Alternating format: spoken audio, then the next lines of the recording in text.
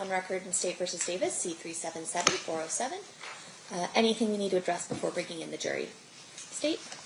Not from the state. No. Defense? Okay, perfect. I think he's lining up the juries, so we'll bring them in as soon as they're ready.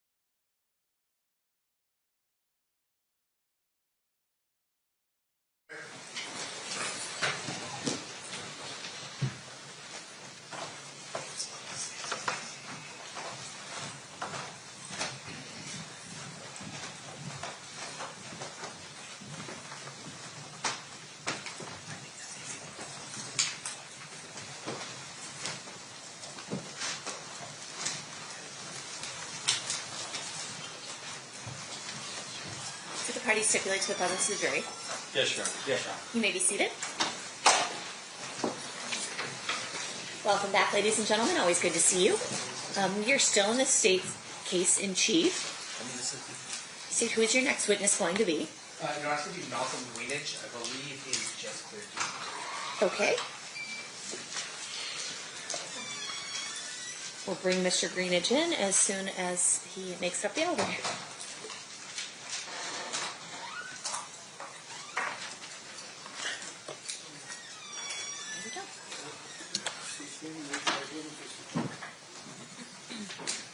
You do solemnly swear the testimony you're about to give in this action shall be the truth, the whole truth, and nothing but the truth, so help you God? Absolutely. You may be seated. May I please have you state and spell your first and last name for the record? First name Malcolm, M-A-L-C-O-L-M-G-R-E-E-N-I-D-G-E. That's my last name. Okay. Thank you, Mr. Greenidge. Whenever you're ready, Mr. Paul, you may proceed. Thank you. Good morning, Mr. Greenidge. Good morning. Sir, is it fair to say that you were initially resistant to attending court? That is fair. And in fact, we had to get a compelling order to get you to come here. Mm-hmm. Is that a yes? Yes. And so you're here because a court in California ordered you to come here. Yes. Okay. I want to ask you about somebody by the name of Tupac Shakur. Did you know Mr. Shakur? I did. How did you know him? He was a childhood friend, a family member, big brother, mentor. The list goes on and on. Is it also fair to say that you guys work professionally together? We did. Can you tell us about that? I had a dream to be a rapper. Mr. Shakur saw something in me, and he agreed to, help me make that dream come true. So I was in a group called Outlaws. And is it fair to say that the Outlaws produced a number of CDs with Mr. Shakur and outside of Mr. Shakur as well? We did release an album with Mr. Shakur. I'm going to direct your attention to the weekend of September 1996, specifically September 7th of 1996. Did you come out here to Las Vegas? Yes, we did. Why? It was a Mike Tyson fight out here that we were supposed to attend, and then there was a party performance afterwards. What vehicle did you come here in? We came here in the Lexus. It was Kadada Jones's car. And who was Kadada Jones to Tupac Shakur at that time? She was Tupac's fiance at the time. Did Tupac drive in with you, or did he drive separately? He did. He drove with us. In the same vehicle? Yes. Where were you staying? Where did we stay? Yeah. In Las Vegas? Yeah. We stayed at the Luxor.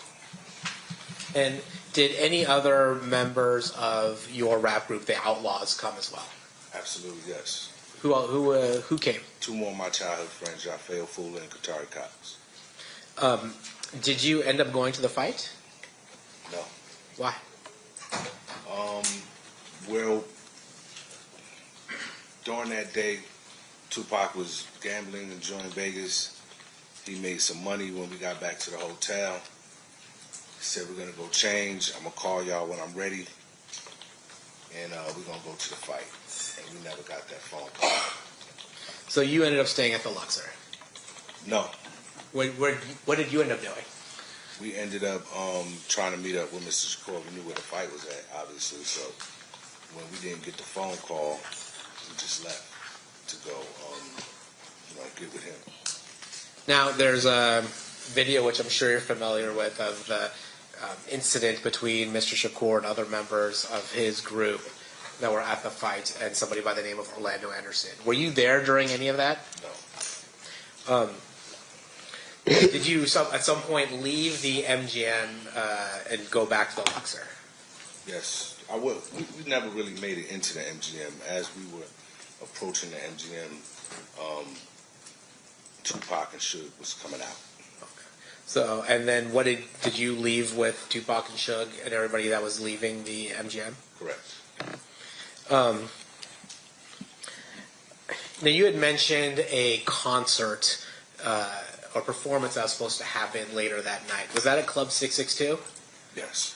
At some point, do you leave to go to Club 662? We do.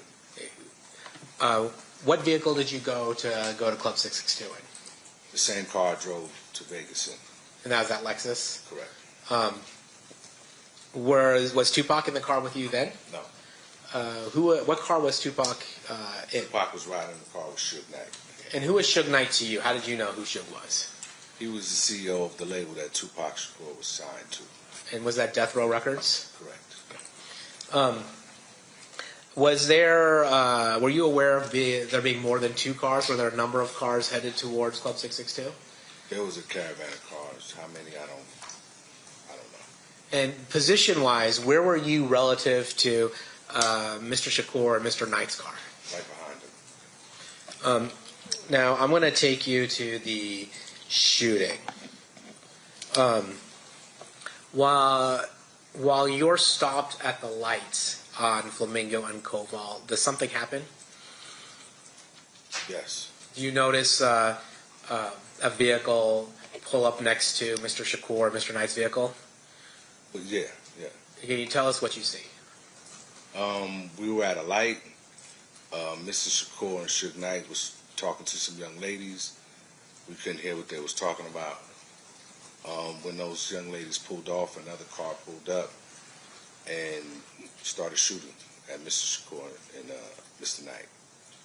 And do you recall what kind of car that was? It was a light-colored white Cadillac. And do you recall, was it a two-door or four-door? It was a four-door. And when you saw the shooting, did somebody get out of the car and start shooting, or were they shooting from inside the vehicle? The shots came from inside the vehicle. And was it from the front or back seat? It was from the back seat. And did you see the arm or the gun or anything like that?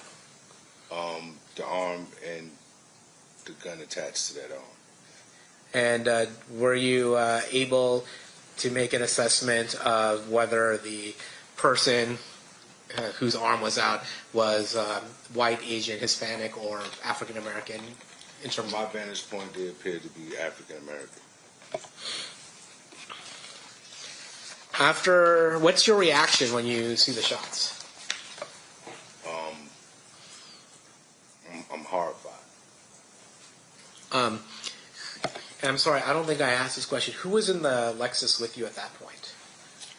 Security, Frank Alexander, Yafeo Fula, and Katari Cox. So, two of the fellow members of the Outlaws, and then a security guard named Frank Alexander. Correct. What do you guys do in the immediate aftermath of the shooting? We started to get out of the car to go check on Tupac. And, that's what we did. Do all of you make it to Mr. Shakur, Mr. Knight's car? No. Does anybody make it to Mr. Shakur, Mr. Knight's car? What happens? Suge pulled off, made a U-turn. Or do you guys follow them, or do you drive off someplace else? No, we followed them. And that's by do you guys have to make a U-turn to follow them? Does Mr. Knight's car stop ultimately at an intersection? It does. What happened? Are you following him to that intersection? We were. What happens when you stop at that intersection? We get out of the car to go check on Tupac. And are you able to make it to Tupac's vehicle? No. Why not?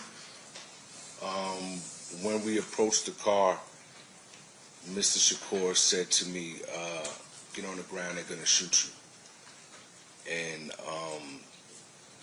when I turned around, there was a shotgun in my face.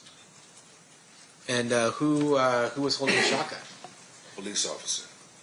So what do you do? I got on the ground. Were you able to observe any of the injuries to Mr. Shakur at that time? I could not see the injuries to Mr. Shakur. Were you able to see any of the injuries to Mr. Knight? His head appeared to be bleeding. And how is it that you were able to see Mr. Knight's injuries? Because he was out of the car asking for help for Tupac. So then you're at basically the wrong end of a shotgun from a police officer and on the ground. How long are you in that situation for? It seemed like forever. Are you able to observe the events that are going around you? I can hear. And what do you see? Does medical ultimately arrive to help Mr. Shakur, Mr. Knight? And are they transported away from the scene? Correct.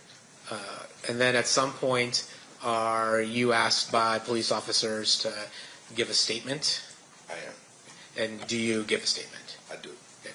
And do you, it's fair to say, or is it fair to say, that you weren't able to see the faces of the people in the Cadillac? That's correct.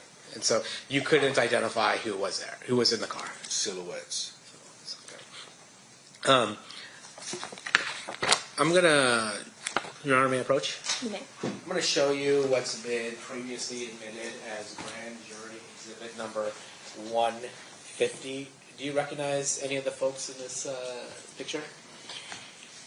I recognize two of them. Okay, and there's a mouse there right next to you. Don't click on it, but if you can drag it to the people that you recognize and tell us who they are. That's me. That's Katari Cox. And Katari Cox was one of the other artists who was part of your... Correct. Unfortunately.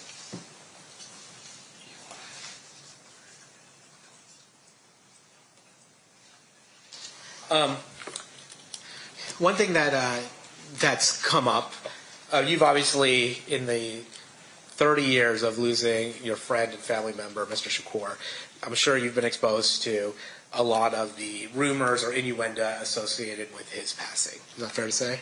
I've heard it all. Okay. One of the things is that Mr. Shakur was upset with his situation at death row. Have you heard that? I have. And was Mr. Shakur somebody that you had spent a lot of time with professionally and personally? Correct. Was he somebody that would tell you what his plans were and whether or not he was upset with his current situation? We shared a lot. Did he share with you what his plans were, professional plans were, proceeding from the release of the Machiavelli album? He wanted to get his label started, Machiavelli Records. He wanted to put out the Outlaws album that we was working on. It was supposed to be distributed by Death Row Records. And he was in talks with Quincy Jones to do some business with Quincy. So Mr. Shakur's plan was to imprint his own record company, but have it distributed by Death Row Records. That's what he told us. Steel passages. Cross-examination, Mr. Simt. Mr. Greenwich, thank you for being here today. Just with regards to the last thing the state had asked you, the work that Mr. Shakur was going to do with Quincy Jones, that involve Death Row Records? No. So it was work that he was going to do on his own, like maybe movies and a few other things with Quincy Jones? Mm-hmm. Is that a yes? Yes. Okay, and that's only just for the record. Now, in terms of the death row label, do you know whatever happened with that label? The business itself? I think it's still going to this day. And in terms of the label currently on it? Do I know who's currently on it? Yes, sir. I do. Yeah, at the time of when Tupac was killed, who was on the label at that particular point? It was a lot of artists. Well, give us the ones that you. Snoop Dogg, The Dog Pound, Lady of Rage, Tupac, MC Hammer. So, for instance, with Snoop Dogg, did he at some point, is he still currently on the label as far as you know? Is he currently on the label? Yes, sir. I'm not sure what label Snoop Dogg is on. Okay. And I'm sure MC Hammer hasn't made any albums lately, right? That I cannot say yes or no to it either. I don't pay that much attention. Now, so your testimony here today is that you drove into town with Tupac, Tupac's fiance, and somebody else in a Lexus. Is that a yes? That's correct. And that would have been, what day was that exactly? The day of the fight, the day before? That was the day of the fight. So, so you arrived into Las Vegas with the morning of Saturday? The fight's on Saturday? It was late afternoon. Okay. And the intention was that you all, including Mr. Shakur, would be staying at the Luxor? That's correct. Now, you're not at the fight, and at some point you're notified by somebody that you're going to get picked up by people to leave the Luxor. Is that how it worked? No. Okay, can you please explain that for me again, please? We just left the hotel once we knew Mr. Shakur had left. I see. And so you left the hotel, meaning you left in the Lexus? No. Well, We how left did on you- foot. You left on foot. Now, when you left on foot from the Luxor, was that after the fight? I don't know if the fight was over or not. We don't know if the fight is over or not. We're just on our way And to where? meet with Mr. Shakur Okay. And where did you go to meet with Mr. Shakur? at the MGM where the fight was. Okay. And did you arrive at the MGM at some point? Yes, we did. Did you meet up with Mr. Shakur at the MGM? Mr. Shakur and Mr. Knight were coming out as we were going in. Okay. And when you say coming out, we're talking about coming out of the property itself. Correct. So, and when that happened, what did you do next? We turned around and started going back the other way, back to the Luxor. All right. So you all returned back to the Luxor. Correct. And was there a plan at that particular point to do anything? Get dressed. And what was the purpose of getting dressed? Mr. Shakur had a performance to do that night. I see. And do you know where the performance was? It was at Club 662. Okay. And do you know where the location of Club 662 is? I do not. All right. So everyone got dressed in their separate rooms, yes? Correct. And then you came back down and you were picked up by somebody, or did you just drive your own vehicle? We were in a Lexus that was belonging to Kadada Jones. Tupac Shakur and Suge was in Suge's car. All right. And you said there was a caravan of vehicles. I think the question was asked, do you know how many vehicles was in that caravan that came through the Luxor? I do not. All right. But in terms of where you were in relation to Suge's vehicle, how many vehicles back were you from Suge's vehicle? We were directly behind him. I see. And then when you leave the Luxor, where did you go next? We went to go head to Club 662. That was what I was told where we were going. Okay.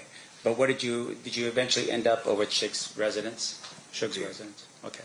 So even though you said, okay, we're going to go to Club 662, ultimately, you actually went to Suge's residence first. Correct. All right. And do you know what the reason was for that? I don't. Detour? But, and fair to say, since you've been to his residence, it's a gated community? I don't remember how we got in. I don't remember if it was gated or not. Okay. But you were there at Suge's residence, and at some point the caravan leaves Suge's residence and then starts heading towards 662. Correct. All right. Now, on the moment of the shooting, your testimony is you saw what you believe to be a white Was it a white Cadillac? Correct. Now, do you recall giving a statement to police officers that same morning or so that you thought it was either going to be a white or cream-colored Cadillac? You didn't know for sure? I don't remember what my statement was 30 years ago. So would a review of your statement help refresh your recollection as to what you told the detective that night? If you have that available.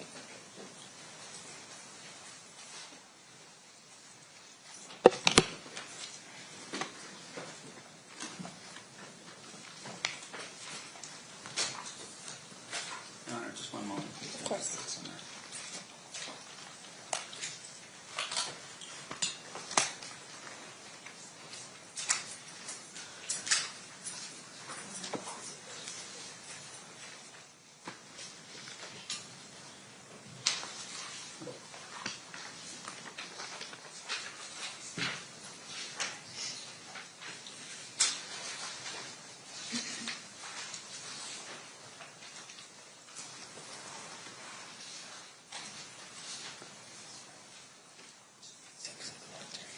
May I approach, Your Honor?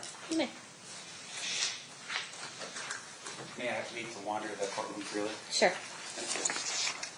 Sir, I'm going to show you this statement here. Just read it to yourself, just in that page right there. I'm just telling you you're done.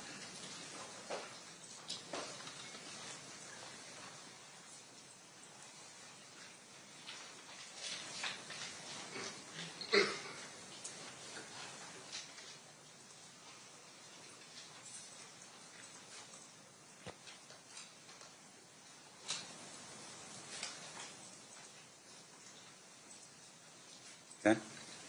Does that help your refresh your recollections what you told police officers that night? Yeah, it's similar to what I just said earlier. Yeah. And that is, you said it was a light colored, when the question was asked, what color was it? White, I would say light. I'm not even going to say white. I'm going to say a light colored Cadillac. Correct. But once again, it's something that obviously in that sort of scenario would come off as either white or light colored, right? It's that night. Yeah. In addition to that, when you observed the driving conduct of Shug in the BMW, he made a U-turn and went back onto Las Vegas Boulevard. I don't know where he was going. That's where he ended up. Okay. And so at some point you all stopped because he stops. Right. And you get out of your vehicle to render aid to Tupac. No, it wasn't to render aid. It was to see how he was doing. Okay. And so when you approach Tupac, at that particular point, he warns you and says, and I'm sorry, I just want to make sure we're down, get on the ground, they're going to shoot you. Mm-hmm. Is that a yes? Correct. And that would have been because right behind you were police officers with a shotgun. Correct. Now, you're kept at the scene for some time, and we see a picture of you sitting on the ground, right? Correct. Do you know how many other of the caravan vehicles were present at the time that you had stopped at the final location where Tupac was at? I do not. Was it the same amount as what you had in the beginning when everyone was going to Shug's residence? I could not tell you. I have no further questions, John. Okay, and Thank you you. redirect Mr. Palal. Nothing for the state, Your Honor. Ladies and gentlemen of the jury, are there any questions for this witness? Please raise your hand if you have any. All right, seeing none, thank you so much. Oh, we do have one, sorry. Jumped the gun on that.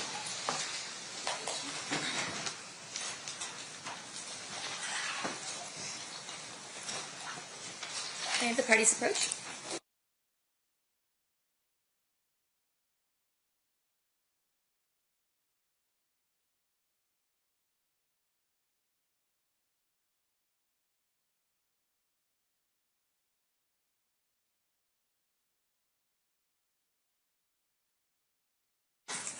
All right, Mr. Greenwich, I have a question from one of our jurors for you. Were shots ever fired from your crew toward the attackers? Not that I know of. Okay. Any follow-up based on that state? Nothing for the state. Defense. Just for clarification, sir, when we say crew, I'm going to ask you just in general, any of the vehicles in the caravan, do you know if any of those vehicles shot at the vehicle that was the light-colored or white? I do not know. Okay, thank you. No further questions. Okay, now you're free to go. Thank you so much for being with us, Mr. Greenwich. All right. State, who's your next witness? Jeff Scott.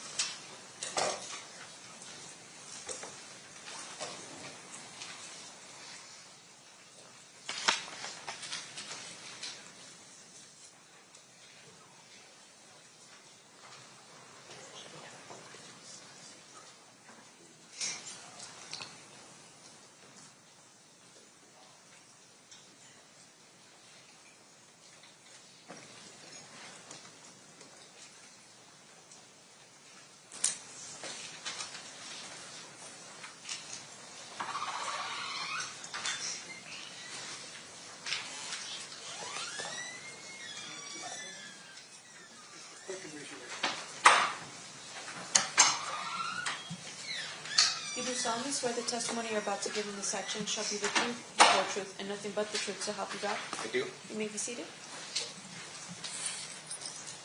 May I please have you state and spell your first and last name for the record? Jeffrey Scott, Jeffrey-Scott. Thank you, Mr. Scott. Mr. DiGiacomo, whenever you're ready, you may proceed. Sir, how are you employed? I'm a senior crime scene analyst with the Las Vegas Metropolitan Police Department. What does that mean you do for a living? I respond to crime scenes and I document them using notes and photography, recover and impound evidence, and write reports based on the notes and the photographs. I direct your attention to July 17th of 2023. Did you respond to an address at 2204 Mapleshade Street in Henderson, Nevada? Yes, I did. What was the purpose of you responding there? I was responding there to document a search warrant. What shift were you working? Swing shift. And so, were you the only CSA that worked that scene that night? I was the only one there when I arrived, but then I was relieved later on by members of the grave shift. You've since looked at, have you since looked at all the photographs that were taken that night? Yes, I have. And some of them are yours and some of them are theirs, correct? Yes. I'm going to approach.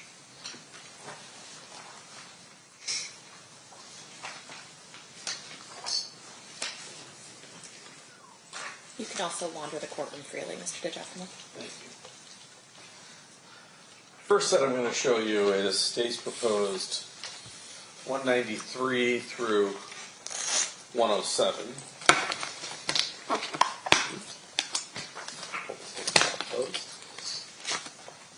Just flip through those and see if you can determine are any of those your photographs, or at least do they fairly and accurately depict the location of the search warrant.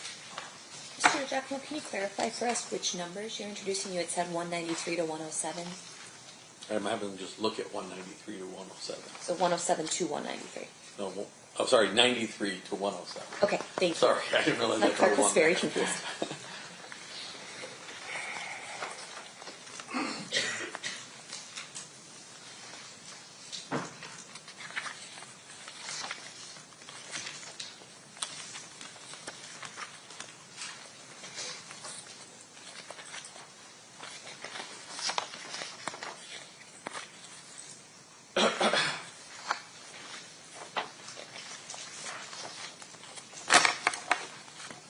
Most of these are clearly not mine, the photographs that I took, but a couple of them might be. It's hard to tell. Okay. Let me ask you this. Is that what the front of the residence looked like? Yes. And so it accurately reflects what the front of the residence looks like? Yes. Move to admit 93, Judge. Any objection, Mr. Sant? No, you're not. That'll be admitted. And then the only really other question that I have for you as that relates to 95, do you know if that's yours or the CSA that followed after you? That's hard to tell. Okay. I probably took a similar photograph. Okay. And same as 94. That one I'm pretty sure is not mine. Okay. So I'm just going to move to admit 93 and 95. Well, 93 is in. Move 95 in. Any objection to 95? No, Your Honor, and just for the record, I won't object to the admission of the photographs that were taken at that particular scene by either crime scene analyst, just to move the process along. So then the others will be admitted via stipulation. So that would be 94 and then 96 through 107? Correct. Okay. Those will be admitted via stipulation. Thank you, Your Honor. No problem. Thank you. Now, within that garage, showing you 155, there was a Dodge Caravan, Dodge Charger. Challenger. Challenger. Yes. And does that accurately reflect that Dodge Challenger? Yes. Showing you 156, does that accurately reflect an item of evidence that you collected out of that? Yes, it does. And then 157 through 159, take a look at those. Is that the 3 sheets of paper that you collected out of that? Yes, they are. Okay. I'll move to admit, I know he doesn't object, but 155 through 159. Any objection to those? No objection. Okay, those will be admitted. I'm going to go through the photographs with someone else, but you did collect a single piece of evidence before you were relieved. Is that correct? Yes, I did. I'm showing you what's been previously marked as State's Proposed Exhibit number 138. Take a look at that.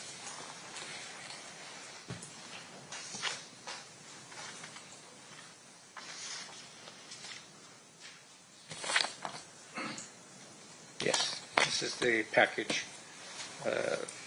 in which I impounded those pieces of paper.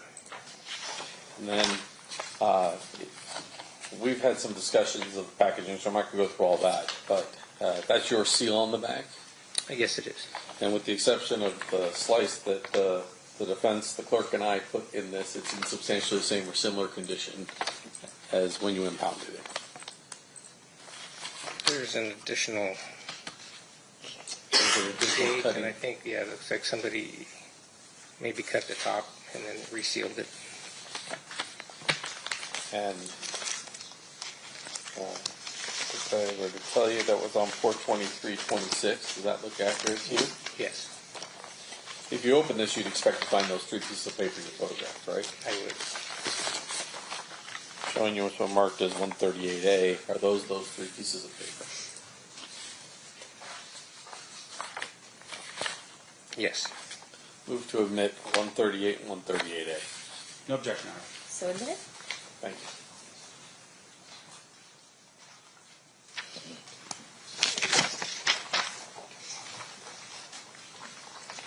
For the ladies and gentlemen of the jury, I'm going to show just those last set of pictures of the Dodge Charger in the garage. So let's start with 155.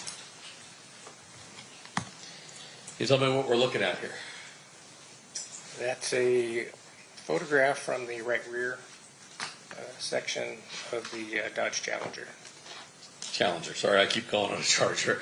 Dodge Challenger. And that's parked in the garage area of the residence on Maple Shade. Yes, it is. 156. That's the location of those 3 pieces of paper you collected? Yes. And then 157. And I'll zoom in here. Is that the front page? Yes, it is. Without going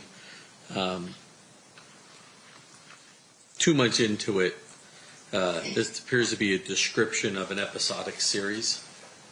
Yes. 158.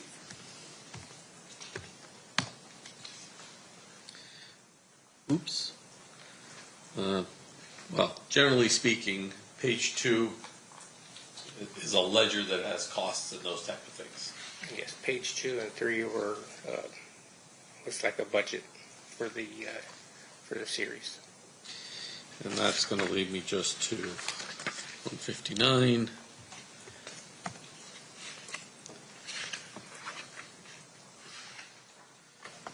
Appears the total budget was slightly under $1 million. That's correct. Thank you, Judge. I have no more questions. I pass the witness. All right, cross-examination by you, Mr. Sam. Thank you. Sir, just real quick, I heard the word. What's episodic? What does that mean? Episodic? Yeah. To me, it means occurring occasionally or regularly. And that's what you saw on that first piece of paper, right? Yes. And your testimony here today really is that you located that piece of paper and you captured it as part of your experience and training as a crime scene analyst. The detectives executing the search warrant located it and then had me come photograph it, and then I impounded it. Okay, and just for the jury so they understand what your role is typically in a search warrant is that you're summoned to the scene to conduct your, an investigation or at least a search of an area based upon what the detective or primary officer tells you is the intent of the search, but you also do your own search as well. Fair?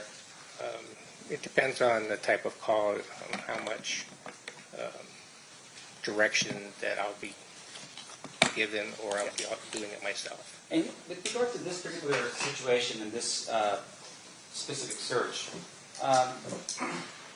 you were apprised prior to the search warrant being executed that this was going to happen on this particular day? Yes. And so the meeting that typically takes place where you arrive on a scene where a crime had just been committed, where everyone sort of gathers around, they have a conversation of what they're trying to look for. That meeting took place before the knock on the door and the execution of the search warrant. Yes. Now, in this regard, you understood that what you were going to do was walk in to look for certain things of evidentiary value, right? Yes. Can you tell the jury what things you were looking for of evidentiary value? I didn't have a list of items that we were looking for. I just knew that I was there to document whatever was recovered. And the document that we just saw here, that was something that you did not locate one of the detectives did in this case. That's correct. Now, do you recall who the primary detective was that was responsible for that search warrant? Detective Mogg. Cliff Mark. Yes. Yes. Okay. Were there any other detectives on scene besides Cliff Mark? There were several, but I don't remember their names. Right. Now, with regards to what you do as a crime scene analyst, fair to say that you are operating under a search warrant. Yes. And a search warrant is a document that allows for law enforcement to go into someone's residence to look around. That's correct. And in this particular regard, though, as a crime scene analyst, you actually applies for a search warrant, right? I did not know. That would be something that would go through, in this case, the primary detective for this particular search. Yes. And that would have been Detective Mogg. Yes. Now, in regards to what you were doing in this case, you searched what parts of the house, if you can recall? I photographed the entire house. I did not search. Again, I was there to document what the detectives found in their search. Okay, and in your training and experience, do you have a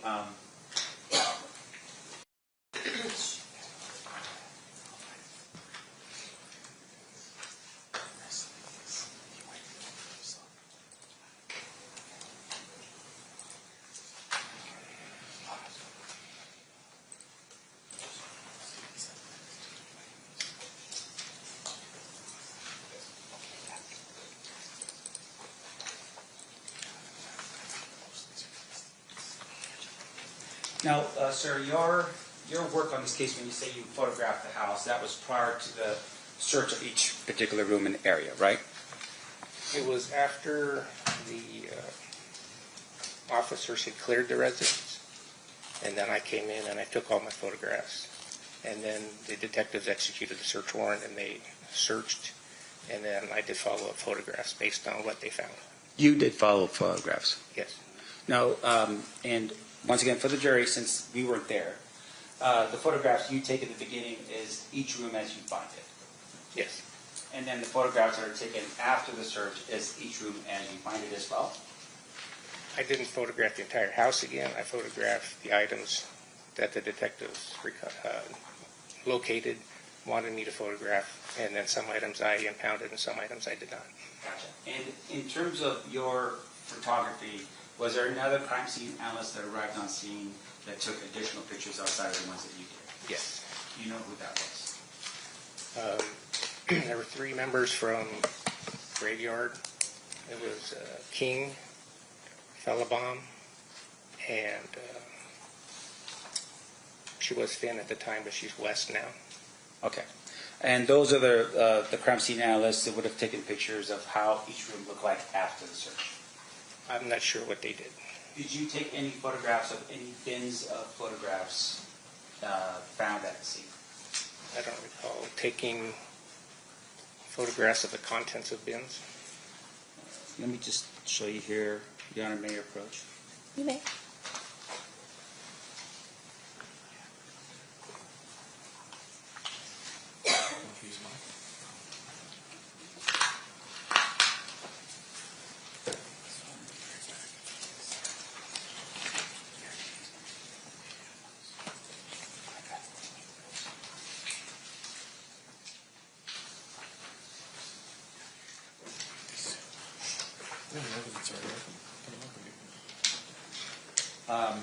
Your Honor, just for the record, it's already been admitted as evidence, and this is State's Exhibit. Thank you for the State's Exhibit number 100.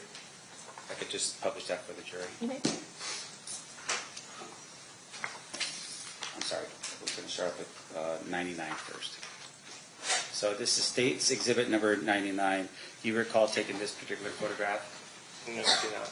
Okay, that would have been another crime scene analyst. Probably. All right. And then I'm not going to show you the next one. I'm assuming it's the same thing.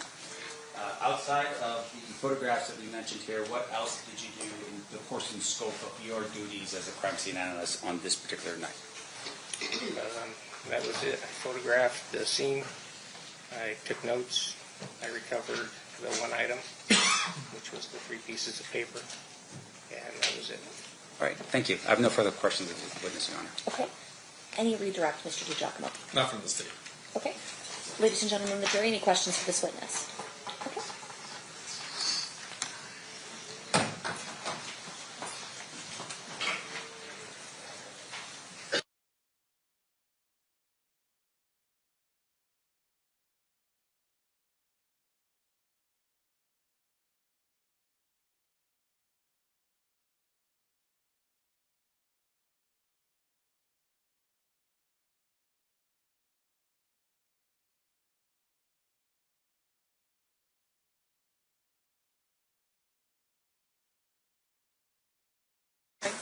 All right, Mr. Scott, question from one of our jurors.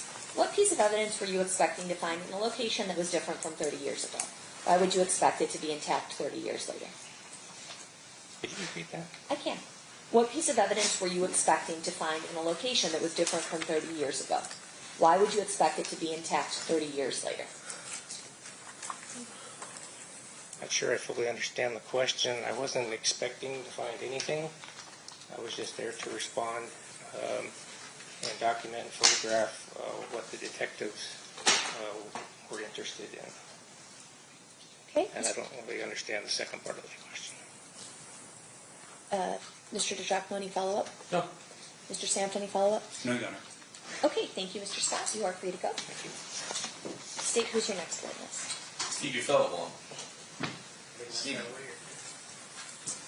Stevie.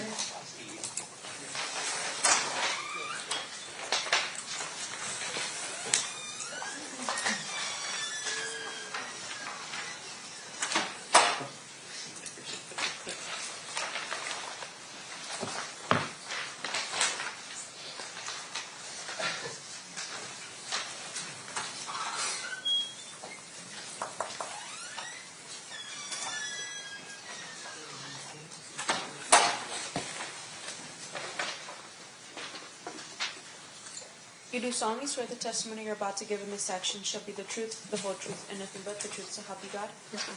You may be seated. May I please have you state and spell your first and last name for the record? First name is Stevie, S-T-E-A-V-I-E. Last name is Fellbaum, F-E-L-A-B-O-M. Ma'am, how are you employed? As a senior crime scene analyst for Philadelphia MPD. We just heard from Jeff Scott. Do you have similar qualifications and backgrounds as Mr. Scott? Yes, sir. Were you the relief crime scene analyst that responded to 2204 Maple Shade Street in Henderson? Yes, sir. And did you document with your own photographs, but also reviewed all of the photographs taken at that crime scene prior to your testimony here today? Yes. I'm going to go through some of those photographs here and start with 93. What are we looking at? Oop. Thank you, Jessica. So, not that you'll need it for this one, but that mouse up there can allow you to point. It just don't click it, okay? Yes, sir. What is this? That's going to be the exterior of the residence.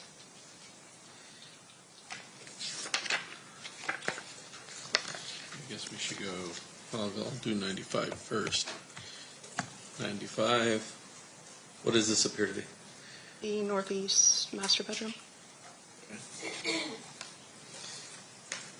And then 94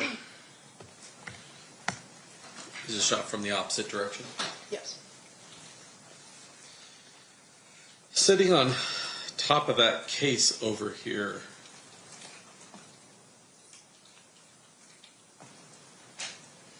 there appears to be a container for a bottle of Dom Perignon. Yes. 96.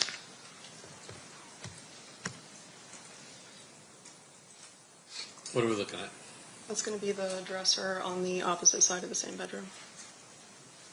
And at the bottom here, There were several books pulled out when I arrived.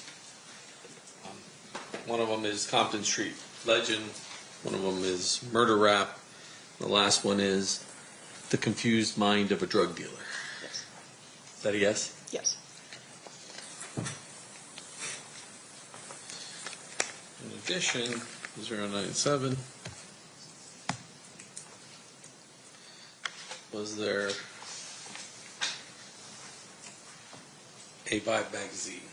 Yes. Did you wind up collecting the Compton Street Legend and the Vibe magazine? Yes, sir. Now in the garage, 098,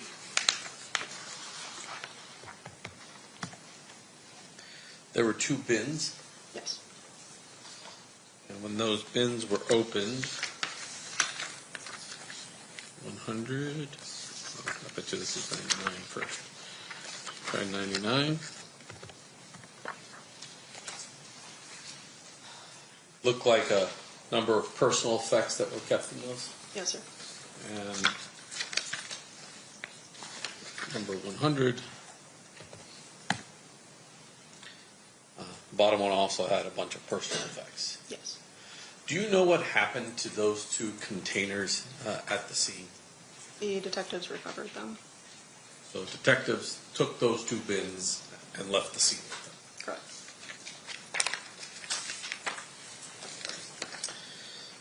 This is exhibit number 101. What are we looking at here? That was a jacket in one of the closets. And on the left, well, I guess we'll zoom in just a little bit.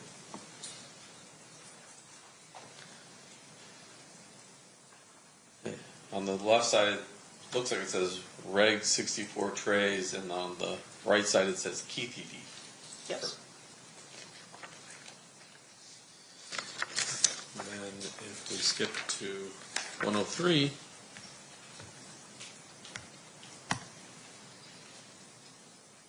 the back of it is South Side City of Compton. Yes.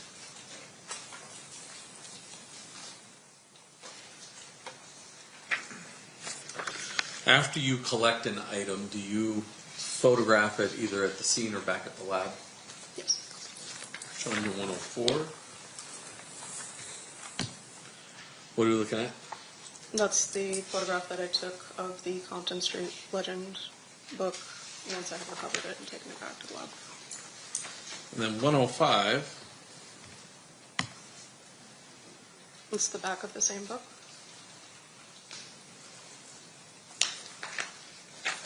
106. That's the copy of the Vibe magazine after I recovered it and taken it back to the lab. And 107. It's the date and barcode on the cover. So it looks like the November 96 edition of the Vibe magazine. Correct.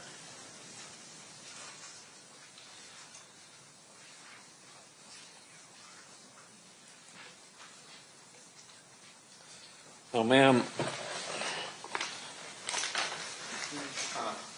Previously opened off piece, but let me show you. State's proposed exhibit number 148. Is that your evidence package from that night? Yes.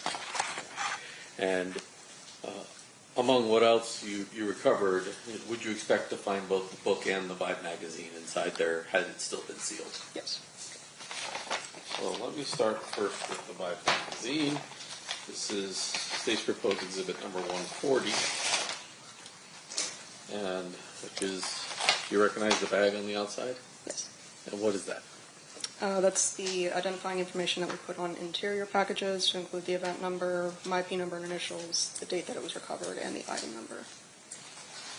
And then I'm going to show you now 140A. What is that? That looks like the Vibe magazine that I recovered. So that's the actual Vibe magazine that you wound up recovering out of that house. If it came from that package, yes. Move to admit 140A. Any objection? No objection. So admitted. I'm going to show you the outside of this. This is, 139. Do you recognize that? Yes, same identifying information, listing it as my item number, too. And then if we pull that item out, what would you expect to find? The Compton Street legend book. Showing it to you. 139A. Does that appear to be the book? Yes. And I want to show you, you took pictures of the front and the back. Correct. The back has no picture on it, right? No photograph, no. Okay, it just has some words. Yes. And then if you flip through this entire book, there's no interior pictures in this book. Does that seem accurate? Yes, sir.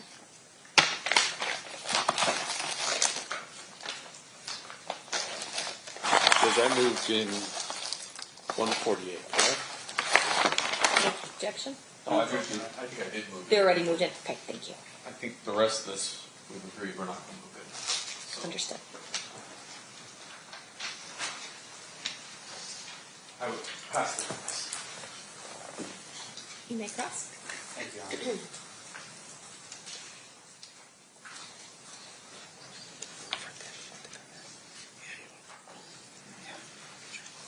I have no objection to all of them. Yeah. No, no, no.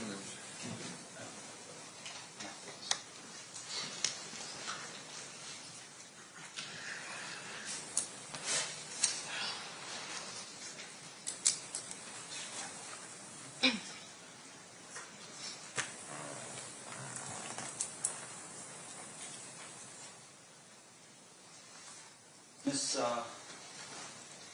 Billabong, Yes, sir. how long have you been a crime scene analyst? About 9 years. And during that time period, these kinds of searches would be standard operating procedure for you? Assistant with the detectives, yes. Yeah. And once again, with regard to your training experience, when you are conducting this kind of investigation, you're looking for things of evidentiary value, right? Yes, sir. Now, the evidentiary value part, though, is dependent upon what you learn at the scene from the primary officer or the detective that's conducting the search. And so whatever you're doing is within the parameters that they're asking for. Yes. Now, in this case, we've seen some pictures of some books and a jacket.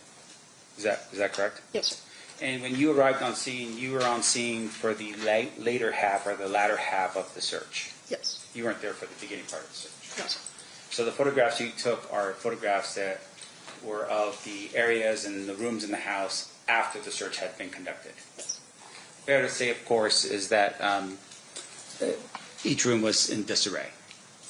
The search had already been started, yes, sir. Yeah, and you don't know what they look like prior to you arriving on scene, but definitely after there's things strewn around. Yes, sir. In your 9 years of experience as a crime scene analyst, when officers are conducting a search, they typically will be as thorough as they can be to look through everything in an area. Yes. Do they ever return those things back to how they found it before they entered into say, the room or the house? I would say it depends on the level to which they've moved everything. If the entire closet's been emptied, they don't typically put everything back. They do not typically put everything back? Not typically, no, sir. Okay, so you don't have any photographs that you took after everything was over where the room was put back into place, how these police officers found it? I have photos immediately before we left the residence after they'd finished searching, but not with everything placed as officers found it. I see. And so what you were documenting basically was, for lack of a better word, the thoroughness of each police officer's search of each room. The state that we left it in when we were clearing, yes. Okay. Now, some of the things that we were shown in this case, did you ever at any point find electronics or were asked to take pictures of electronics at the residence? I believe the only electronic item I photoed was a laptop in the shed. All of the others were photoed by CSA Scott. Okay. But as far as you know and what you recall, there were electronics found at the house, like say, I don't know, iPads and laptops, that kind of thing. Laptops, definitely. I'm not sure what other types. But you're not the crime scene analyst that would have captured that and put that into evidence? I didn't recover the laptop itself, no, sir. Okay. And as far as you know, do you know how many electronics were in the house when you were there? I don't. Do you know whose responsibility that would have been? Whoever was in charge of the search warrant, they had it listed on the return. Okay. And just for the jury's edification, a return is a document that's left at the house or the area to notify the owner that certain items were taken as a result of the search. Yes, sir. So it's almost like a receipt. Yes. Okay. And your job really stops with regards to the actual search itself. You don't do anything further when you go back to your office with Metro or anything like that. Aside from impounding whatever I recover, no, sir. Okay. And just for our edification, when something's impounded, the concern, of course, is to maintain what's called chain of custody, right? Meaning that if you find something on scene, you want to make sure that that piece of evidence is exactly how it was as you found it at the scene and not molested or changed or anything like that. Correct. So sometimes, like in other investigations, you might have gloves on to protect you from transferring DNA or fingerprints onto the actual item of interest. I'm usually always wearing gloves, but yes, different DNA considerations, depending So on when you're telling us that you went back to make sure that certain items were impounded, items that you had taken and put it into an evidence baggie? Yes, sir. You took that to the evidence vault. I would have sealed it, and then we have a temporary hold that's locked, so I would have sealed it with all the identifying information and then placed it in that hold, and an evidence technician would have continued the chain of custody. And in terms of sealing it, you have a certain tape, color of tape, that you would put on the opening of the packaging to indicate that it's been sealed by you. Yes, sir. Ours is red, and then I sign that with my initials and the date that I'm sealing it. I see. And then do you put your initials on the actual tape itself or somewhere on the tape side of the... Across the tape and the package, so if it's moved, it's evident.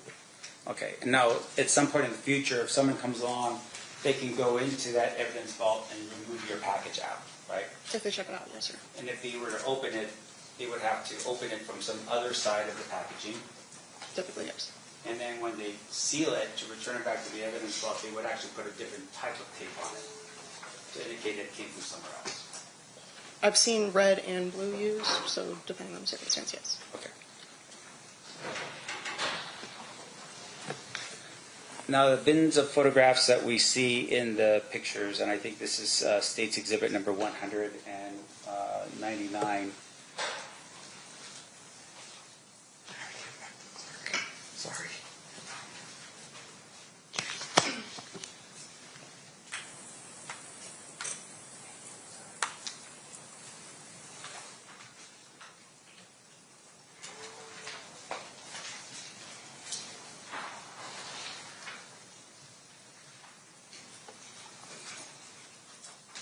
Showing you what's been marked and admitted already as State's Exhibit number 100.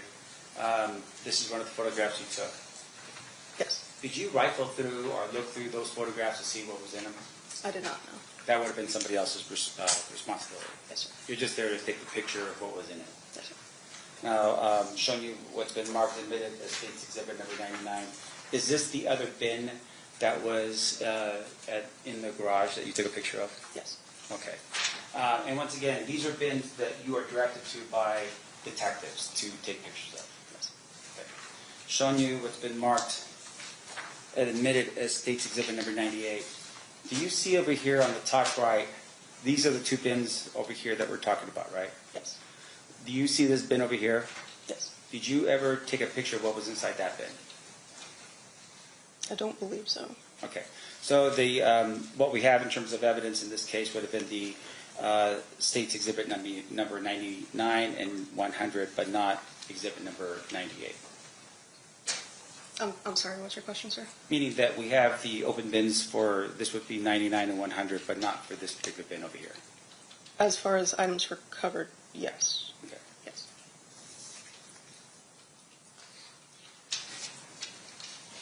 Now, I'm showing you, if I may approach, Your Honor. You may. I'm showing you what's been marked as proposed defense exhibits F through W, UU. If you could just look through those photographs real quick. You just come over here, right? Judge, I told Mr. Kemp I'd stipulate the initial F through G. Okay. Do you want to just have them admitted then at this time? You might want to still review it. Okay.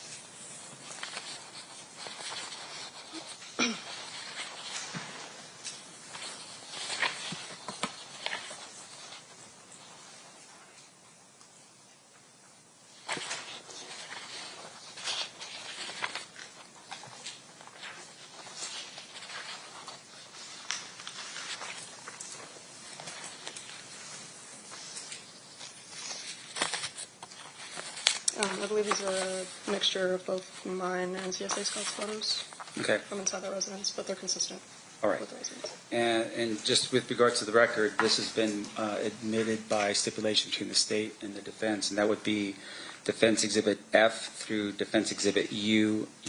They will now be admitted. It will now be admitted? Yeah. Thank you, Honor. All right, and just for our edification,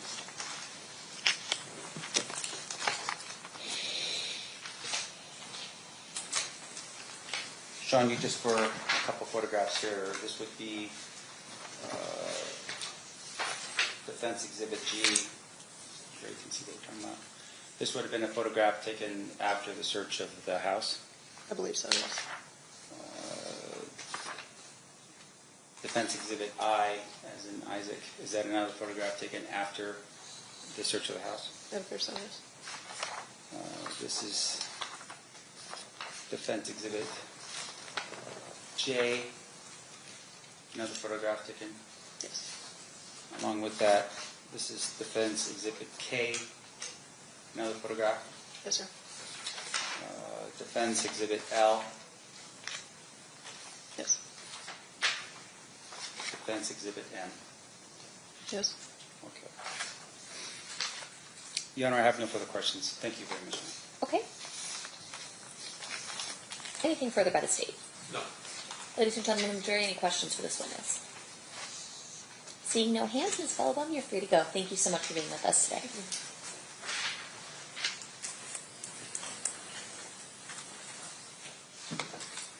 Say, who's your next witness? Justine Gaddis. All right. Before this witness testifies, you may hear testimony regarding drug trafficking, conspiracy, a prior federal conviction, and gang affiliation. None of this is offered to show propensity to commit a crime, and you may not consider it for that purpose or any other purpose. It is only offered to establish credibility of statements made by defendant and motive and identity. All right, come on up.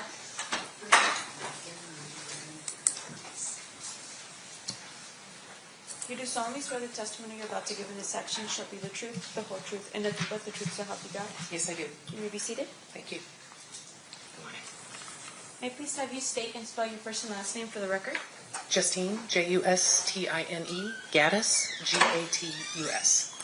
Thank you. You may proceed, Mr. DeJohn.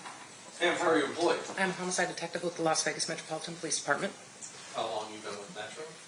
Coming up on 20 years. I've been in homicide for over 8. And can you describe how homicide is set up at the Las Vegas Metropolitan Police Department? So we have 4 teams that work active calls. Each team has 6 detectives, and each of those 6, basically, we kind of rotate all throughout the entire bay of detectives for who gets the next call in order as it just kind of comes down the line. Back in 2023, were you assigned to a particular squad? Yes, I was. And who was your sergeant? Back then it was Igor DeCaro. Is he still your sergeant today? Yes, he is. And on your squad, was there a person by the name of Cliff Mogg? Yes, sir. And at some point, did you become aware that he was investigating the Tupac Shakur homicide? Yes, sir. I'm going to direct your attention to July of 2023. Were you present during the execution of the search warrant at the residence? Yes, I was. And while you were present for that search warrant, were there 2 bins located? I'm going to put up State's Exhibit 98. Were there 2 bins located? Yes, sir. What happened to those 2 bins? Those bins were collected and transported to Metro headquarters and ultimately impounded. The bins themselves were ultimately released back. At Metro headquarters, those bins were searched, Yes. certain items were removed, Yes. and then those bins were returned. Correct. And then who impounded the items that were taken out of that bin? Detective Mogg. When did Detective Mogg officially retire from the Las Vegas Metropolitan Police Department? I want to say it was August. I know it was August of 23, but I think maybe August 12th of 2023. And sometime after August 12th of 23, in September of 23, did you become aware that this case was indicted by the Clark County Grand Jury? Yes, sir. Were you and Sergeant DeCaro assigned a role to assist now investigator Mogg if he needed a peace officer? Yes, sir. And I'm going to go through just some of those things. But on April 23rd of 2026, did you go to the evidence hall? Yes, I did. Who was with you at the evidence hall? You and Mr. Banu, Igor DeCaro, Mike Samph, his investigator, Aaron Stanton, and I'm sorry, I don't know your name, his female assistant partner. Maggie? Yes. Okay. Was Cliff Mogg there too? Yes, he was. And what was the purpose of us all going down to the vault? To review the evidence that has been impounded for this case. And were you the peace officer, you and Mr. DeCaro, the peace officers, or Sergeant DeCaro, sorry, the peace officers that were present for purposes of touching the evidence, opening the evidence, reviewing the evidence with the defense and the state? Yep, and then I resealed the evidence. That's correct.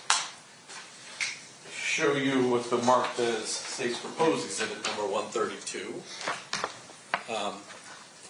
Is that the original impound from Detective Mogg that we wound up opening and going through everything in? Yes, sir.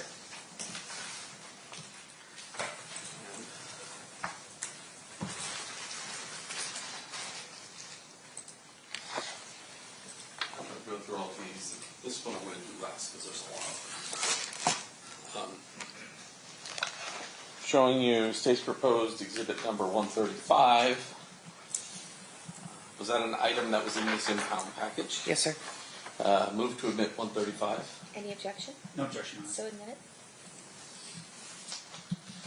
Showing you what's been marked as State's Proposed Exhibit 136. Is that an item that was in there? Yes, sir. Now, State's Proposed 134 is a package. It's a proposed package. look through there. We're 134A, B, C, and D, all within that package. Yes, sir. Move to admit, I guess I should do 134 and A through D so we have the package to keep them in. Any objection? No objection, Your Honor. W 134A, B, C, and D. And one of those items, 134D, is a magazine about Biggie Smalls. Correct.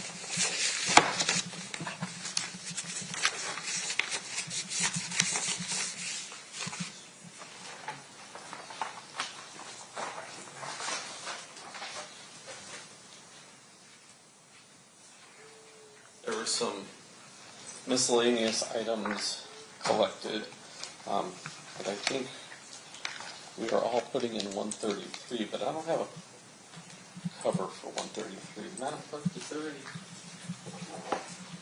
cover for 133, or do we just have them separate?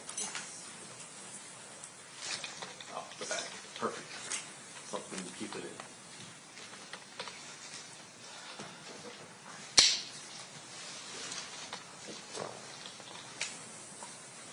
133, I think, is technically the bag, but there's a Lakers ticket that's marked. Yes. That was in there? Yes, sir. 133A, E, C, D, E, F, G, H, I, J, K, and L were all within this package. Yes, sir. Move to admit 133 and 133A through L. Any objection? No objection, Your Honor. So admitted. And then lastly, was there this Photo book, yeah. photo book 137, Yes. and then were there a number of items that were inside this photo book? Yes, sir. And the clerk and the defense and I have had these marked as 137A through, I think the last one is U. If you want to briefly flip through those. Okay.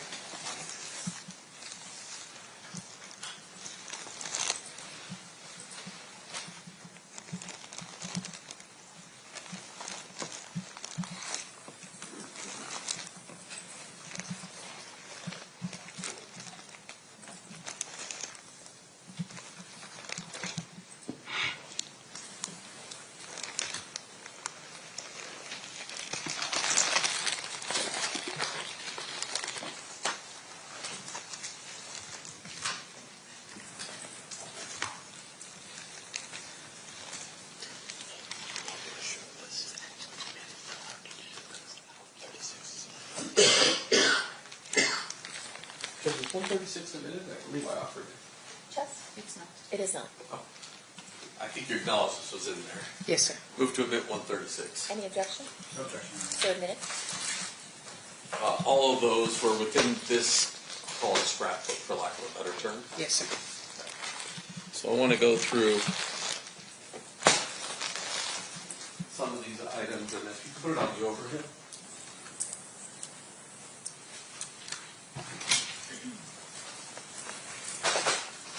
Ooh, that's bad. All right. This item 136. Yes, Mike. No, actually, I think we should put them here because otherwise it's just going to slide.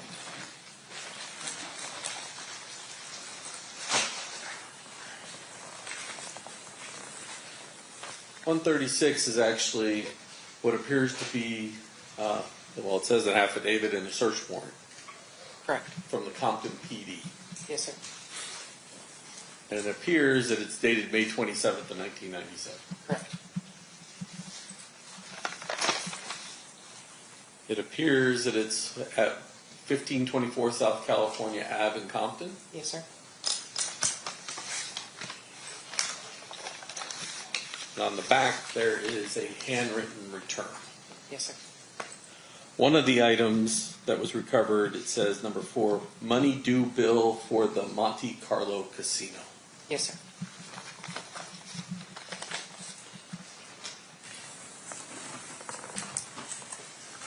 let's go through the items that were in the scrapbook, and then I just messed up their entire order, so I guess it doesn't matter which order. Let's just show some of the newspaper articles. So, State's Exhibit number 137H. I'm sorry. You said 137? 137H, did we? I don't have that listed as a read, just. Didn't I offer everything 137 and 137A through you? You listed it, but you didn't Yes. ask for it to be admitted. It'll be admitted at this time. Thank you. Hey. No objection, Your Honor. Okay, perfect. By stipulation. This appears to be an article about Mr. Shakur's death. Yes, sir.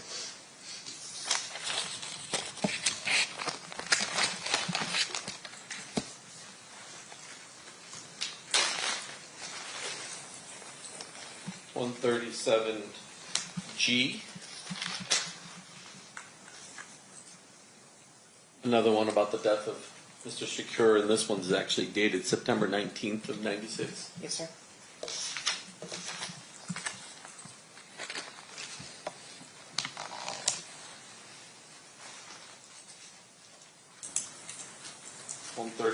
U.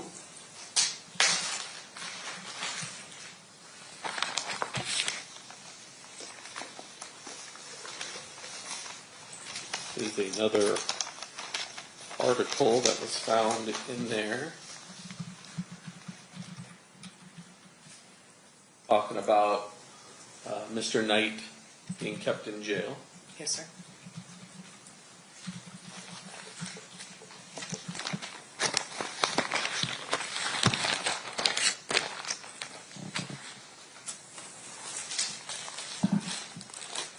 .137 appears to be a newspaper article about a bad rap for new artists. That's correct.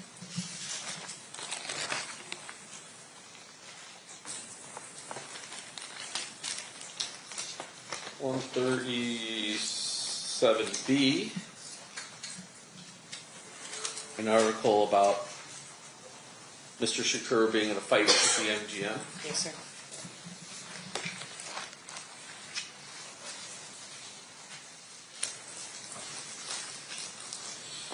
.137C, an article about a death row exec didn't leave, and this is from September 14th of 1996. Yes, sir.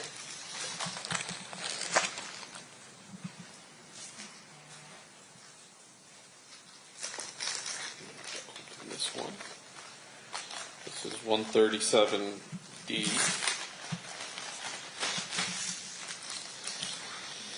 I don't want to peel it back, but I guess we can peel that back. It appears to be the community mourns, and there's a picture of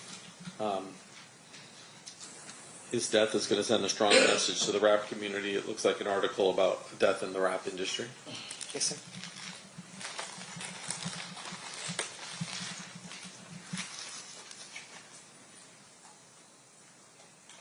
And if we, I don't know if I can zoom this in.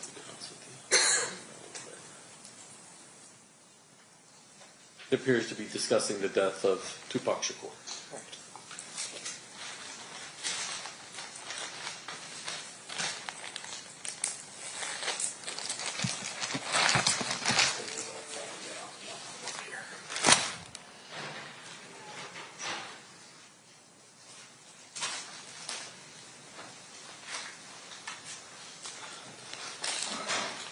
.137E,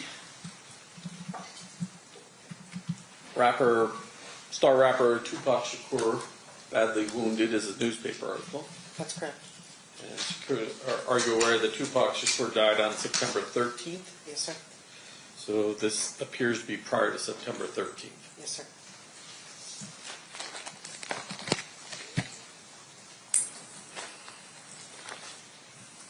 .137F.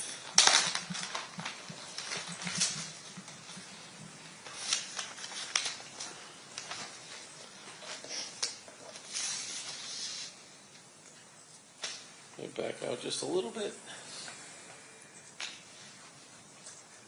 There's an article about police raids targeting or sparked by Tupac Shakur's death. Yes. And this one actually has a handwritten date that says 9/3 of 96. 10/3/96. Oh, sorry, 10/3 of 96. Yes, sir.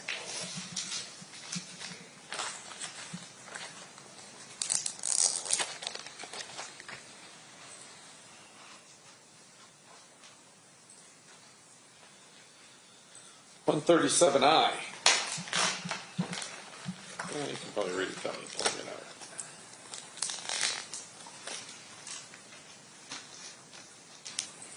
This one is rappers and Muslims gather for peace, and it's dated September 23rd of 1996. That's correct.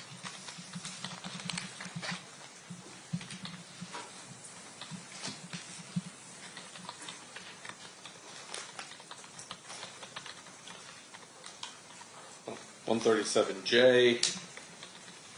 Here's an article titled Night, related to Suge Knight. Yes, sir.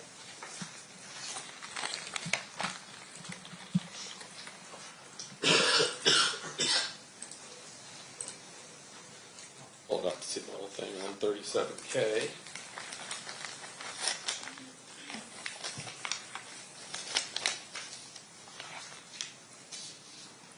It's an article entitled 22 Held in Shootings Possible Shakur Payback.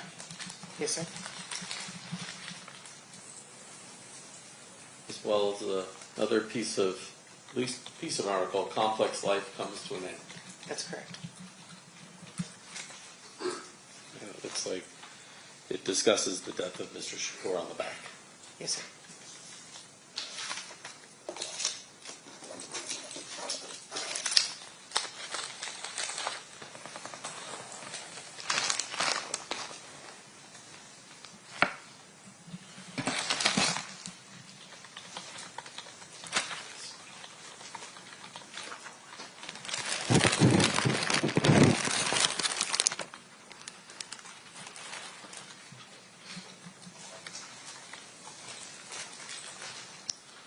$137L.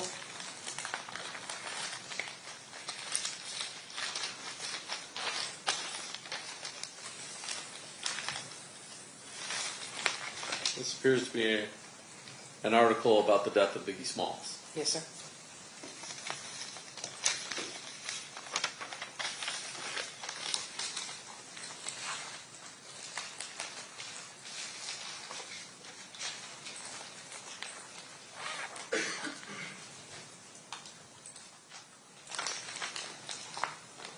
$137A, or sorry, 37M. This one says, man who fought with Shakur on videotape is released. Correct. If we zoom in, it discusses the arrest of Orlando Anderson for a different crime, as well as discussion of retaliation in the neighborhood. Yes, sir.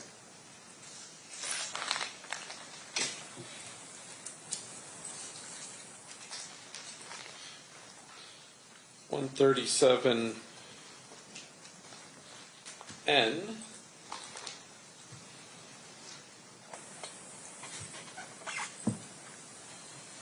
There's an article about gangster rap performer Notorious B.I.G. being slain. Yes, sir.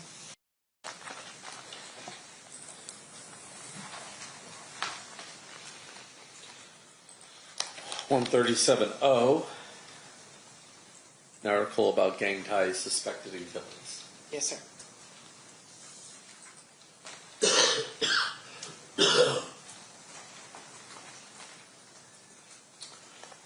$137P.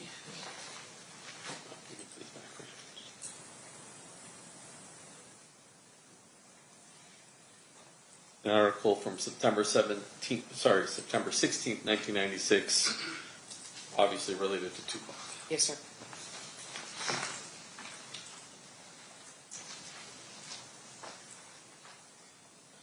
$137Q.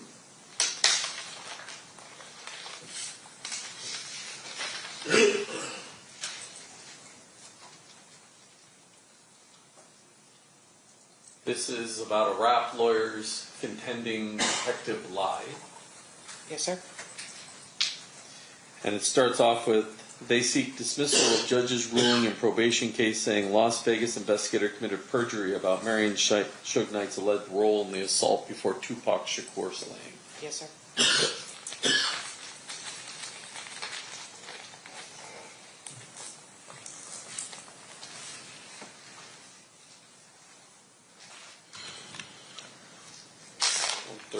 R.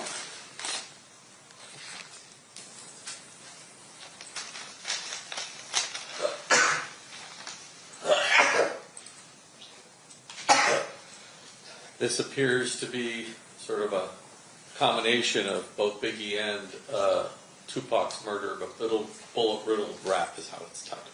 That's correct. And then it says, is the rivalry escalating despite so-called truce? That's correct.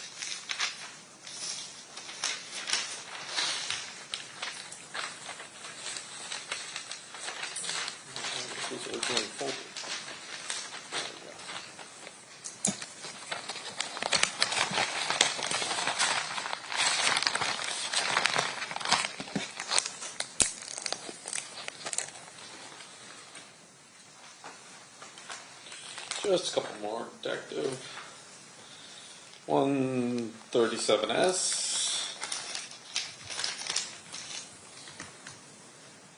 An article entitled Living Dangerously. Yes, sir. And it appears, if you look really close at the bottom, this is from People magazine in September 23rd of 1996. That's correct.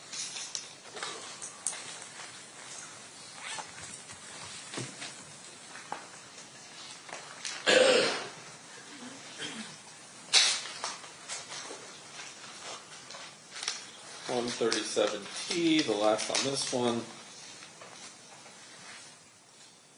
an article entitled on March 10th of 1997, No Easy Answers for Violence in Gangsta Rap.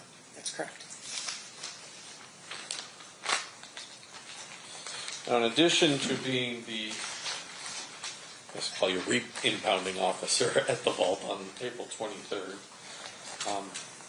did there come a point in time when you went as a law enforcement officer to California to interview certain individuals? Yes, I did.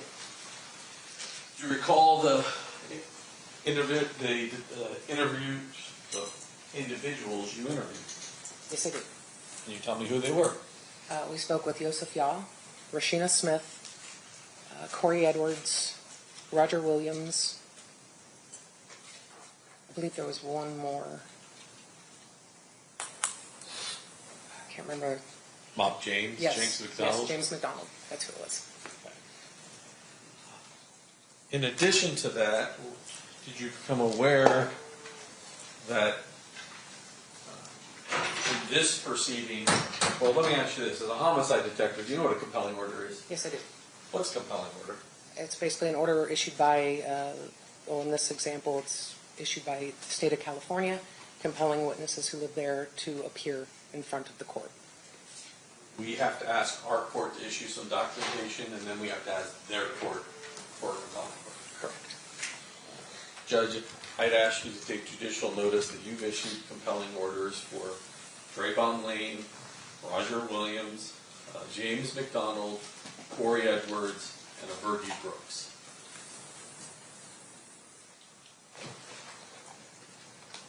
Let me make sure I have all those, actually. All right. There might be a sixth one, actually.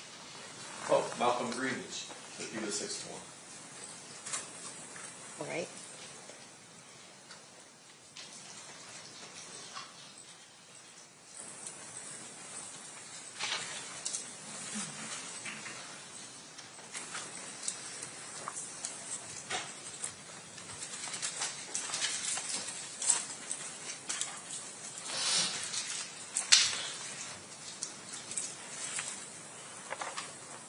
Corey Edwards, I'll take judicial notice of that one.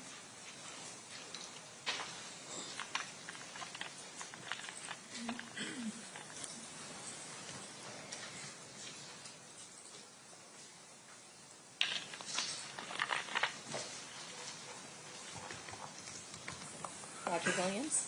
We'll take judicial notice of that one.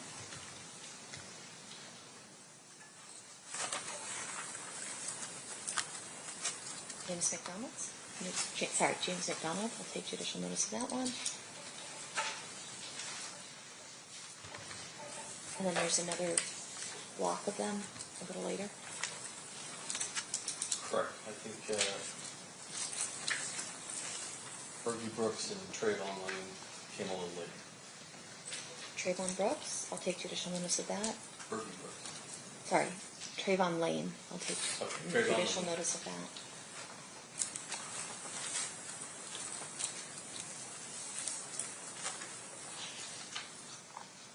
And, all right, Fergie Brooks. And then recently Malcolm Greenidge. Recently, Malcolm Greenidge.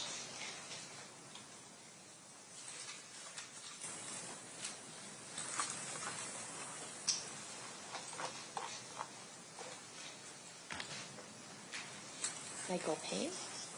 What? Michael Payne. Malcolm Payne was a transporter. Okay.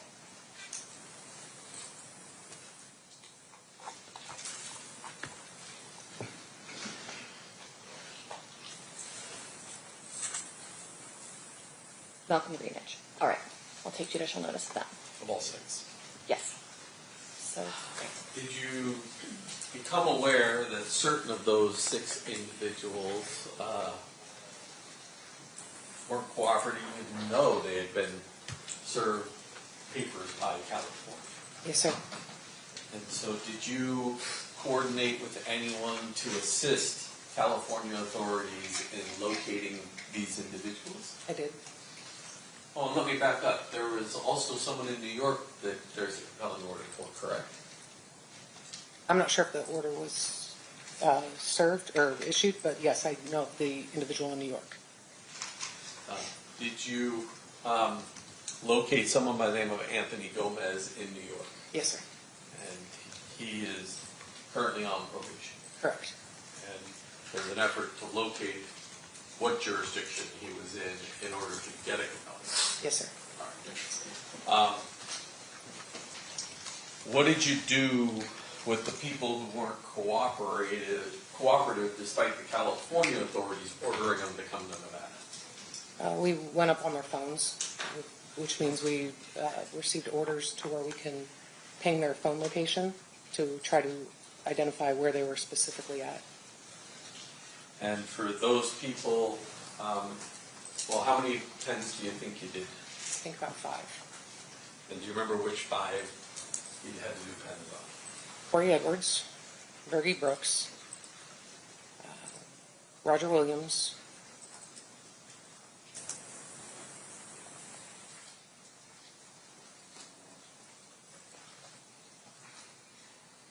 Was there Malcolm Greenidge on yes, Malcolm was, yes. And I can't remember the last one. I know we've already spoke about him, though. Well, no. How about Devontae Lee? Did you have to get one? Yes. Now, Devontae Lee was local, so we didn't need a compelling order. Correct. Last Friday, did you coordinate with our local authorities as well as authorities in California in order to effectuate an arrest warrant in California for anyone? Yes. And who did you try to effectuate an arrest warrant on? Corey Edwards. And was he located at his residence? No. Was there any other person associated with Corey that was missing from his residence? Yes, there was. And who is that? His mother. And is your understanding that she is 95 years old and invalid? She's in poor health, yes. On Monday, was there an effort at another location in Compton to effectuate an arrest warrant for Mr. Evans? Yes, there was. And was that successful? No, sir. Thank you, Detective. I pass the witness. Thank you. all right, cross-examination, Mr. Stamps.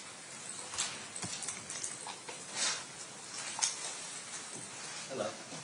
Hi. How are you doing, Detective Gaddis? I'm good. How are you? I'm doing all right, thank you. Thank you for appearing here today. Yes, sir. Now, your testimony is based on your work with Clifford Mogg from 2023 on? Well, I've worked with retired Detective Mogg since 2018. Okay, so in 2018 to 2023, what did you do in furtherance of this case? I personally did not do a extensive amount of anything. It primarily was being investigated by Detective Mogg. Right. And so from 2018 to 2023, you didn't do anything of real note. Would that be fair to say? Yes, sir. Okay. Now, as a detective with Metro, obviously you have to qualify to become a detective in the homicide division of Metro. We have a testing process. Yeah. And it's one of those things where just because I asked to be on the homicide team doesn't mean I'm going to get on the homicide team unless I demonstrate qualifications to get there. More or less, yes. Yeah. Now, in terms of your training experience, though, fair to say it starts in the police academy as you're really as a cadet before you become a full-fledged officer? It's a police recruit, but yes. Okay. And while you're in the academy, you learn skills that will help you become a successful police officer in our community. One of those things that you learn, of course, is how to write reports. Yes, sir. Officers' reports are a crucial tool that you would use in furtherance of your job as a police officer in Las Vegas. Yes, sir. With regards to police officers' reports, sometimes you don't have to write a report. I would assume, like, for instance, if you pull someone for a traffic ticket and on the citation you could write some notes or something along those lines. That wouldn't require you to do a police report. That's correct. Or officer's report. Yes. All right. But in terms of when you're conducting an investigation, fair to say that typically a officer's report would be written? Typically, yes. Yes. Now, can you explain to the jury why an officer's report would be important in the furtherance of an investigation? The officer's report primarily is for our own reflection to recall really all the steps that we took throughout the entirety of an investigation. So it's a document that we can refer back to without going to each and every document specifically. Now, fair to say, though, that the officer's report also helps in the event that, say, for instance, you get promoted to become a sergeant and someone else takes over your caseload because you're no longer the detective, right? Yes, sir. They would look at that officer's report to help them get up to speed as to what your investigation was at the time you get promoted to become sergeant. Correct. Or lieutenant. Yeah. Or captain. I'll never see that, but yes. I'm just hopeful. Yeah. Be hopeful. But with regards to your officer's report, for instance, when you are about ready to move on in the next phase of your career, for instance, those officer reports typically are prepared and completed upon your departure to whatever it is you're going to do next. Most of the time, they try to get those done. Sometimes they're not. Sure. Now, in terms of sometimes or not, can you tell us when is there an exception to the rule of when you do your officer's report after, say, for instance, when you retire? Haven't retired yet. I don't know. Yeah, I'm sorry. But fair to say, of course, if that in the event of an actual complete departure from the department, meaning you move on in your life doing something else, that those officers' reports should be completed prior to you departing the department. I know the department would like them completed, but again, sometimes they're just not. Yeah. I've seen many cases where there's still open officers' reports with people who are no longer on. Sure. And so with regard to those open officers' reports, fair enough, they get created at some point in the future. How about like 1 year after they retire? I don't know. Are you asking like would they or could they? Well, have you ever seen an officer's report being filed a year after an officer retires from the department? Authored by the original investigator? No. A lot of times, like there'll be either one of the guys from cold case that will kind of pick up a case and finish that up, and so then that will be completed after the originating officer retired. Okay. Well, what about 2 years after the main officer or detective in this case retires? Have you seen anyone actually, finish up this officer's report 2 years after he retires? And submit it still as an officer? No. 3 years? No. And it's fair to say that there's common sense reasons for that, right? You want to make sure that your report is accurate, right? Yes. Because accuracy is important in what you do as a police officer. Correct. you want to make sure that your report is written in such a way, like you said before, someone could take that report and continue on with the investigation, who is still a detective. Yes. Okay. And also that report, in essence, becomes sort of a documentation of all the effort that that detective puts into the file, right? Generally most of it, yes. Yeah. It might not have everything in it, but there's the vast majority typically goes in the officer's report. Sure. Now, in this particular case, as you're sitting here right now, you work for the Metropolitan Police Department. Yes, I do. You work for the District Attorney's Office? No, I didn't. And the reason why you don't work for them is because they're two separate agencies, right? They are. They have two different purposes, correct? Correct. Your job as a police officer with Metro is to investigate and determine facts, fair? Yes. Now, at some point in the future, the District Attorney's Office, their job is to determine if they want to prosecute a case and actually litigate it like in front of this jury, right? Yes. Yes. That's not your role. Your role is just to find the facts And present it to them, yes. and present it to the District Attorney's Office. Yes. Okay. Now, they do have investigators that work for them, Yes, sir. right? But fair to say, those investigators are not doing what you're doing, right, which is looking for facts. Well, I object to looking for facts. And one calls for speculation. What's your response? I'm just asking for her experience as a detective as to how investigators fit into the overall picture of what we're talking about here. I don't believe it's speculation. Can you rephrase it? Because I Sure. forgot the original question. So with regards to your role and the experience you've had as a police officer, have you ever seen a Clark County District Attorney investigator be the primary person to put on an investigation? Like as the lead investigator, no. Yes, that's correct. So no, the answer is no. Correct. Not in my experience. And not in your experience. Now, in terms of what you're doing here, your testimony here was specifically about the search warrant and what happened when you located, whatever it is you located during the course of the search warrant, right? Yes, sir. So in the search warrant itself, did you apply for that search warrant? No, I did not. Now, typically, as a detective, when you're applying for a search warrant, you fill out an affidavit, Yes, sir. and at the end, you sign it, attesting it to be true and correct to the best of your ability. Yes, sir. And you detail in that search or that application for a search warrant the location and what you intend on finding as a result of going into somebody's house. Yes. Okay. That would be the purview of whoever the lead detective is at that particular time.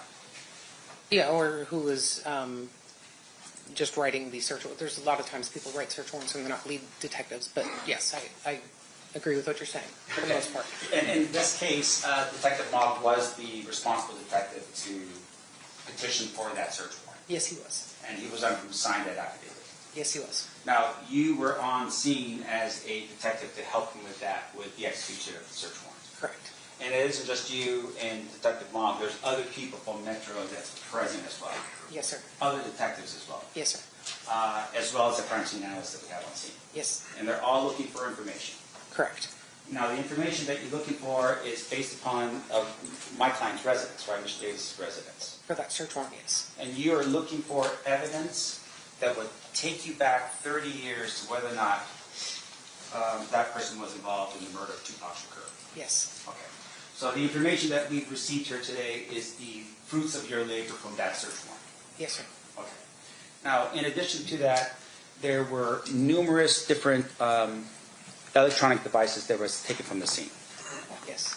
Now, are you aware that one of the intents or one of the focuses of the search was to look for evidence or facts specifically about the writing of a book?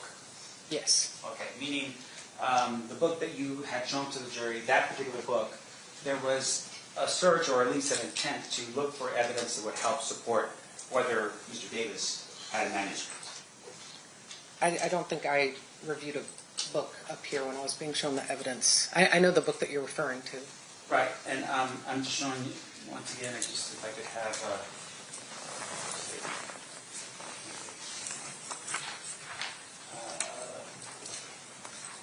My version, I have it. Good, I'm part of this.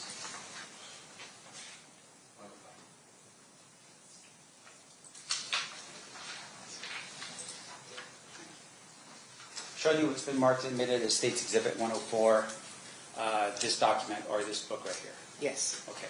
So this book was the one of the focuses of the search. Yes. And in the application for the search warrant, fair to say that as a detective, you would read the parameters in which Mr. or Detective Mogg at the time had requested in terms of the purpose of the search. He would have documented that in there, yes. Yeah. And for instance, would a review of the application and affidavit of search warrant help refresh the recollection as to what Detective Mogg had requested from a court to allow him to search for? I actually have not read the full document before. Oh. I can review it if you'd like. But at this point have not read the full document. Okay. So you're saying, though, that the person that could best tell this jury what he applied for would be Detective Mogg? Yes, sir. Okay, thank you. Now, in addition to that, looking at the State's Exhibit number 104, the name that's on top over here, did this name have any significance to you in participating in the search warrant in this case? Yes. What significance does this name have to you? We knew that was Duane Davis's nickname or street name. Is that correctly spelled? I don't know. Yeah, and then with regards to this person right here, do you know who this person was? Yes, I do know. Who is that person? Yosef Yal. Now, with regards to Yosef Yal, can you tell the jury a little bit about who he is? He was the to my understanding, he's the co-author of the book. Okay. Now, you had a chance at some point to speak with Mr. Yap. Yes, sir. And just for my recollection, do you recall when you spoke to him? On about Memorial Day of this year. So 2026? Yes, sir. Memorial Day.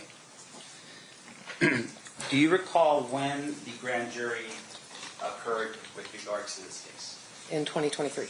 All right. And so explain a little bit to the jury what a grand jury is.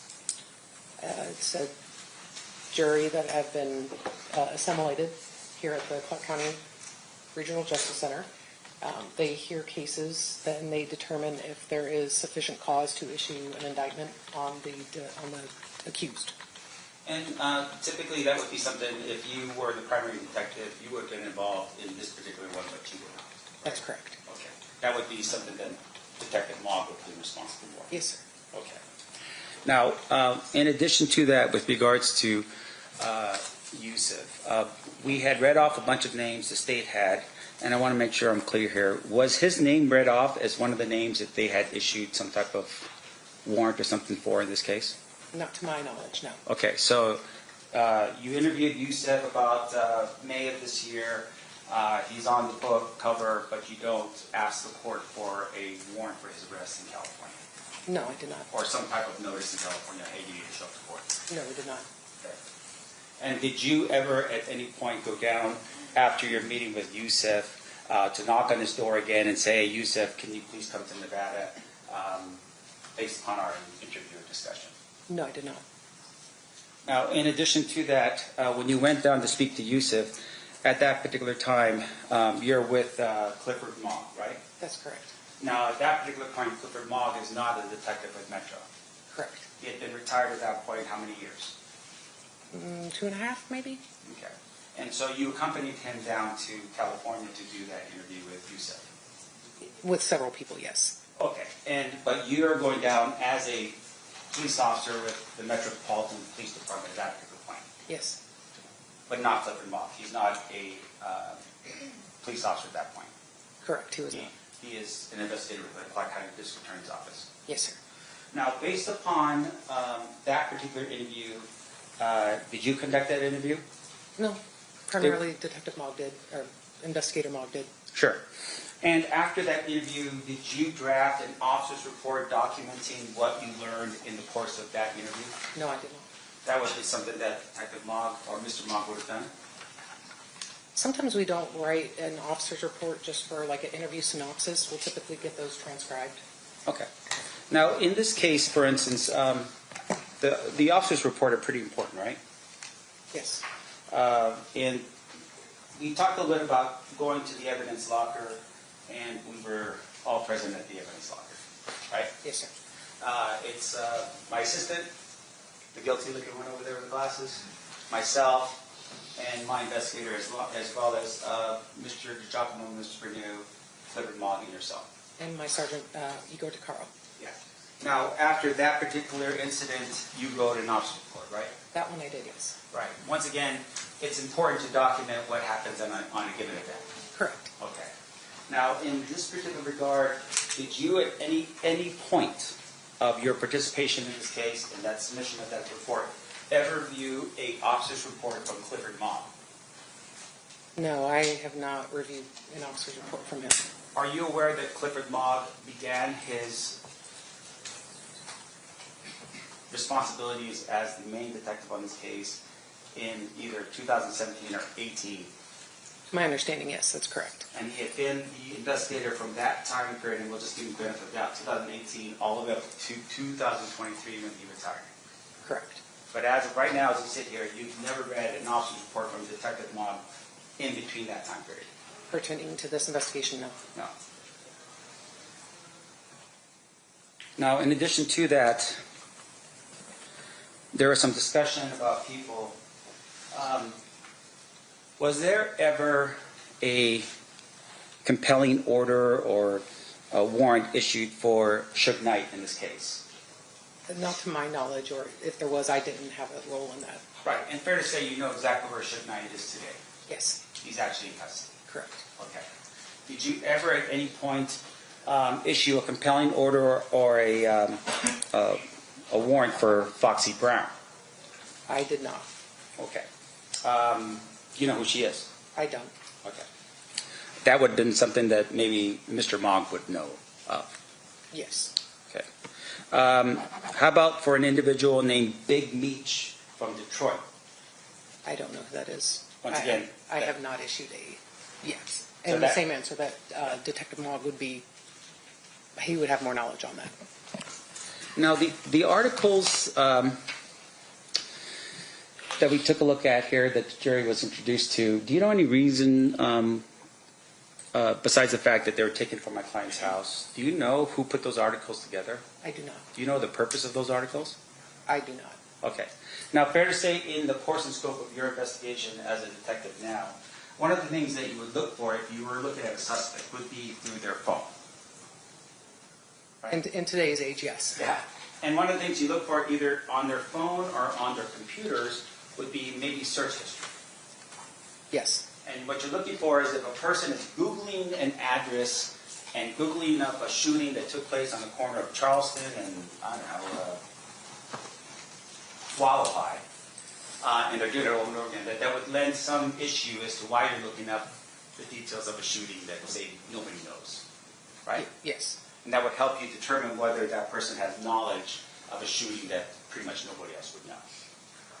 I can't say nobody else would know, but they would show that they do have knowledge of the incident occurring. Right. Now, in terms of those articles, though, can you say that that's what that was for? I cannot. Now, in addition to that, in your experience,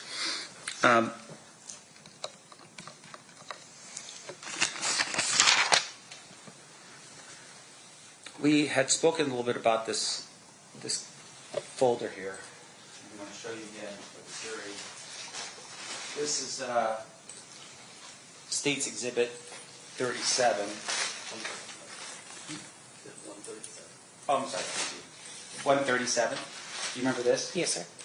Okay, and I just want to make sure I'm not colorblind, but is this blue? No, sir. Yeah. There looks like there might be like a candy cane on top of it. That's correct. And something else that's there. It looks like a little snowman or something like that. Do you know what the purpose of this folder was? No, other than it being just like a scrapbook type. But nothing else besides that? I don't know any other relevance to that. Okay, and just for the record, it's got green in here as well. It looks like a pretty effective notebook or Yes. folder. Yes. Okay. Now, in your one of the things that you had shared with us as well is the search warrant in this case that was found on scene. This would have been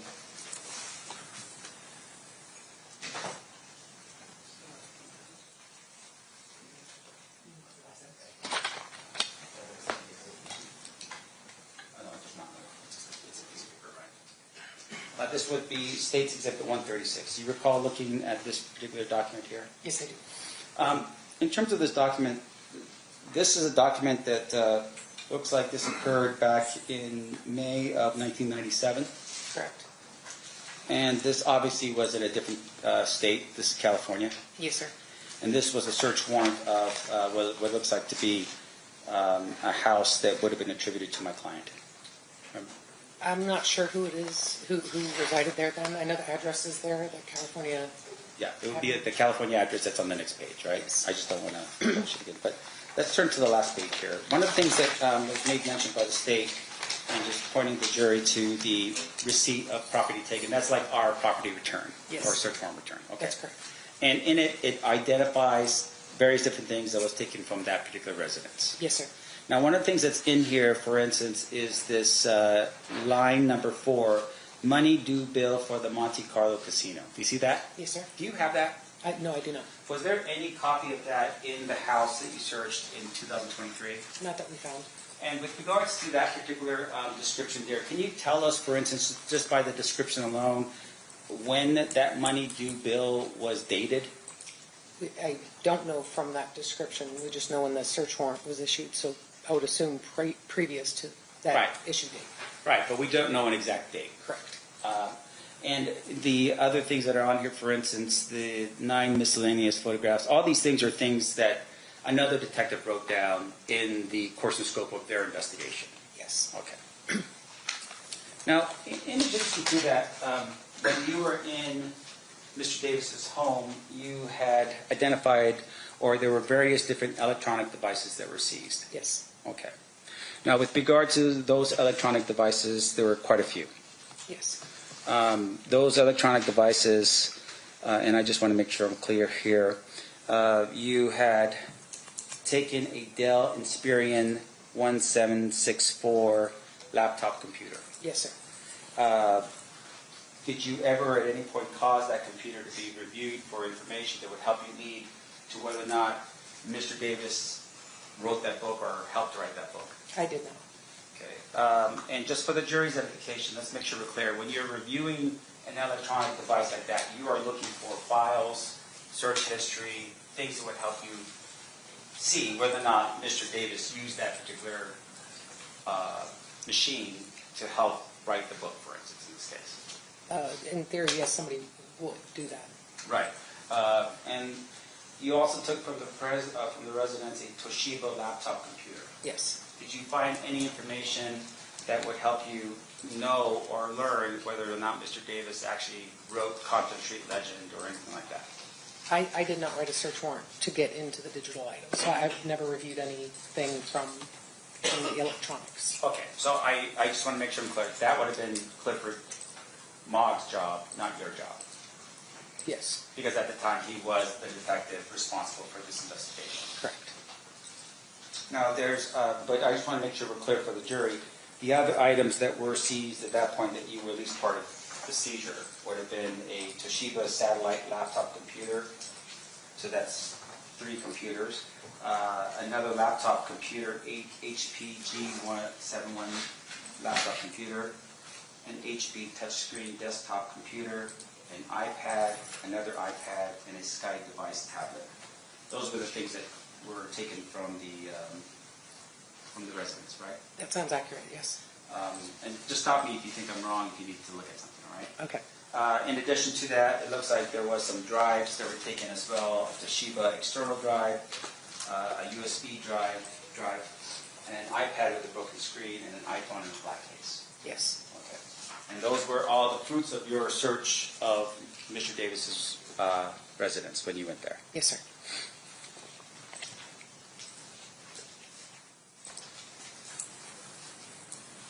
And once again, whatever was found inside of those objects would be something that would be Detective Moggs' responsibility to tell this jury, not you. Yeah. Yes, sir.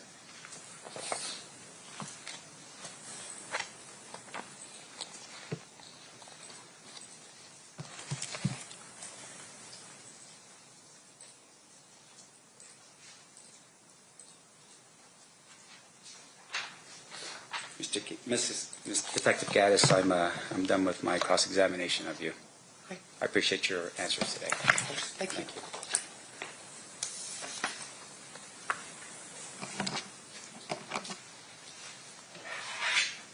Thank you, Mr. Samp. Mr. Jackman will read the draft. Detective Gaddis, Mr. Samp said we're two separate agencies. That's accurate, correct? Yes, sir. How often, let me ask you this, do you work very closely with the DA's office? Yes, sir, we do. What is the soonest you've called the DA after you've shown up to a crime scene? Oh, within an hour. Absolutely.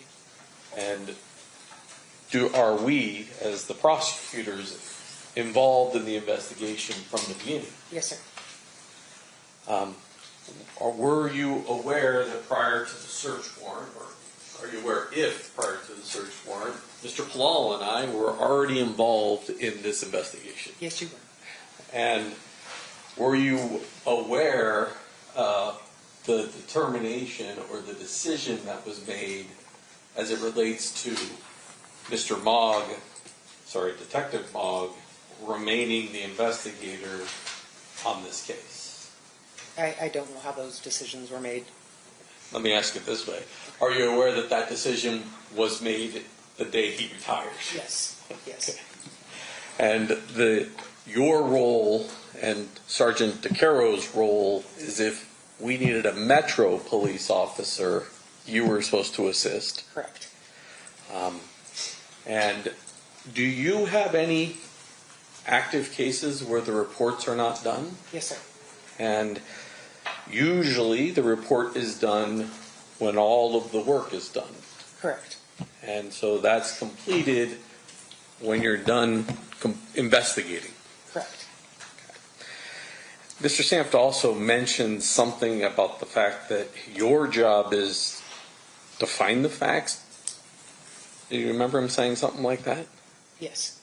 Is your job and our job any different than that we're here to uncover facts? We have the same mission. Right. Do it in different ways, but yes, the same mission. And are you aware that my investigators oftentimes interview witnesses? Yes. And that's not something that's unusual. No. Is there anything that you feel was improper with the idea of Detective Mogg becoming my contract investigator on this particular case? Objection, Your Honor, is the opinion. I'm not quite clear what the relevance of that question is. Well, his entire cross was, hey, this is really odd, this is really unusual, there's something wrong here by Detective Mogg becoming Mr. Mogg and continuing the investigation. So I'm asking her, in her experience, is there anything inappropriate about that? I don't know how her experience is relevant. But He opened the door by asking her those questions. overruled. I would say Detective Mogg would have been the best fit to do it because he had the most intelligence and knowledge of the investigation. Thank you. I have nothing further. Anything further, Mr. Samp? Yes, Your Honor. Since we walked through this door, so with regards to Detective Mogg in this case, He was the best fit for this investigation?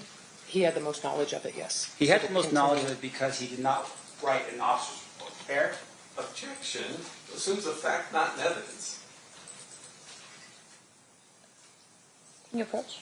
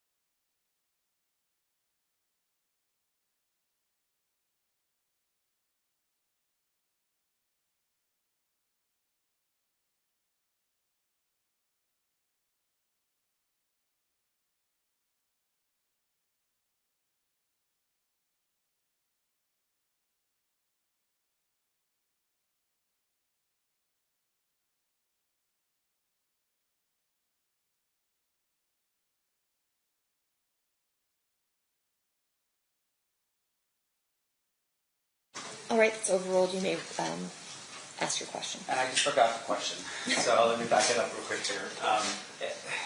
So you're telling us, though, that he was the best for the job? Yes. Okay. And that at the time of his retirement in 2023, he was the best for the job? He had the most knowledge of it, yes. Yes, and he had the most knowledge of it because he was the primary detective on the case? For the preceding several years, yes. Yes. And when he retired, he did not have an officer's report? I don't know if he did or didn't. Well, I'm just based upon your knowledge, you're saying you don't know? Yeah, and I've never actually read it. I don't know if he did. So you don't know if he had an officer's report? Correct. And you say he was the best for the case, even though technically there were other detectives on your unit that could have taken over that case? There are additional detectives, absolutely, yes. And are you saying that somehow Detective Mogg had something different compared to all the other detectives that could have taken over that case from the homicide division? Well, I say that about Detective Mogg because he had those 4 or 5 years of experience already invested into the case. So for him to kind of finish it out and to see it through, to me that made the most sense, in my opinion. But without capturing it, putting it down on an officer's report? Well, objection. She just answered she doesn't know if there is one. Let me ask you this question. I'll withdraw the question. In terms of, as you sit here right now, there was a cold case unit, right? Yes, we do. We have a cold case. The cold case unit would investigate crimes that occurred, like say, for instance, in this case, 30 years ago? Yes, they do. And they could have very easily taken this file as well, right? So from my understanding, when Detective Mogg obtained this case, we did not have a cold case unit in our section at that time. That didn't come into play until maybe 2020 that we were able to fulfill a cold case detectives. Okay. And so in terms of the way you're describing it now, are you saying that Detective Mogg was operating a cold case? No. He was on an active squad for the entirety of his time in the homicide section. But when he received this case from the preceding detectives, we didn't have a cold case unit for them to have investigated it. So basically, any of the cold cases came down to the next person in line, more or less, and that happened to be Detective Mogg. All right. And in terms of the Detective Mogg situation, are you telling us, though, that he was hired by Metro as an investigator doing cold cases? No, he was a detective with Metro, employed as a commissioned officer. He wasn't hired by Metro separately to do cold cases. And I apologize for that. Let me just back up here. So, are you aware of an retired officer by the name of Dean O'Kelly? Yes, sir. And he, at some point, worked on cold cases? Yes, he did. And he worked on cold cases after he retired? Correct. And prior to that, he was actually a homicide detective? Yes, sir. So, I apologize, maybe I wasn't clear on my question, but are you telling us that that's what Detective Mogg did in this case, that after he retired, he became an investigator, just like Dean O'Kelly, on cold cases?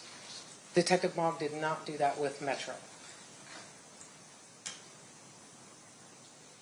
And once again, as you're sitting here right now, you don't know of any officer's report up until the time he retires? That's correct. Are you aware of any other reports that he wrote after he retired in this case?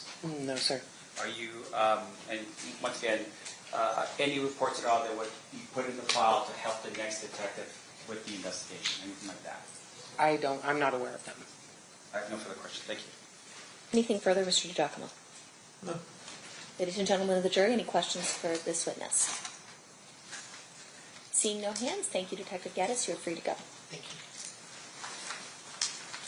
Does it make sense to break for lunch at this time? We have one short witness, but maybe we could do a restroom break and then break for lunch.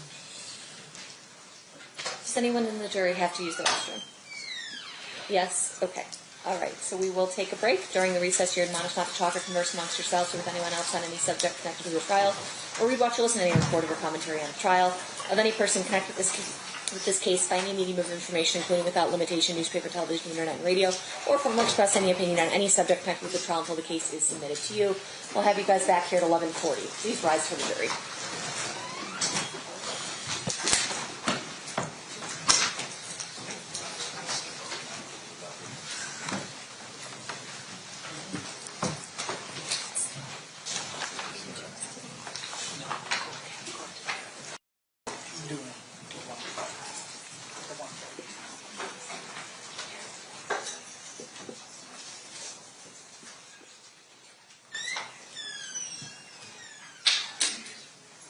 For the record, the jury has exited the room. We'll be in recess.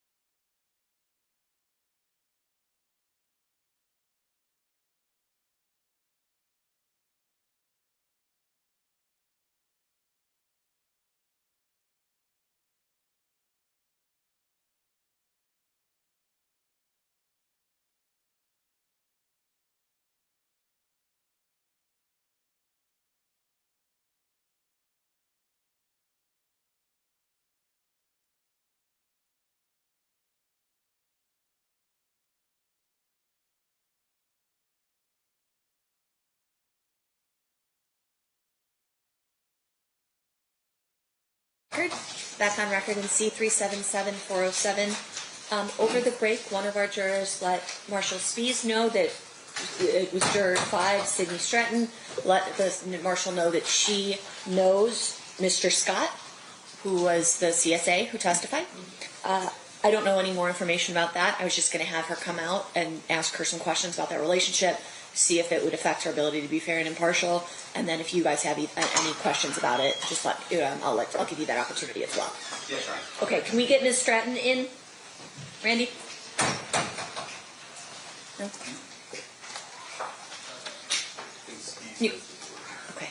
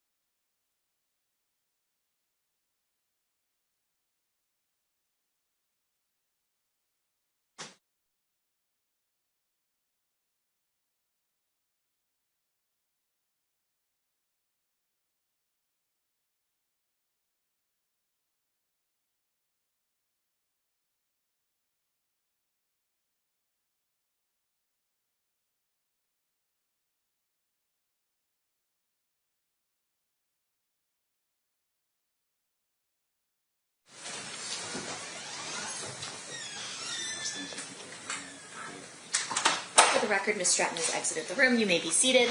Anything else we need to discuss on that issue? Not from the state. No, you're not. Anything we need to discuss outside the presence? Not from the state. No, you're not. All right, we'll get the jurors lined up. And who is the witness that we're going to do next? Mark Hatt. Mark Hatt. Yeah, he's a firearms person. Okay. So he should be short.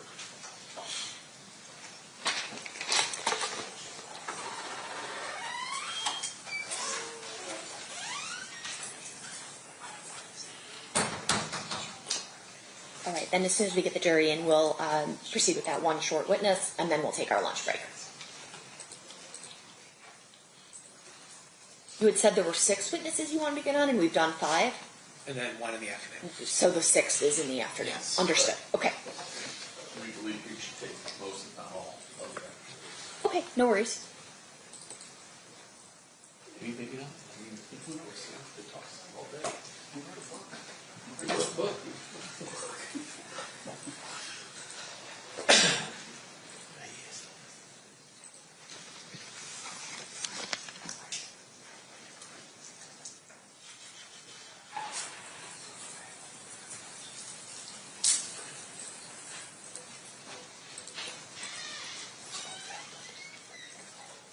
Stand for jury.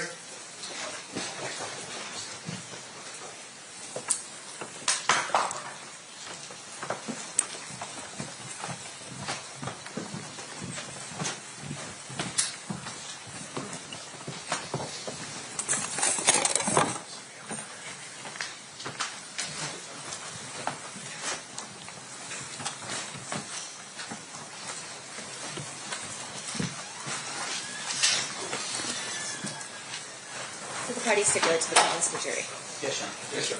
Okay, you may be seated. All right, so you may call your next witness. Thank you, Your Honor. Steve calls Mark Hatton.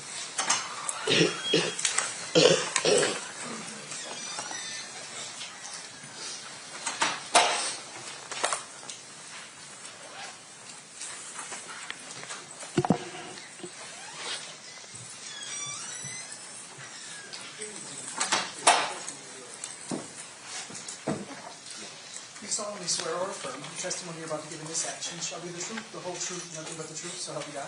I do. You may have a seat. Thank you. Sir, if you please state your full name and then spell it for the record. Mark Hatton, M-A-R-K-H-A-T-T-E-N. Thank you, sir. Whenever you're ready, Mr. Paul. Thank you, Your Honor. Mr. Hatton, how are you employed? I'm currently a police officer with Las Vegas Metropolitan Police Department. I was hired in 2007. I also worked as a NIBIN technician within the firearms unit of the forensic laboratory at the Metro Forensic Lab for 7 years, from 2018 until 2025. Can you tell us what NIBIN is? Yes, NIBIN stands for the National Integrated Ballistic Information Network. It's a program that's overseen by the federal agency, the Bureau of Alcohol, Tobacco, Firearms, and Explosives, otherwise known as the ATF. And this is a technology that contains hardware and software that takes high-resolution 2D and 3D images of a cartridge case that has been fired, or a cartridge, excuse me, that has been fired out of the firearm.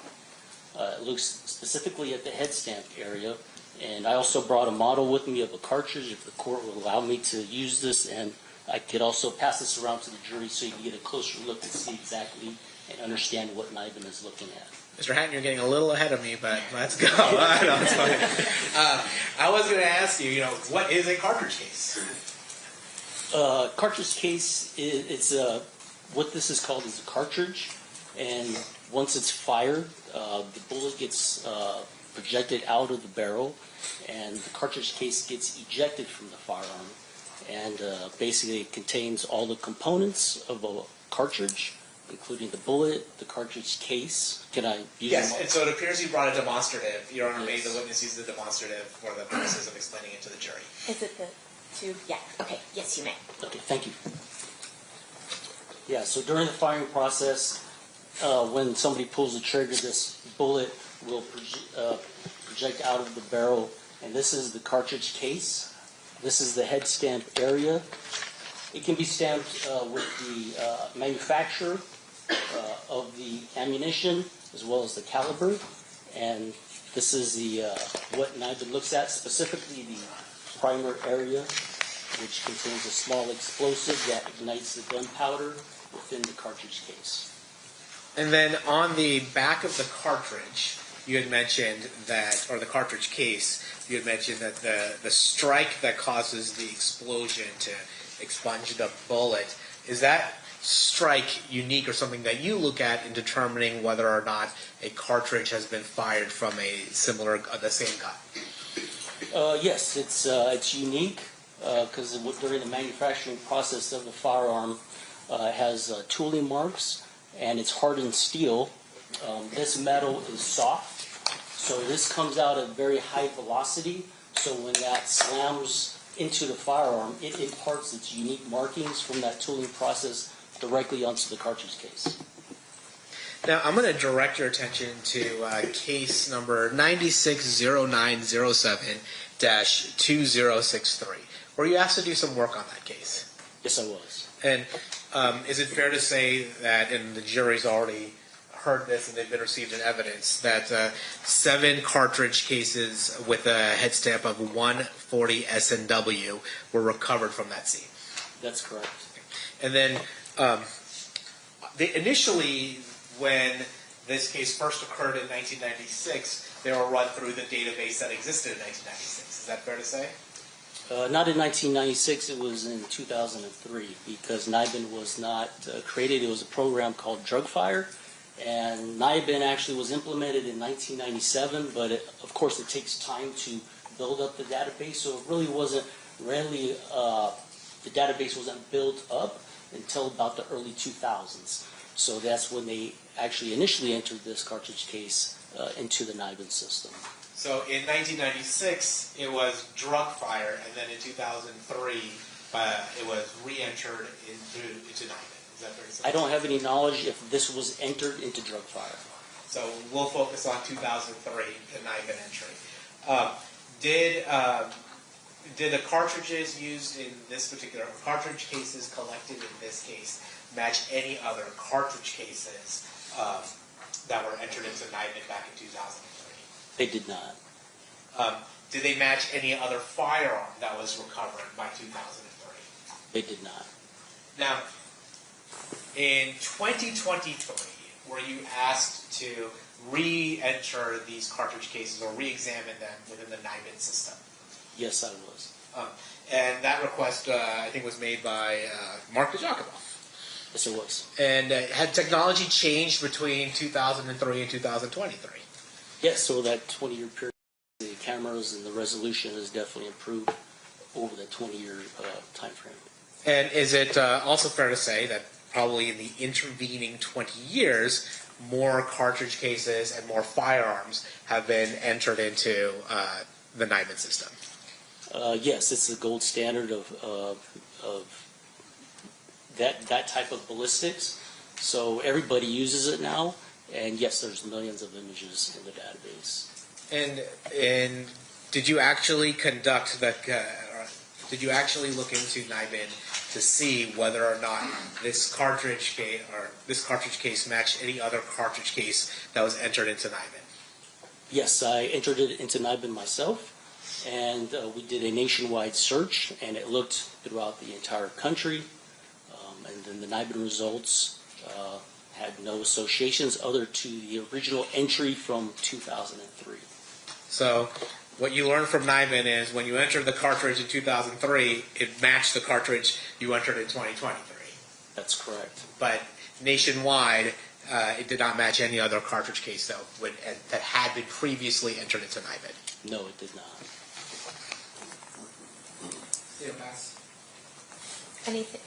Sorry, cross-examination, Mr. Smith? Sir, did you actually look at the actual cartridge casings themselves?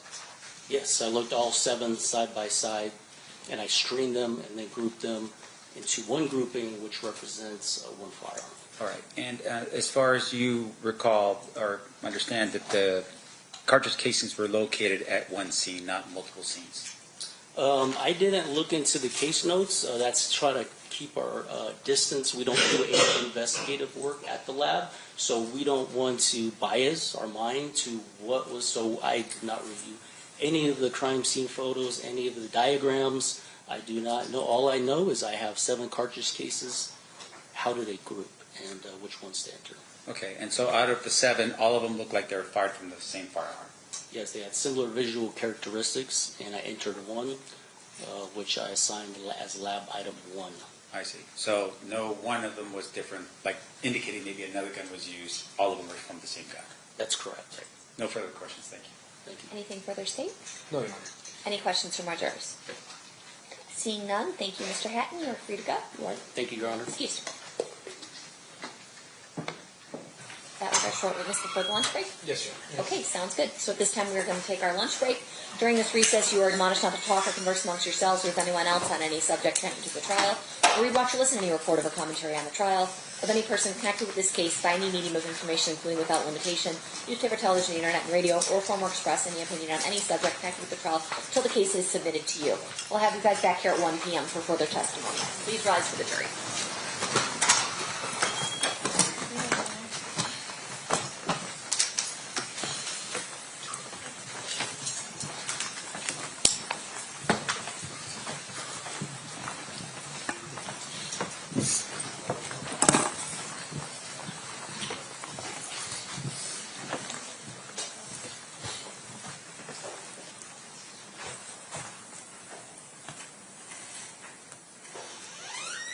For the record, the jury has exited the room. Anything we need to address outside the presence? Yes, Your Honor. So we're going to have Robert Ladd testify whenever we come back in. Okay, you can all be seated.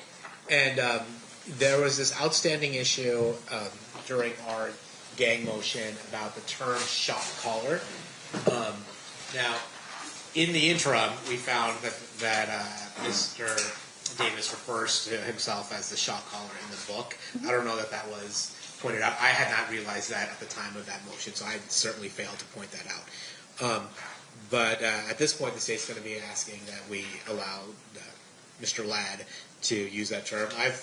When I pre-trialed him last night, I told him he is not allowed to use it unless the court gives a go-ahead, so he's aware of that prohibition. But I think With the idea that he was going to be the one to lay the foundation, that he was the shot caller, that Yes. allegedly Keffe D Yes. was the shot caller. Yes. So we can use that term and attempt to lay the foundation, and then I guess we can just, at some point, you can approach and say, has that been conclusively established or something? Okay, so I just want to know the mechanism. So I'm not going to have him say it at all, and then I will try and lay the general gang foundation, and then I'll lay the foundation for Mr. Davis's role within the gang, and at that point I'll probably just ask to approach out of an abundance of caution, and then see if the foundation's been done. Does that work for you, Mr. Sampt? It does, Your Honor. I do have one further housekeeping matter for the shot caller issue. Yes. Okay. The other issue is that we're asking the court to see if we could just exclude putting on the record or publishing to everybody the addresses of my clients in terms of where his family still lives today in Compton. So if we're going to talk about a location, that would just use maybe the street name, something like that, to differentiate between the two. I think that's appropriate. For the not to give the exact address. So can we? You can say like the 3600 block. Maybe. I think it's a little complicated because there's a 1405 and a 4. There's two houses on the same block, and so I think if Mr. Sam doesn't object to us just saying that on the search warrants it's listed as Mr. Davis's house without giving the actual address, or Mr. Anderson's or Miss Anderson's house without giving the actual address, I'm happy to do that. Like, I'm not trying to cause any problems. It's just that I don't want the vagary used against us. Sure. Would that compromise work for your purposes? Yes, Your Honor, because I think that's all we're asking, is just to just refer to who the house is. The exhibits themselves that will be admitted list the actual address, but we won't display those portions of the exhibits publicly, if that helps. Okay. Yes, thank you. Yes, Sounds good. Okay. Anything else on that vein, Mr. Sampt? No, Your Honor. Okay. Anything else we need to address in general? Hearing nothing, we'll be in recess. Thanks, guys. When are we coming back to 1 o'clock.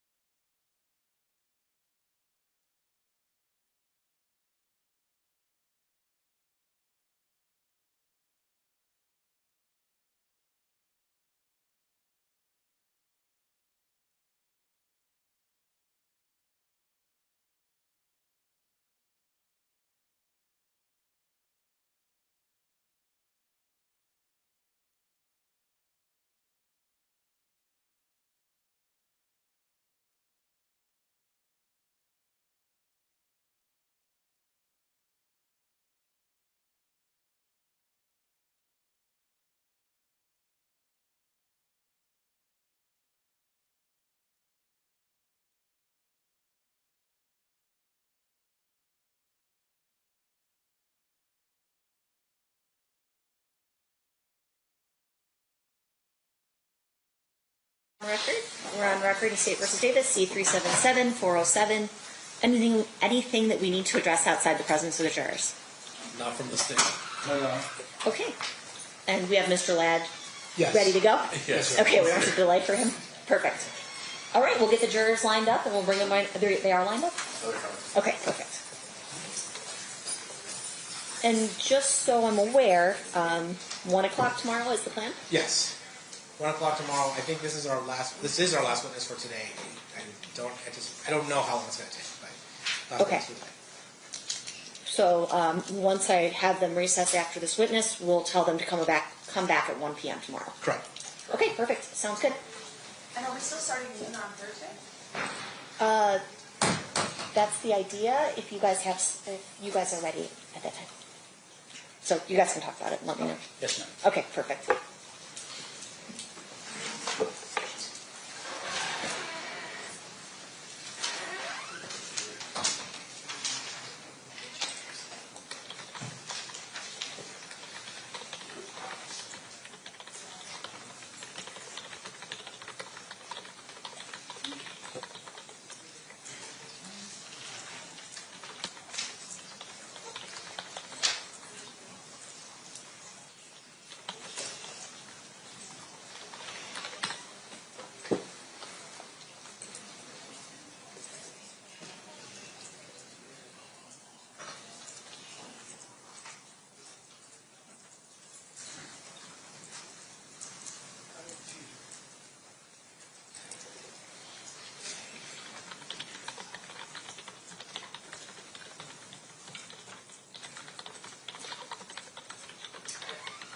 Stand for the jury.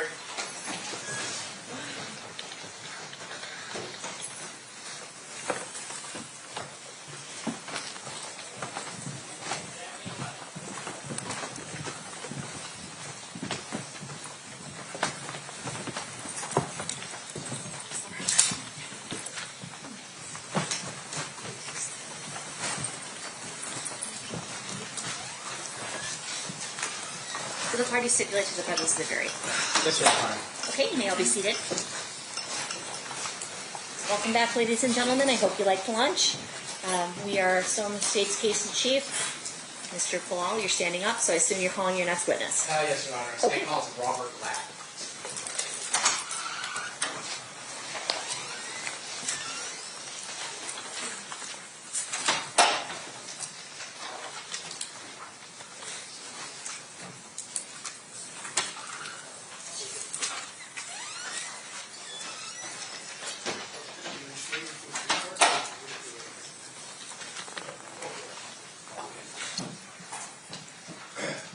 You do solemnly swear the testimony you're about to give in this action shall be the truth, the whole truth, and nothing but the truth, so help you God? I did. You may be seated. May I please have you state and spell your first and last name for the record? Robert Ladd, ROBERT, LADD. You may proceed, Mr. Palal. Thank you, Your Honor. Good afternoon, Mr. Ladd. How you doing, sir? Sir, can you tell us a little bit about your employment?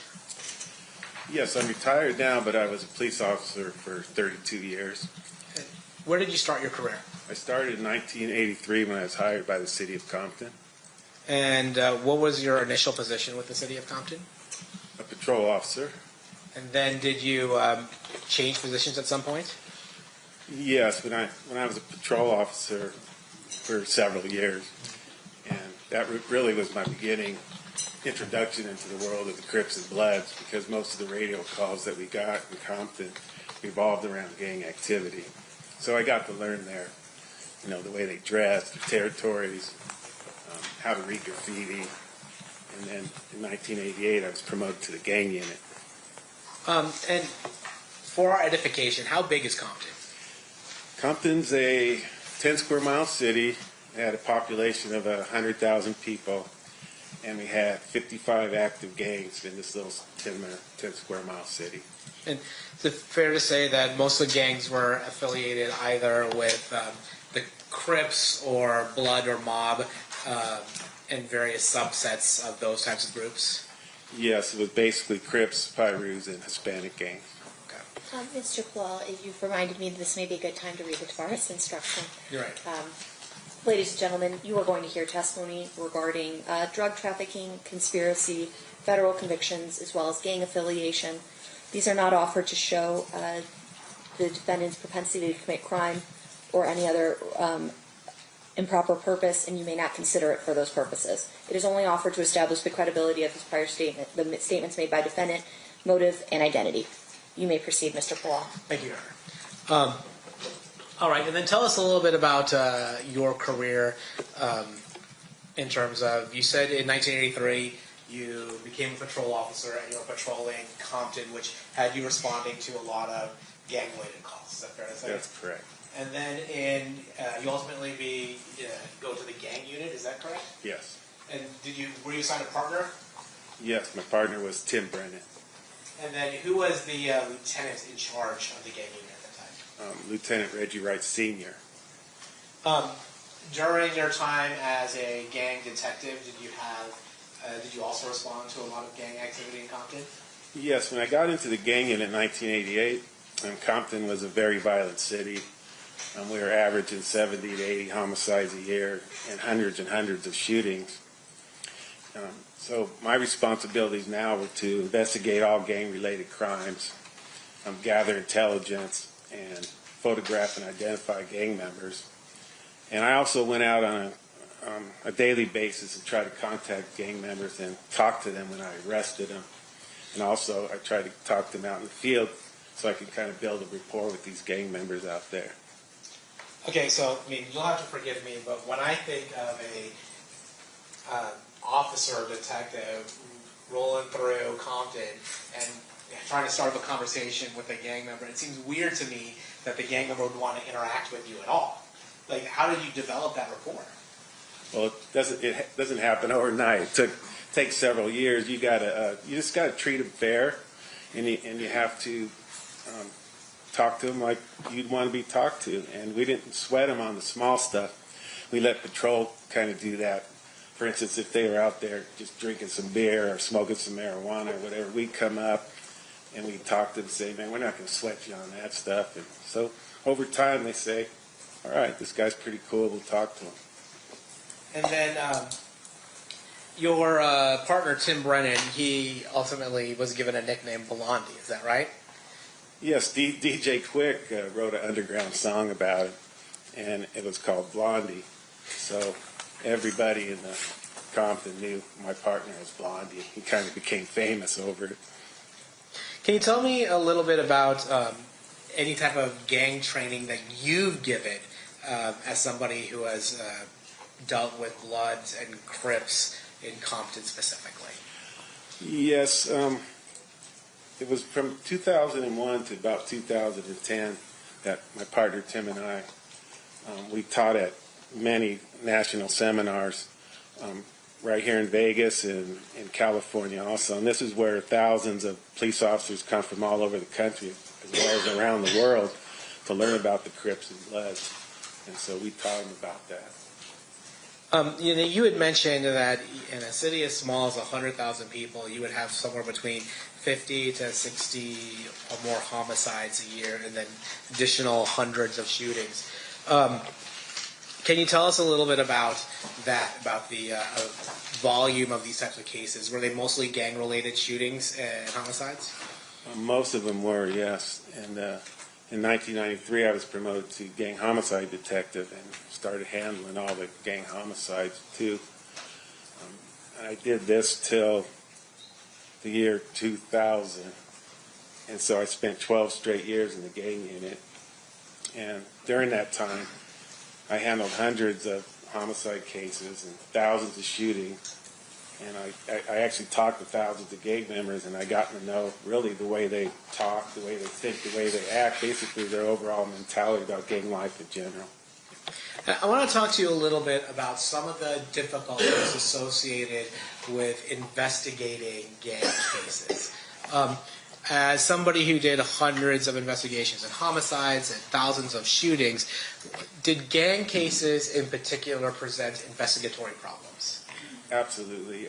Gang cases, they're the hardest to solve, especially in Compton, because there's a code out in the street where you're not supposed to talk to the police, you're not supposed to go to court, or you get labeled a snitch. And the other problems that we have is that the good citizens that actually see what happened and want to come forward, they're afraid to. They get intimidated by these gangsters, and so they're really hard. We really don't have any witnesses, so we kind of rely on a lot of informants to get our information out there in the streets.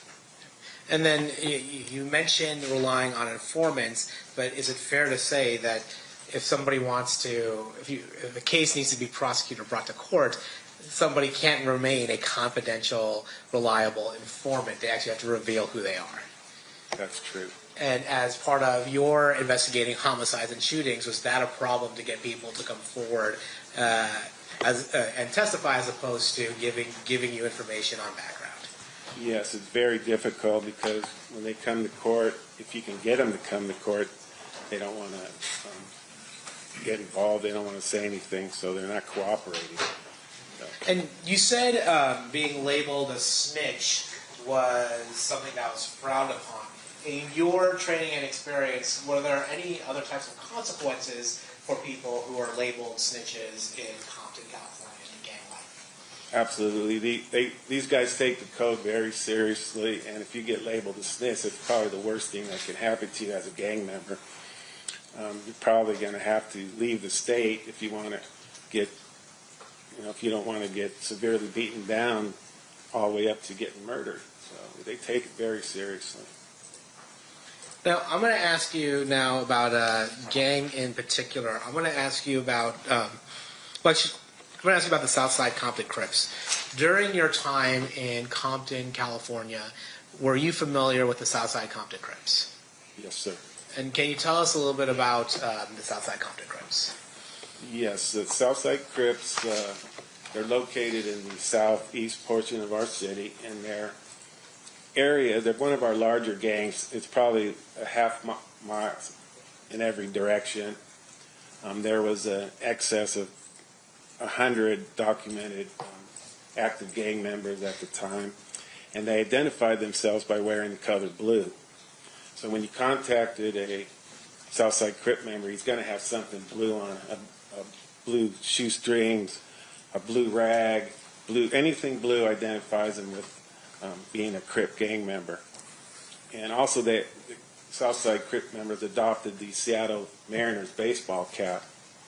It's a blue cap, it had an S on it, and to them the S stood for Southside Crips.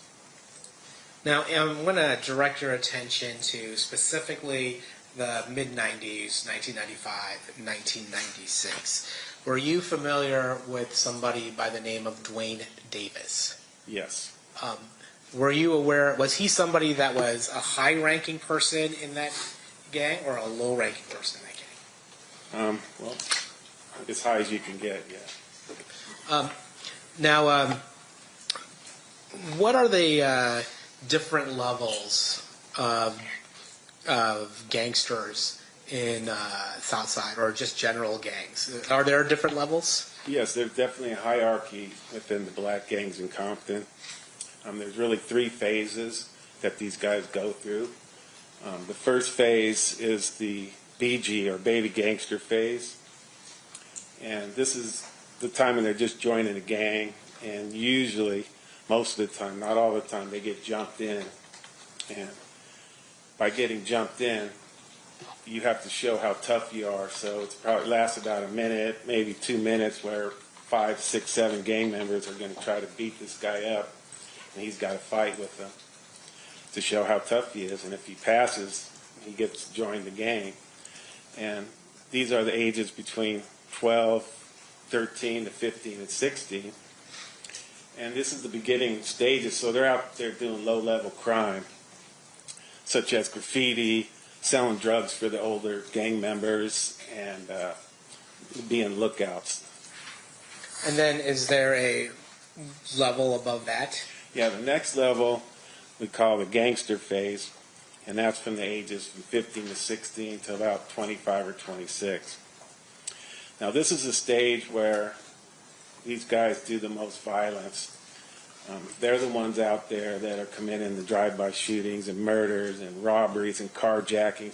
What they're trying to do is they're trying to earn their stripes for the gang so they can get kind of respect within the gang. So this is the most violent time for these gangsters. And then is there another level in the hierarchy?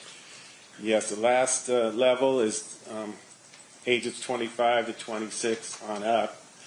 And these are the guys that, a lot of them went to prison during their gangster phase, and a lot of them are getting older now, and they put in the work.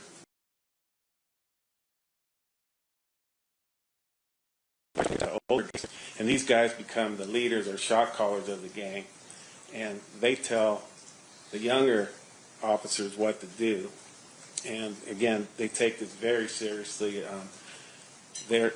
If the OGs tell younger gangsters what to do,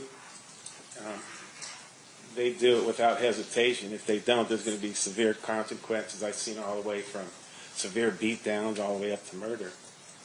Right. Now, in that hierarchy, so we have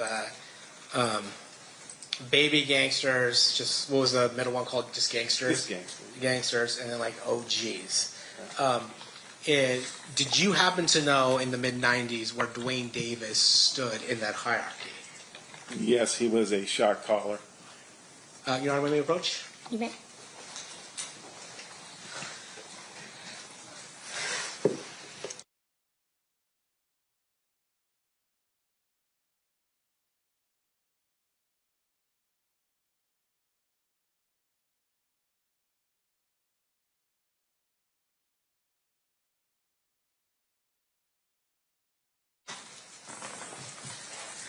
All right, so you're saying that Mr. Davis was a shot caller within the Southside Compton Crips. Absolutely, yes. And what does that mean?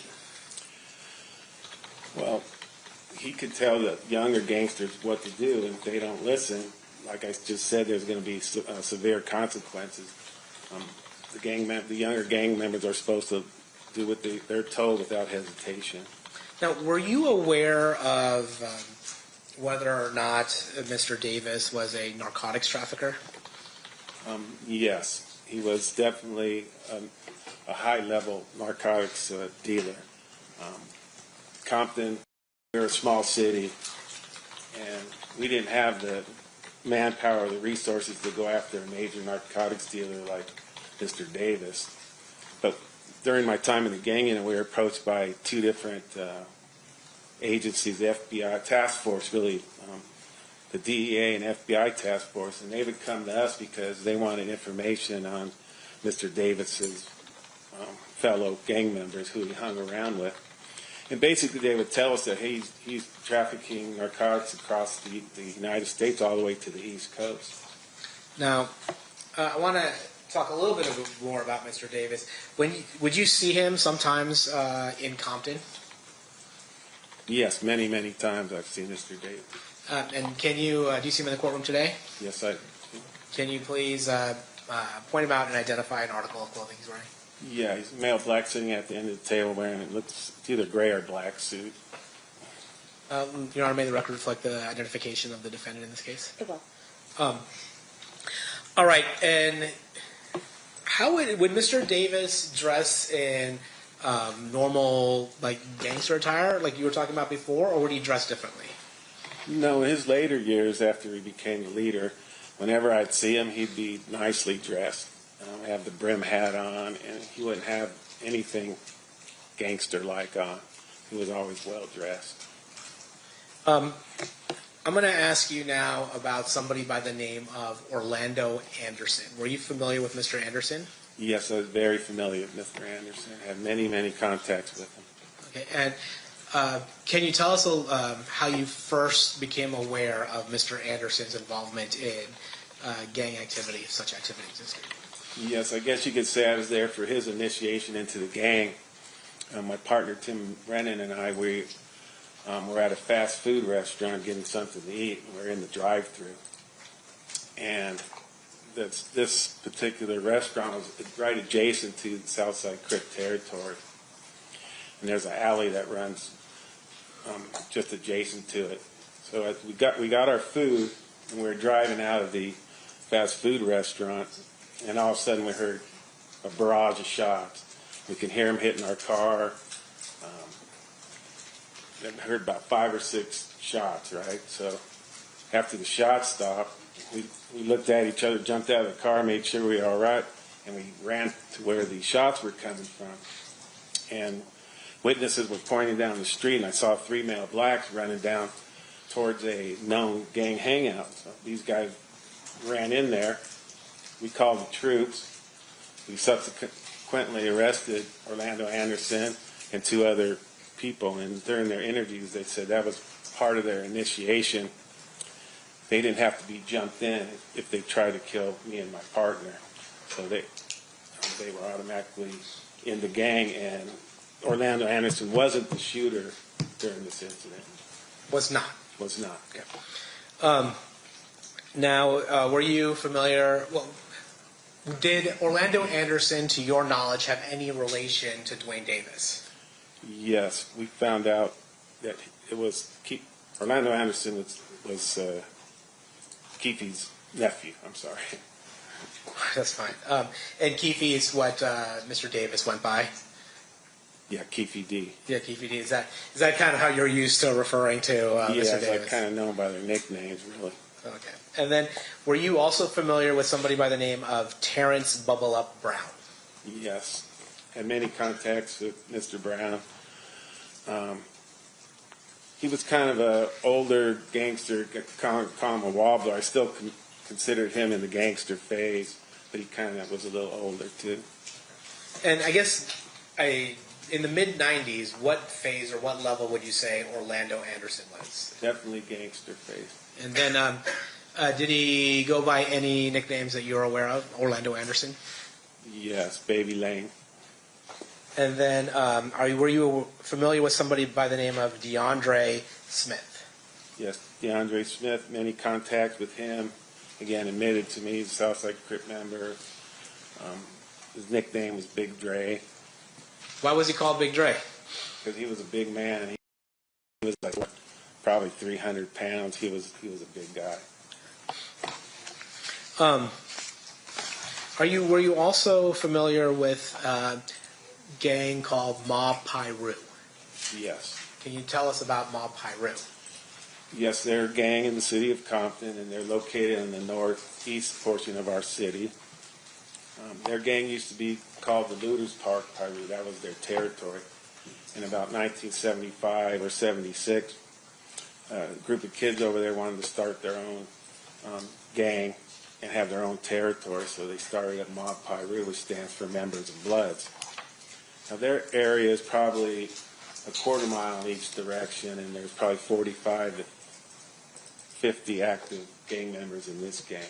Also, and they identified themselves by wearing the color red. So, and just like the Crips wore anything blue, the Pirus or Bloods wear everything red. Now, we're going to talk a little bit about the flare-up between Mob Piru and Southside Crips, but even before any of the music or any of the particular 1990s issues that we're here to discuss, would it be fair to say that Mob Piru and Southside Crips were natural rivals? Yes, the Bloods and Crips never got along since they originated way back in the early 70s. They're kind of like just natural enemies because one wears red and one wears blue. Were you familiar with whether or not Mob Piru associated with any particular record label in the mid-'90s? Yes, Death Row Records. And do you know who ran Death Row Records at the time? Yes, Suge Knight. And were you familiar with Suge Knight prior to his ascension in Death Row Records? Yeah, we had contact with him before, but not many, because he really wasn't a gang member. He didn't really hang out, but he grew up in that neighborhood. I'm going to ask you about some of the people that you would associate with Mob Piru. Earlier, I think now it's last week, we met with somebody named James McDonald. Are you familiar with James McDonald? Yes, very. Do you recall what his nickname was? Yes, Mob James. Now, would you go to the McDonald house in Mob Piru territory? Yes, Mob James's house was kind of like the main hangout for the Mob Piru, Looters Park Piru. He had two younger brothers, Buntry and Timmy Rue. So this was the main hangout for the Mob Pirus, and we would go there. If you wanted to find a Mob Piru, that's the first place you'd look. So we had many run-ins at this Mob James house. And were you familiar with somebody by the name of Trayvon Lane? Yes. And should States Exhibit 60. Do you recognize the person depicted in States Exhibit 60? Yes, that's Trayvon Lane. His nickname's Trey, and he's a member of the Mob Piru. Are you familiar with somebody by the name of Roger Williams? Yes, I am. His nickname is Neckbone, and he's also a member of the Mob Piru. No, actually, I think I skipped something with Trayvon Lane. You had talked about the 3 levels of being a gangster. What level would you say Trayvon Lane was in the mid-90s? Gangster. Okay, so like the middle, most violent level. Yes. And then with in the mid-90s, what level was Roger Williams? Definitely gangster. In the mid-90s, what level was Mob James McDonald? I would consider him an OG. And then in, you'd mentioned Buntry. Is that Alton McDonald? Yes, it is. And in the mid-90s, what level would you describe him? Gangster. And then are you, now in that neighborhood, same neighborhood, there was a person that lived there or grew up there named Reggie Wright Jr. Is that fair to say? Yes. Were you familiar with Reggie Wright Jr.? Very, yes. And when you say very, how are you familiar with Reggie Wright Jr.? Well, he used to work at the Compton Police Department. He was a jailer, and then he went to be a full-time police officer, I think, in around 1988. He was only there for like 5 years because he got injured and had to retire. Now, I'm going to ask you something, I guess, culturally about gang life. How important is one's reputation in the gang world? It's these guys live for respect. That's how they live their lives. And then, if somebody felt as though they were disrespected, what would you expect them to do? They have to retaliate. If a gang member is disrespected, they have to retaliate, or they're considered a punk out in the streets. And if you get considered a punk out in the streets, you kind of lose your respect and credibility. And what's the consequence of losing your respect and credibility in the streets? Well, I mean, no, you're going to be nothing in that game, really. And then, we talked about the hundreds of murders that you've investigated and the thousands of shootings you've investigated. Was retaliation, in your experience, ever a motive for those shootings or murders? Yes. I've investigated like 1,000 crimes, and I would say 90% of them are because of disrespect. And so when you get disrespected as a gang member, you can expect some sort of retaliation. Now, you had heard gathering intelligence about this Lakewood Mall incident. Is that fair to say? Yes. But you weren't there, were you? No. And just so we're all clear, Lakewood Mall, is that in Compton? No, it's several miles out of Compton. And so that wouldn't be something for you to investigate? No. But as a gang expert and a gang investigator, what to you is the significance of somebody trying to rip off a gang member's chain? Well, it's definitely disrespect, especially the chain that they were trying to take at the Lakewood Mall. It was a highly prized medallion, and these guys wore it like a badge of honor. So them try to steal this chain and beat up this subject, it would be a major display of disrespect. So now this guy's got to go back to the Mob Piru and Death Row Records and tell them what happened. So the next time they see each other, it's going to be on site. As soon as they see each other, some confrontation is going to happen. And you had said that we're talking about the chain. We're talking about that death row chain. Is that right? Yes. And you had mentioned that they were wearing it with great pride. By they, who are you talking about? The entourage of Suge Knight. That's Trayvon Lane. Well, back in '95, Suge Knight gave these out as Christmas presents to his entourage, like just, Trayvon, Neckbone, Buntree. They gave one to Reggie Wright Jr. So not too many people had him at this time. So it was a prized possession to these guys. Now, I'm going to take you forward to September 7th of 1996. You're aware you become aware of a shooting that occurs out here in Las Vegas, September 7th, 1996. Is that correct? Yes, sir. How do you become aware of the shooting that occurred here, September 7th, 1996? Well, I was at home, and I get a call from my boss, who's Reggie Wright Sr., and he tells me that, hey, Suge Knight and Tupac were just shot. Tupac's in critical condition, and get ready because it's coming back to Compton. He told me that they thought the Southside Crips were responsible for the shooting. And so when he's telling you this, do you now have to have a response to this? Or why is he telling you specifically to get ready? Because when you disrespect and shoot the biggest rap mogul on the planet and the biggest rap star on the planet, and he surrounds himself with the Mob Piru, then there's going to be some sort of retaliation. And all these guys were from Compton. So when they got back to Compton, we expected a war. And was there a war? There definitely was a war. Can you tell us about that? So in the immediate aftermath of the Tupac Shakur shooting, did you notice an uptick in violence in Compton? Yes, 2 days after Tupac was shot was our first shooting.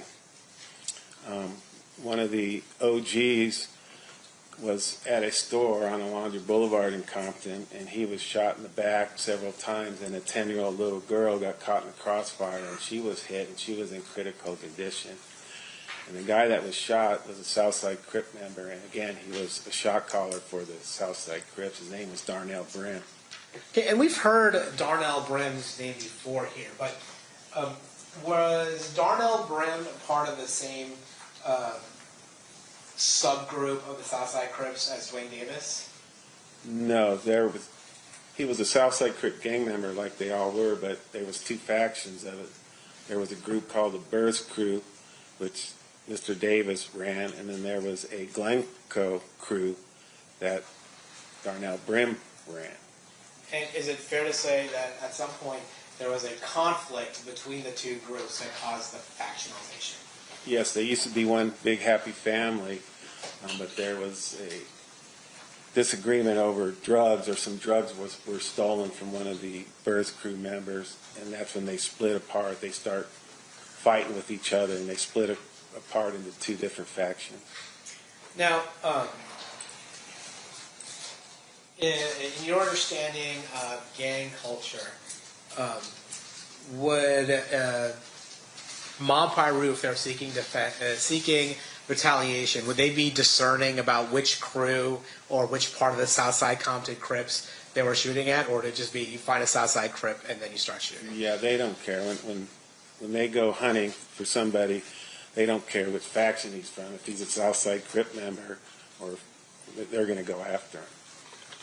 Now, certainly that wasn't the only shooting that occurred in the immediate aftermath of the Tupac Shakur shooting. Is that correct?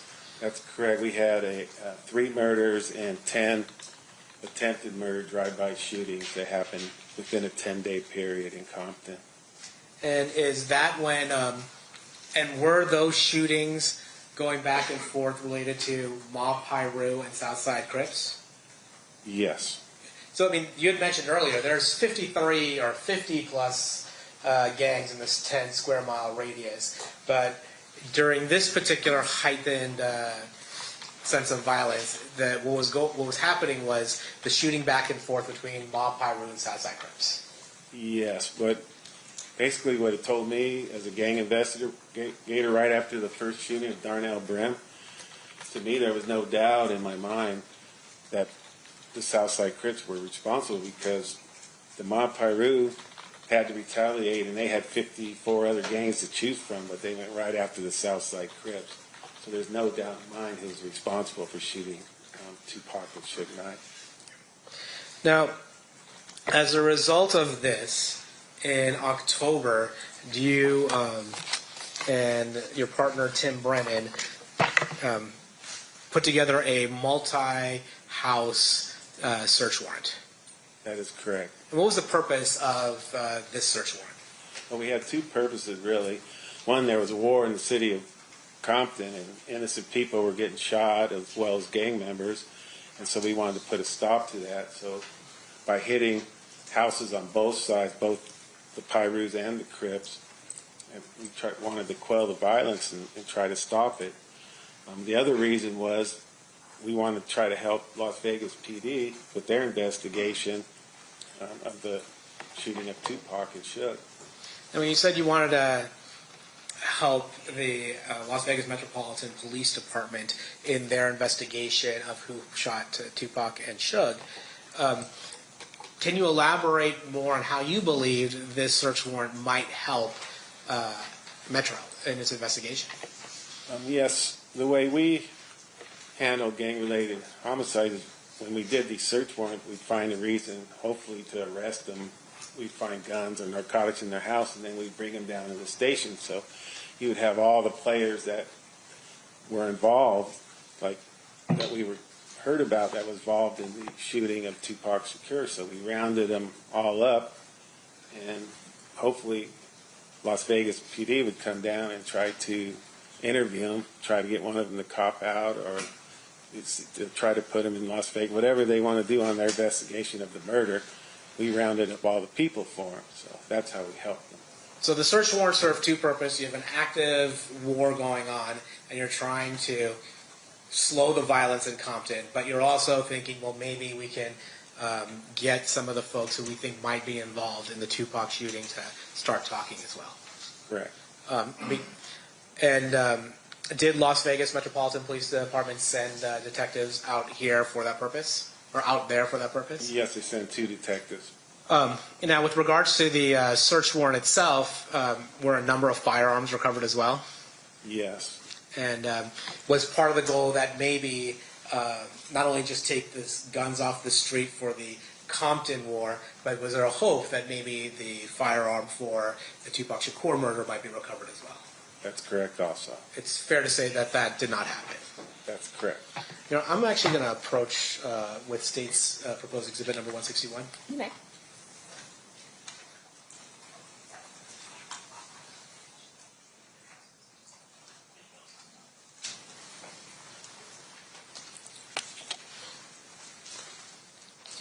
I'm showing you what's proposed State's exhibit number 161.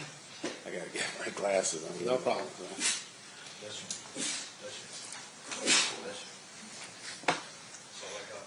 Okay. Do you recognize what's in what State's proposed exhibit 161 is? Yes, it's a search warrant. And can you open it up and look through it? Do you recognize the search warrant? Yes, I do.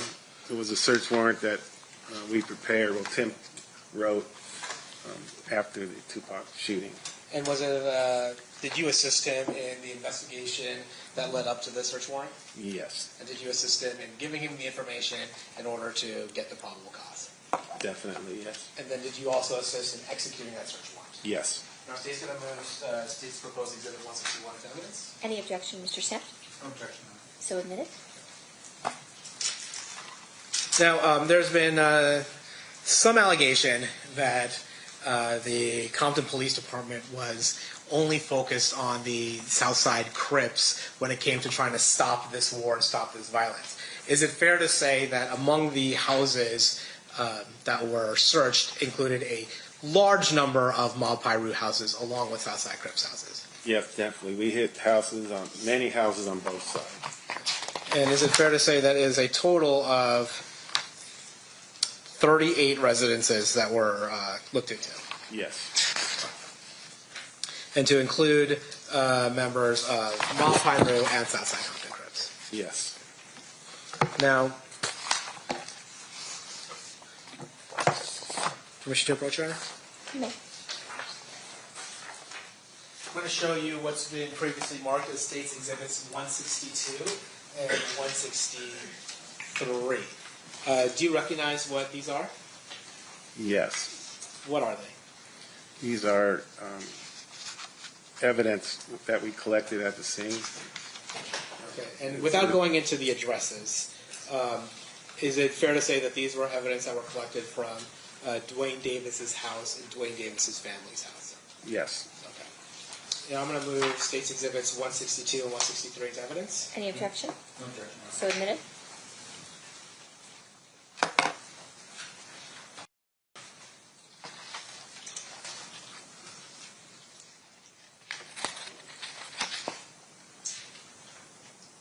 Okay, I'm going to first turn your attention to State's Exhibit 162. Can you finish that?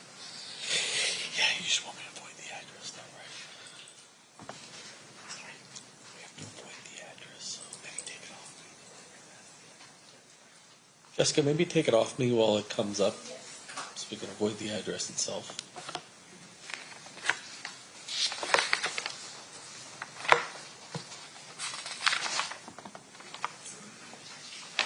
What page do you want? The fourth page, please. Actually, no, I'm sorry. Can you do the second page first?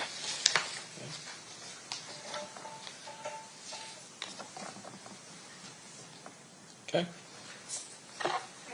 Yes. Okay, so this is the first address we're going to talk about here. And again, we're not going to go into what the actual address is, but do you recognize the people that are listed that were located at the address?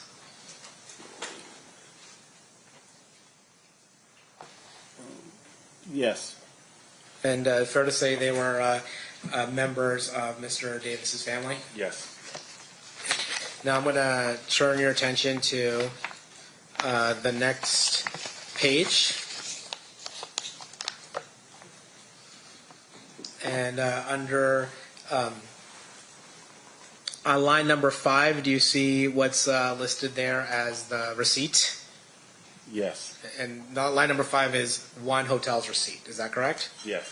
And then line number 6 is 1 Compton Municipal Court subpoena. Is that correct? Yes.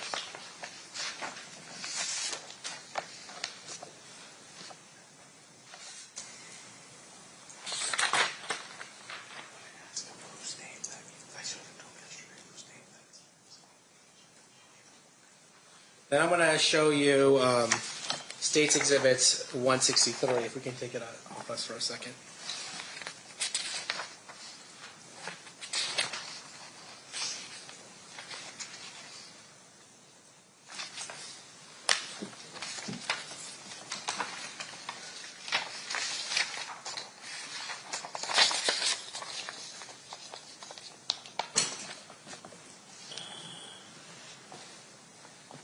Well, if you give me half a second here. Sorry, can we approach? I think you just got to show it to him, Mr. Blah. I don't think we can put it up. Okay. This is what it says.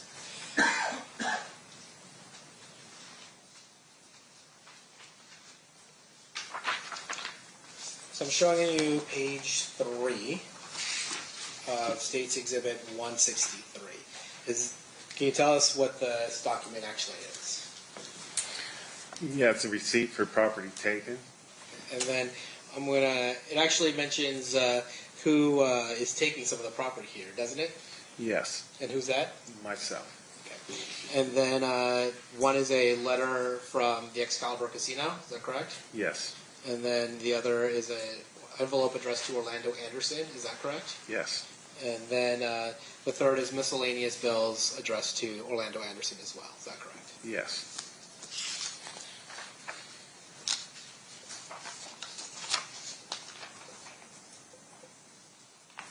And all of these 3 items were collected by you, is that fair to say? Yes. So from Mr. Davis's home, and well, we'll start with 163. We have from Mr. Anderson's home, we have a receipt from the Excalibur. Is that correct? Yes. And then and is part of the reason why you're collecting that receipt is because it's relevant to the investigation as to who shot Mr. Shakur? Yes, we thought it might be significant that it showed that Mr. Davis was in Las Vegas at the time of the shooting. I guess in this one's Mr. Anderson, correct? Yeah. And then from Mr. Davis's house, there's also a receipt, a hotel receipt that was collected. Is that fair? Yes.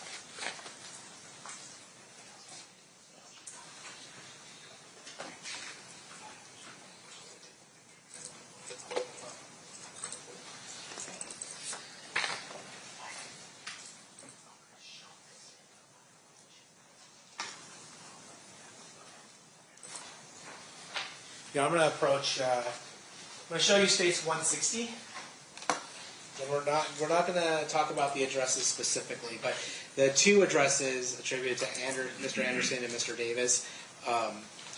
One is at the top, and then one is at the bottom with a red dot. Is that correct? Yes. It's fair to say that they are very close to each other. Yes. I'm going to move 160 to evidence. Any objection? No objection. So admitted.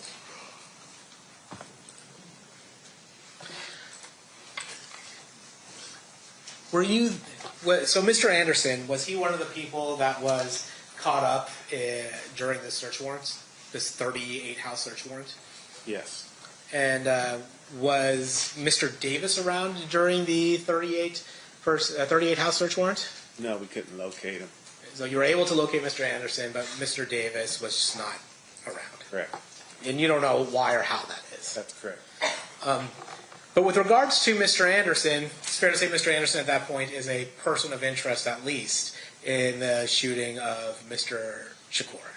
Definitely, yes. And then at that point, do you make him available for questioning with Detective Becker from LVMPD?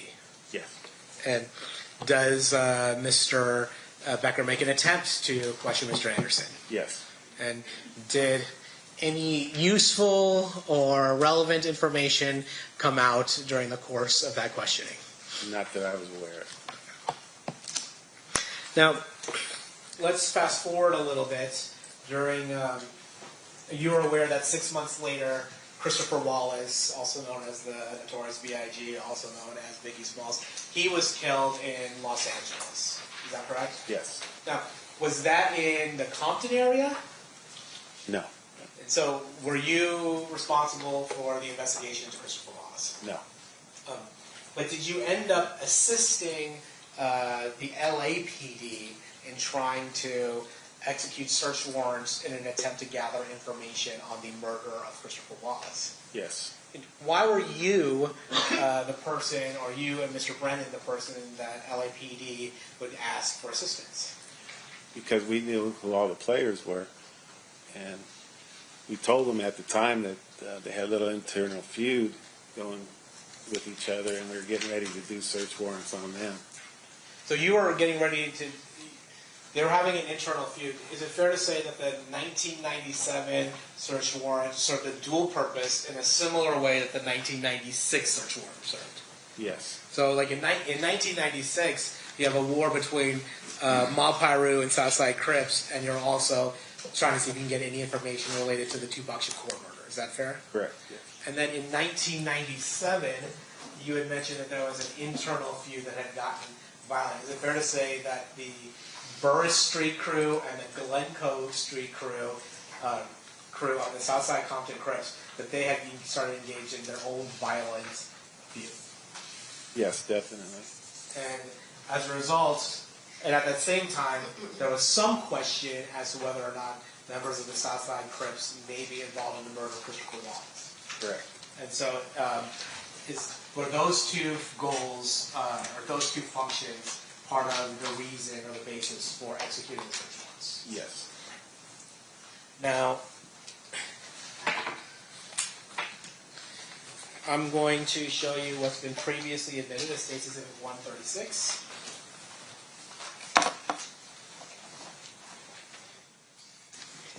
do you recognize State's Exhibit 136? Yes, this is a search warrant we did on. And we're not going to talk about addresses by agreement, but it's a search you did on a different house from the houses that you did in 1996. Is that correct? Yes. And this is a different residence that was associated with Mr. Davis. Is that fair? Yes.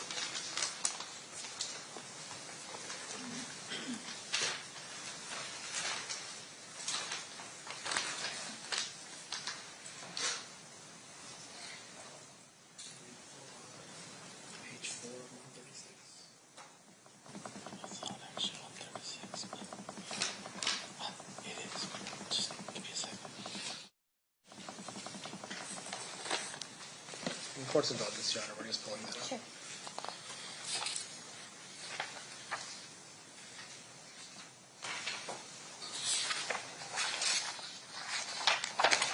Just speaking, so about me. And Mr. DiGiacomo, do you mind zooming in a little bit? Yeah, I figure out how to make the Zoom work on this.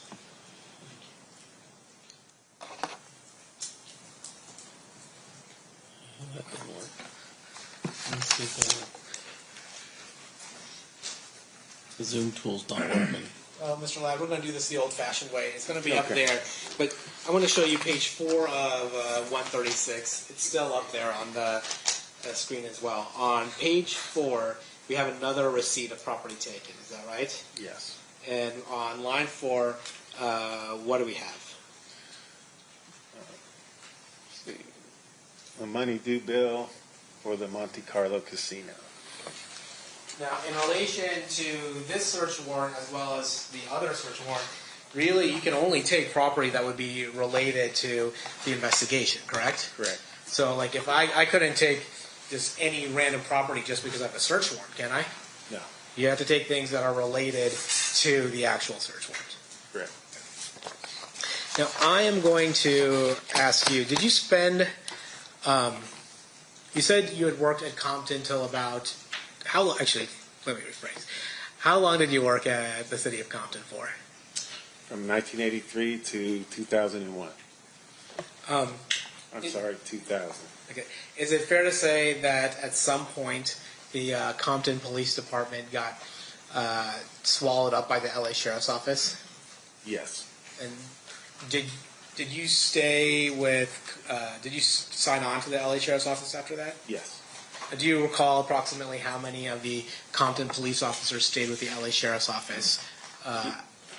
Go ahead if you want to Okay. I'm sorry. I don't want it to be like yesterday where we keep on interrupting each other. Do you recall how many of the Compton police officers were hired on by the LA Sheriff's Office when LA Sheriff's Office took over Compton Police Department? Yeah, I'm not sure the exact number. I think there was like 103 of us, and I think all but 2 were hired by the Sheriff's Department. Now, you ultimately left the LA Sheriff's Office, is that correct? Yes. And then where did you go to work after that? I lateraled over to an agency, Garden Grove PD in Orange County. Probably a little bit safer than the Compton Police Department. You could say that, yes. It was still a busy city, but it wasn't nothing like Compton. And then during that time period is when you started giving talks with Detective Brennan regarding your experience working blooding Crip gangs in Compton. Yes. Is it fair to say that Detective Brennan is no longer with us? Yes, he passed away of cancer several years ago.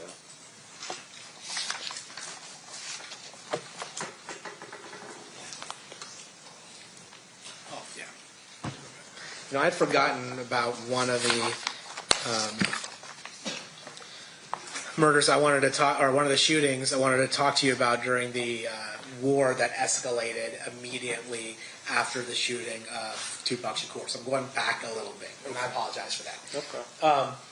One of the people that was shot was a man by the name of Bobby Finch. Is that correct? Yes. And Bobby Finch was actually killed on September 11th. Is that fair? Yes. Did Where did Bobby Finch live in relation to Corey Edwards? Next door. Was Bobby Finch a gang member? No. Was Corey Edwards a gang member? Yes. And what gang did he belong to? Southside Crips.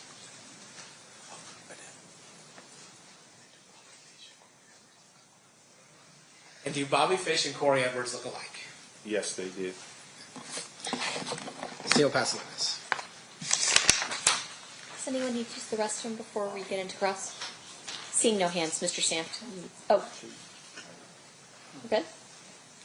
You're good? Restroom. Okay, perfect. All right. During this recess, you're admonished not to talk or converse amongst yourselves or with anyone else on any subject connected to the trial, or read, watch, or listen to any report or commentary on the trial of any person connected with this case by any medium of information, including without limitation, newspaper, television, the internet, and radio, or form or express any opinion on any subject connected with the trial until the case is submitted to you. We'll have you guys back here at, let's say, 2:15. Please rise for the jury.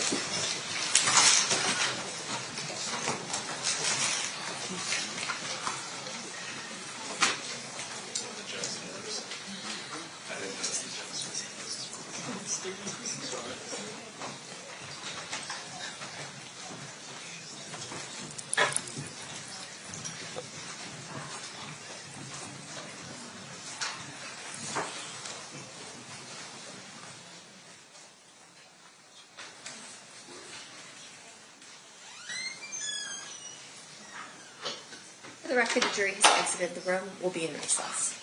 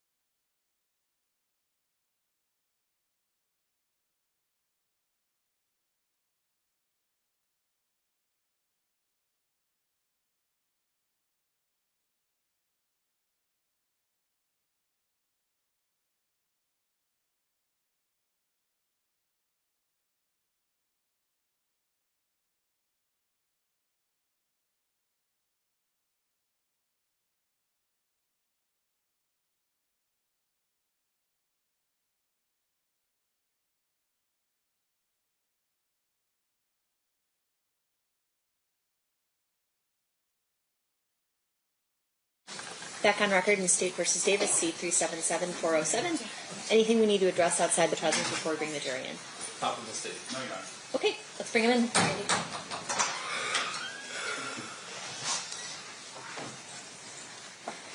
Not ready yet? I guess we should stand since they're coming in.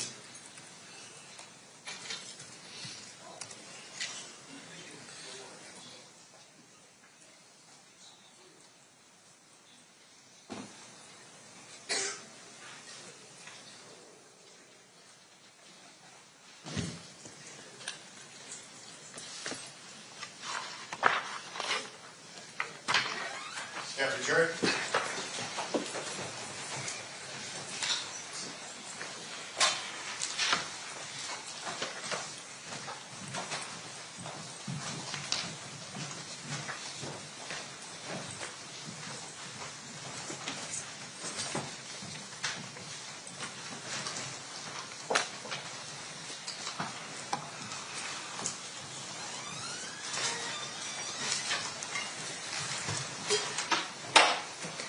Did the parties stipulate to the presence of the jury? Yes, Your Honor. Yes, Your Honor. You may be seated.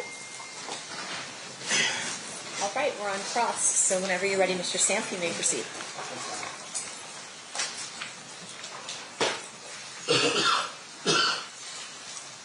Mr. Lang, welcome to Las Vegas. Thank you.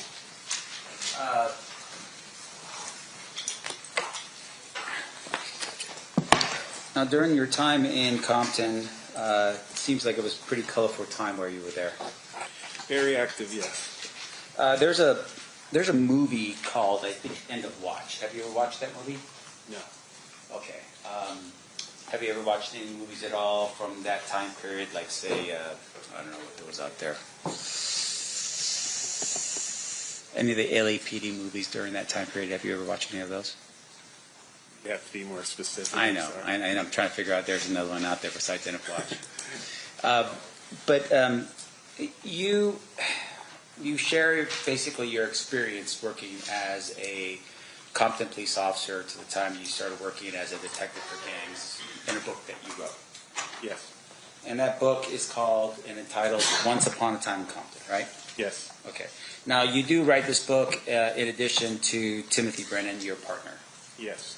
Now, in the book, I've read the book, and when you guys are working together as a team, it's Tim and Bob, right, in the book. You guys, Tim and Bob, we did this, Tim and Bob, we did that, right? Yes. Now, the book itself, as you created the book, fair to say that that was a book that I would think that you would be proud of, the work that you put into the book. Yes. And in terms of the book itself, you could sit here basically as you're talking with us and this jury today, that the book is accurate in terms of what you recall during that time period, right? Yes. And you would have taken great pains to make sure that that book was accurate before it was published. Yes. Meaning, for instance, if you read something in the book that wasn't accurate and it wasn't published yet, you would make a note to either tell Tim or this other lady, I think her name is Lolita, that, hey, this isn't quite right, I don't remember that, and there would be some discussion, maybe changing or something, right? Yes. Okay.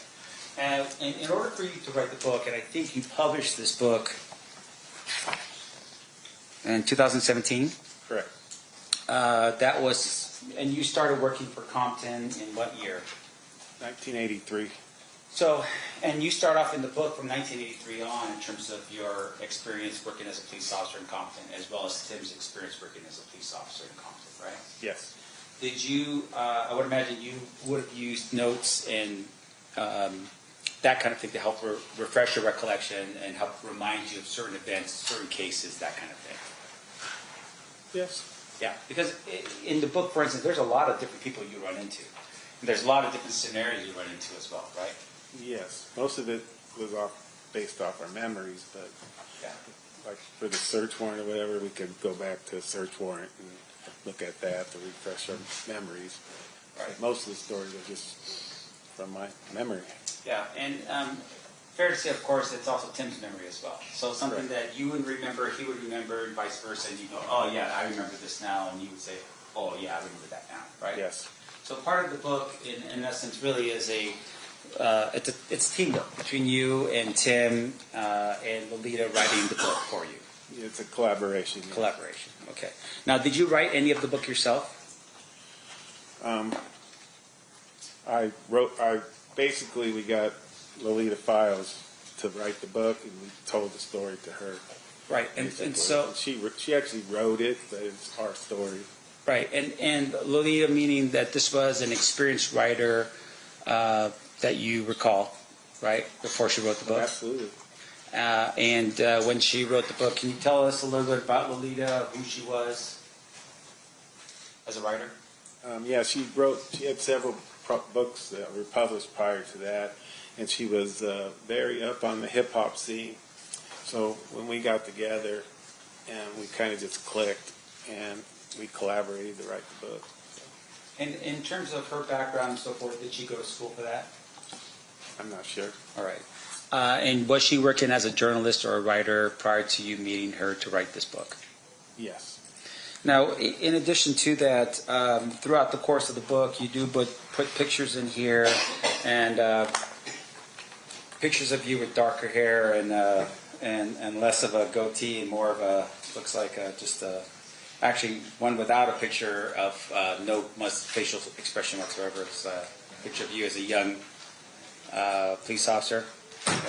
Now, the purpose for these pictures in your book is really to help establish some of the things that were happening during that time period, so the reader could see visually what was going on, right? Correct. Now, in addition to that, in the book,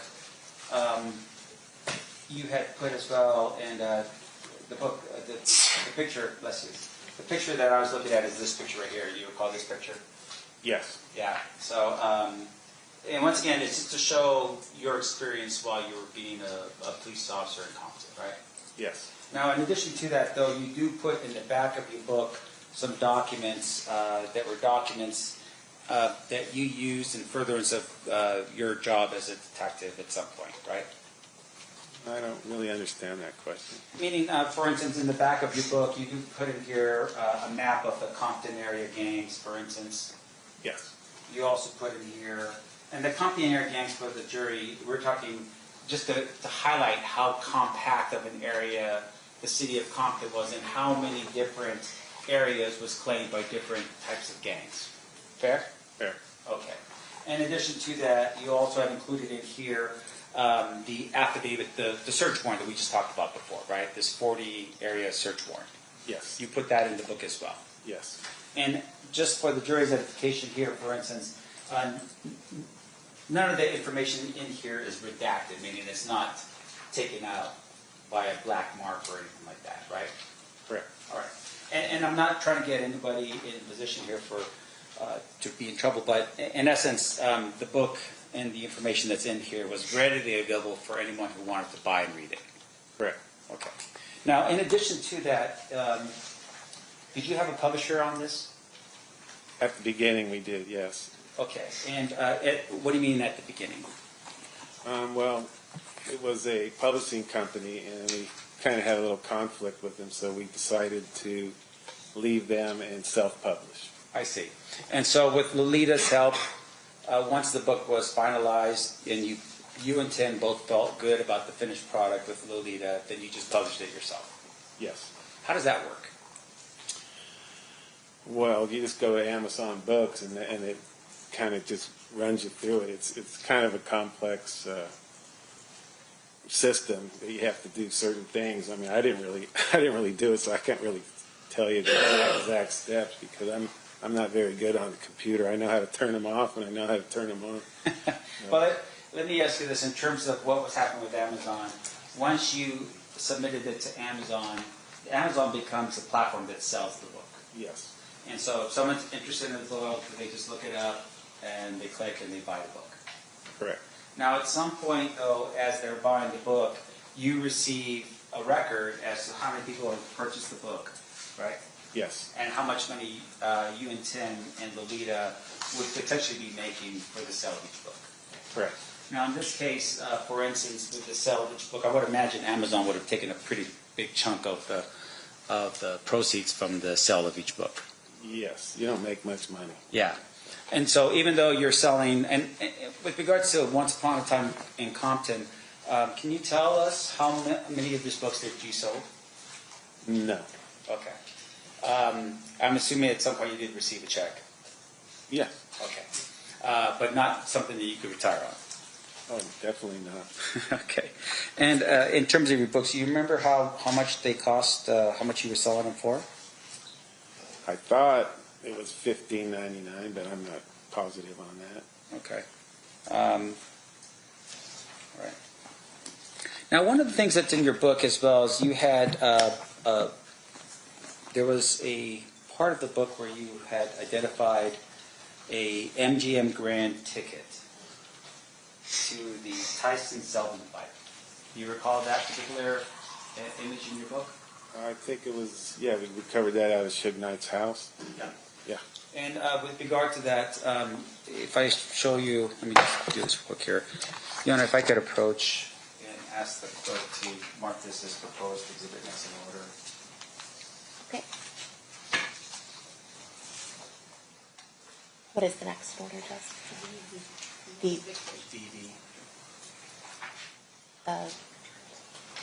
She'll put it on there. Is it B? B? DD. Okay, got it. It'll be a minute. Thank you. Oh, was there any objection? I apologize. I just need to say it first. Oh.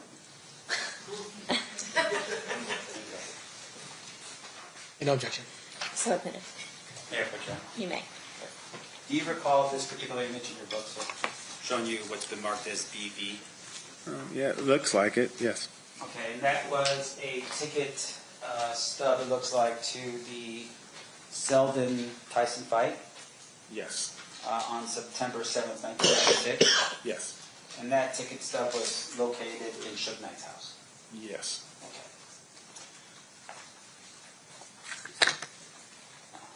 Thank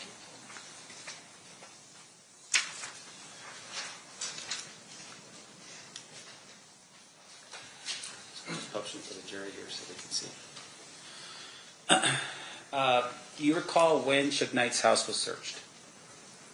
The day that I think it was October 2nd, the day we served all 38 search warrants. I see. And so his house was one of the houses that you were searching to basically try to quell any potential violence in Compton as well as gather information. Yes. Now, with regards to this particular ticket, though, because it was captured, there was an understanding between all the police officers conducting all the searches at the same time that you were looking for information leading to the murder of Tupac that had occurred in September.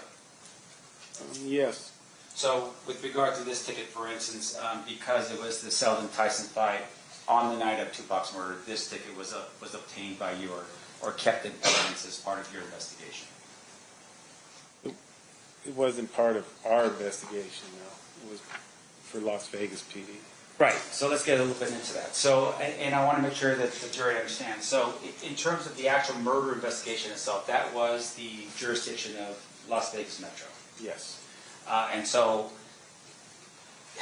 which I guess is difficult here, right? Because potentially everyone that's a potential suspect in the Las Vegas murder potentially would have been residing in Compton, right?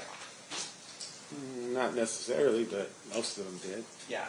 And so on this particular day, when you're out executing the search warrant with all the different locations, you had invited the detectives that were assigned to the Metro homicide investigation here to come out to Compton to be present so that they can interview people if they wanted to. Correct. All right. And so this particular piece of information would have been something that they would have been interested in, I would assume. Yes. All right. Now, we talked a little bit about what was also found, and you had indicated that there were some hotel receipts that were located. Where did I put that?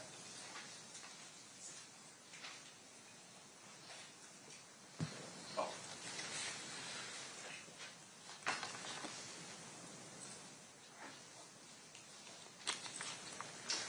I think the state had already presented this to the jury. What was the last exhibit you guys put up for that? It's 161 and 162. It's just, that's the entire return for all locations. Yeah. The two are up there. Okay. Sir, what you were showing earlier in terms of the affidavits in this case, thank you. Fair to say that the size of the affidavits that were shown to you, and once again, this is for the state, or for the jury's edification, State's Exhibit 161, this particular affidavit was actually a lot bigger, right? What do you mean by that? Well, meaning, for instance, that you were targeting some 38 houses, which means that each house had its own paperwork attached to it, which would have made this document a lot bigger than what this document is right now. Oh, for sure. Yeah. And then with regards to the document, we're targeting or focusing on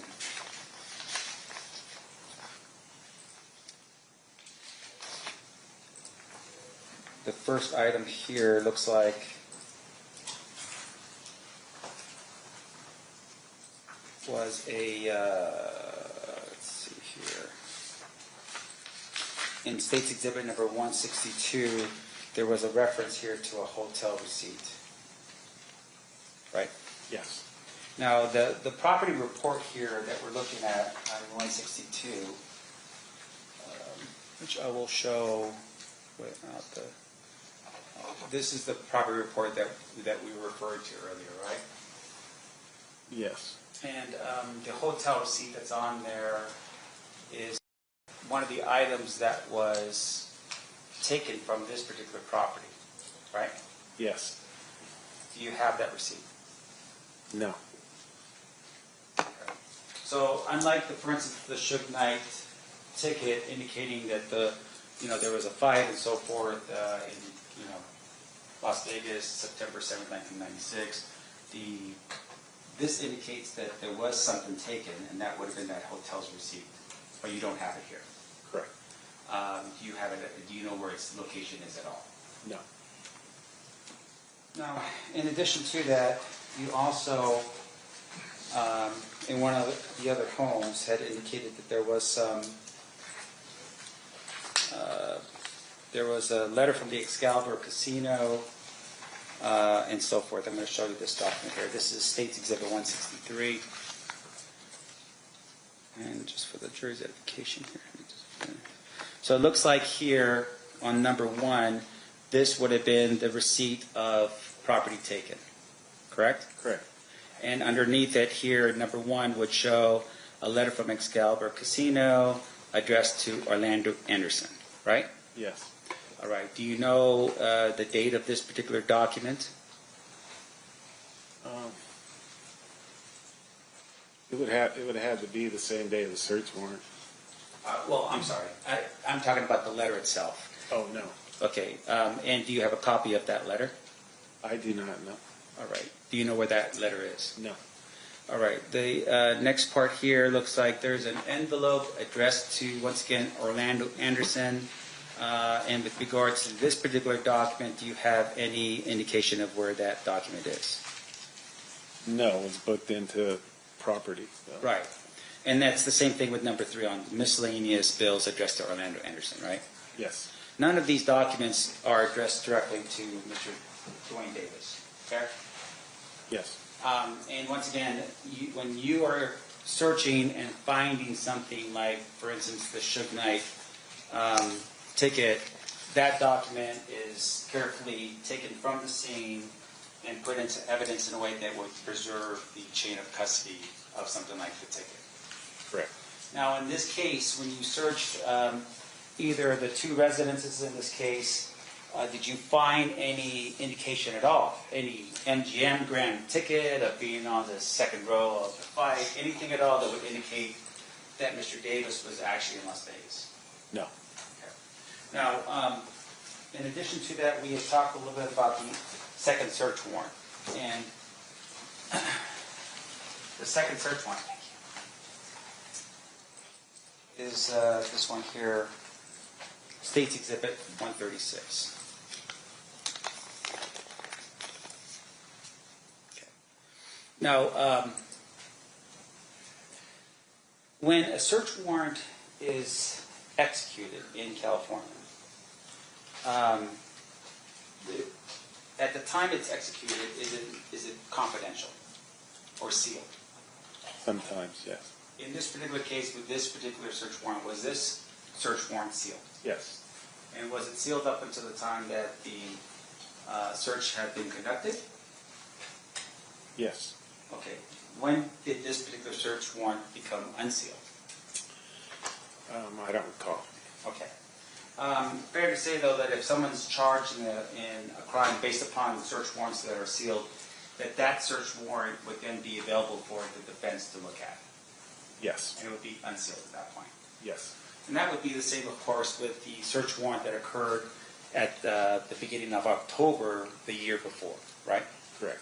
So in this case, with this particular search warrant here, this is dated as of May 27th, 1997.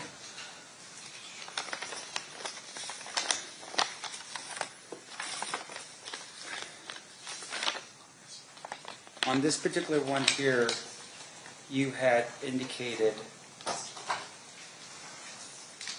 the following. This is on page 4 of this document. The information that I think we're most interested in is line 4 of that document, right? Yes.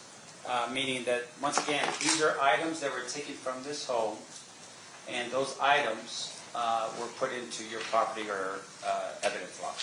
Correct. And number 4 is a money due bill from the Monte Carlo casino. Right? Can you tell us the date of what this money due bill was for? No. All right. And once again, your search in this particular regard was actually May of 1997, right? Quite a few months after the September 7th, 1996 shooting. Correct. In addition to that, in terms of that money due, can you tell us, for instance, who that money due bill was addressed to? No. Okay. Now, there were some questions by the state on that issue about the fact that this was actually a search warrant investigating into the murder of Biggie Smalls. Remember that line of questioning from the Yes. state? But fair to say, of course, that even then, as you're conducting this kind of investigation, you are still thinking about the Tupac case, right? For sure. Yeah, you weren't just at that particular point forgetting that the Tupac murder even occurred. You're still thinking during that time period, if you run across something you think is relevant, you would have identified it, right? Correct. In addition to that, though, you would have identified it, you would have called Metro and say, hey, by the way, we got something there that will help you with the Tupac murder investigation. Fair? Fair. Okay. There's no reason why you wouldn't have done that? Not that I know of, no. Now, we talked a little bit about the size of some of the people that were involved here, and I think it was DeAndre Smith you said was a pretty big guy? Yes. All right. And you said he was like, what, 6'2", 6'3", and about 300 pounds, something like that, big guy? About 6'4", 300 pounds. Okay. Did he play any sports or anything as far as you know? I think he did. I'm not positive. Okay. What sport. Now, are you aware of an individual by the name of Terrence Brown? Yes. And was Terrence Brown one of the individuals that was potentially a suspect in the Tupac murder? Yes. All right. Now, with regards to Terrence Brown, can you describe for us how, like, his size as well? Yeah. He's approximately a little shorter than you, and just medium built. So a good-looking guy? I'm sorry? I don't know. I don't know about that, but... So it's a little bit shorter than me and about my size. Right. Okay. Let's just put it down as I'm 6'2", so that's like, I'm just kidding, 5'8" and something else. And then in terms of the at the time with Terrence Brown, you are aware that Terrence Brown actually dies in, 2015? Yes. Right. And when he dies, do you know how he dies? Yes. How did he die?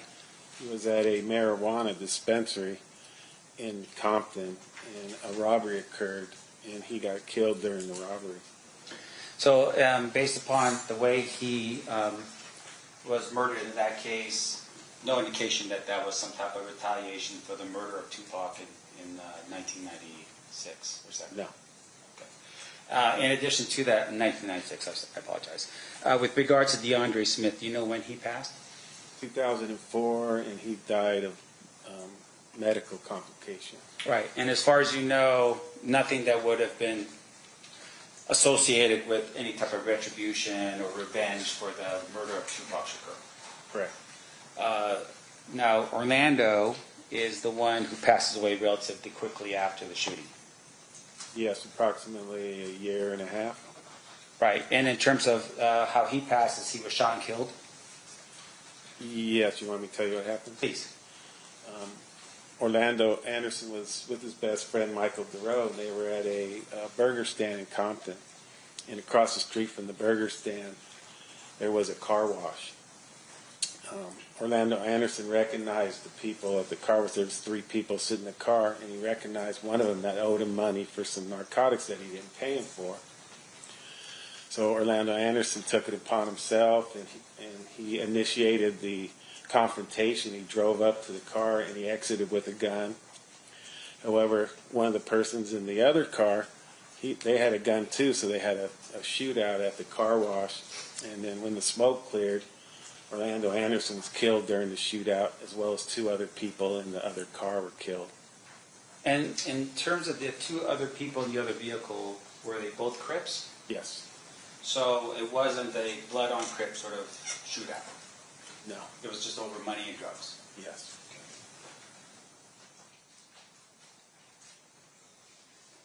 Now, we've had some discussion here about Darnell Brin. And you're familiar with Darnell Brin? Yes. And the way I'm understanding this is that within the Southside Crips, you had 2 different factions. Correct. You had the Glencoe faction with Darnell Brin. Yes. And then you had the Burr Street faction. Correct. Now, in terms of the 2 different factions that we have here, the Burr Street faction was a faction that was dealing with the drugs, mostly? I'm sorry, can you repeat that? In terms of the Burr Street faction, that they deal in drugs? That was one of the things that they were involved in, yes. Yeah. And in terms of the other faction, we talked a little bit about Darnell Brin. He was a shot caller. Correct. And he was a violent person. He had the potential of being a violent person, yes. Well, you recall in your book describing him as a very violent person? I don't recall that, but if it's in there, it's what I said. Okay. And once again, it would have been something that if it wasn't true in your book, you would have corrected it. Yeah, I'm not saying he wasn't a violent person. Yeah. He definitely has the potential to be a violent person. And isn't it fair to say, though, like even in your book, that you describe him as being someone that was implicated in some attempt murders, that kind of thing as well? Absolutely. Darnell Brin. Yes. Now, Darnell Brin is shot in the back how many days after the shooting of Tupac Shakur? 2. And with regards to the shooting in the back, do you know who shot him in the back? No. Okay. We were told it was Pyrus, though. Right. And would that fall more into the idea of what you're saying about retaliation in this case? Yes. Now, there are other people that potentially were considered, I think including the initial investigation here, as being part of the Tupac murder. Do you recall a person by the name of Noel Spank Johnson? Yes. All right. And he is also a Southside Crip member, part of the Glencoe crew. Correct. All right. Do you recall a person by the name of Jerry Monk Bond? Yes. All right. Once again, part of the Glencoe crew. Correct. And then also Orlando Anderson. Correct. Okay. So those individuals at some point were considered to be potentially involved in the murder of Tupac Shakur, correct? Yes. Okay. Now, in addition to that, when you had conducted the searches on Mr. Davis's home and the locations that we're at, did you ever find money? Not that I'm aware of, no. No vast sums of money for somebody making 20% of $4 million a month? No. How about expensive clothes, like stuff that was worth, suits worth $6,000, anything like that? I don't recall the clothing that was inside. Yeah, but in terms of, just information about the individual's living conditions, for instance, did you find any expensive cars that he owned or anything like that? Besides the lowriders and stuff that people put a lot of work into. Well, them are expensive cars to me, so yes, we did. And when you say lowriders, are we talking about lowriders here or BMWs? Monte Carlos, hydraulics, all that kind of stuff. Sure. And in terms of the Monte Carlos and the hydraulics, Mr. Davis was actually part of what they call a lowrider club in Compton? No, I wasn't aware of that. Okay. You're not aware of, let me ask this next question. But in terms of the vehicles we're talking about, they were not for, Mercedes-Benz, BMW, nothing like that. They were just modified cars. Correct. Now, in addition to that,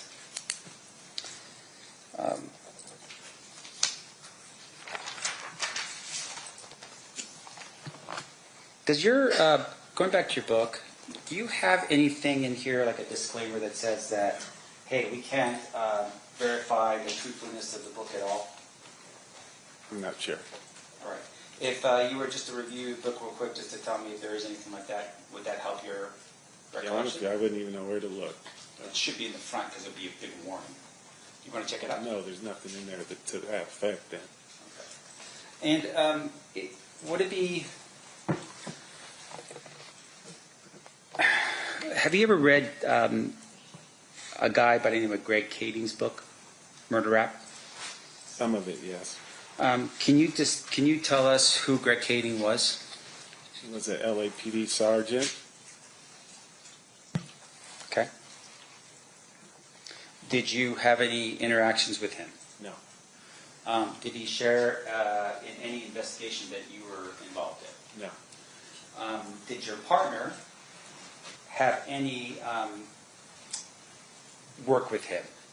Yes. And the work that we're talking about is in the task force that was assigned to investigate the murder of Biggie Smalls. Correct. And he was part of, Tim Brennan was part of that along with Mr. Kading. Correct. All right.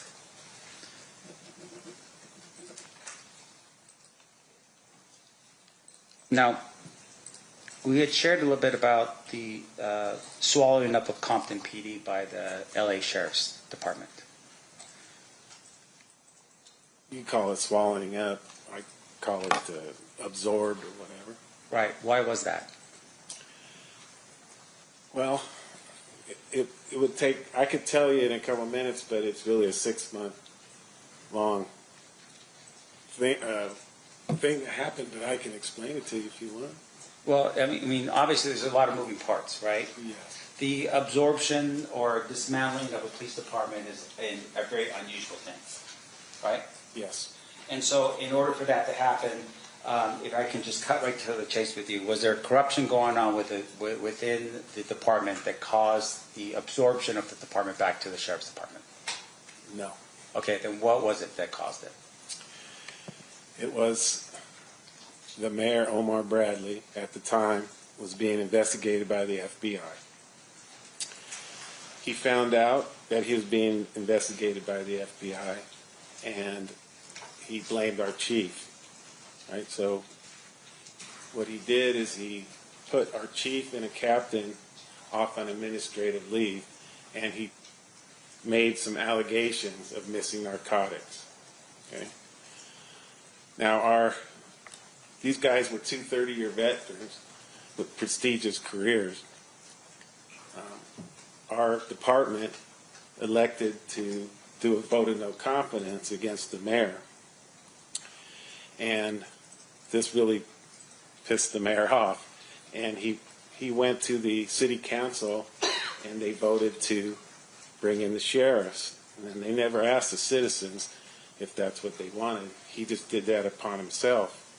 Now, there was a long investigation regarding the stolen narcotics, and our 2 captain and chief were exonerated. There's a 60-page report on it, and it was resulted in one Hispanic narcotic officer was taken to narcotics, and he was dealt with.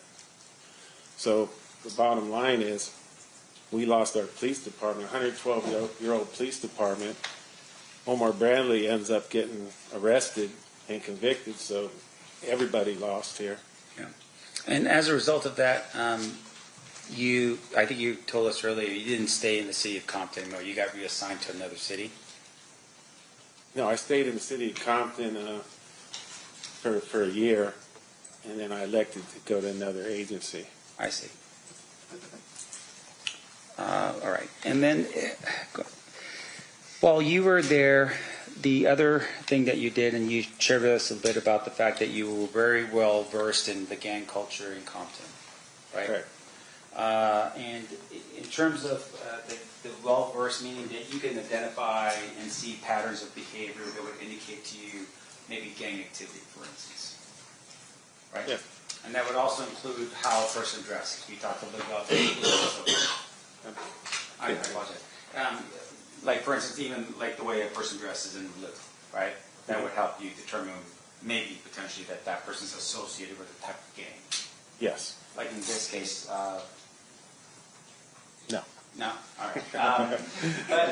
But with regards to the way it's set up, though, is that did you at any point ever determine that Tupac Shakur was a member of a gang?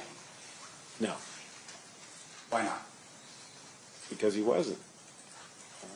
And when you say that, I mean, obviously he's associated with the mob, with the death row label. Correct. And he was also at that particular point hanging around with Suge Knight.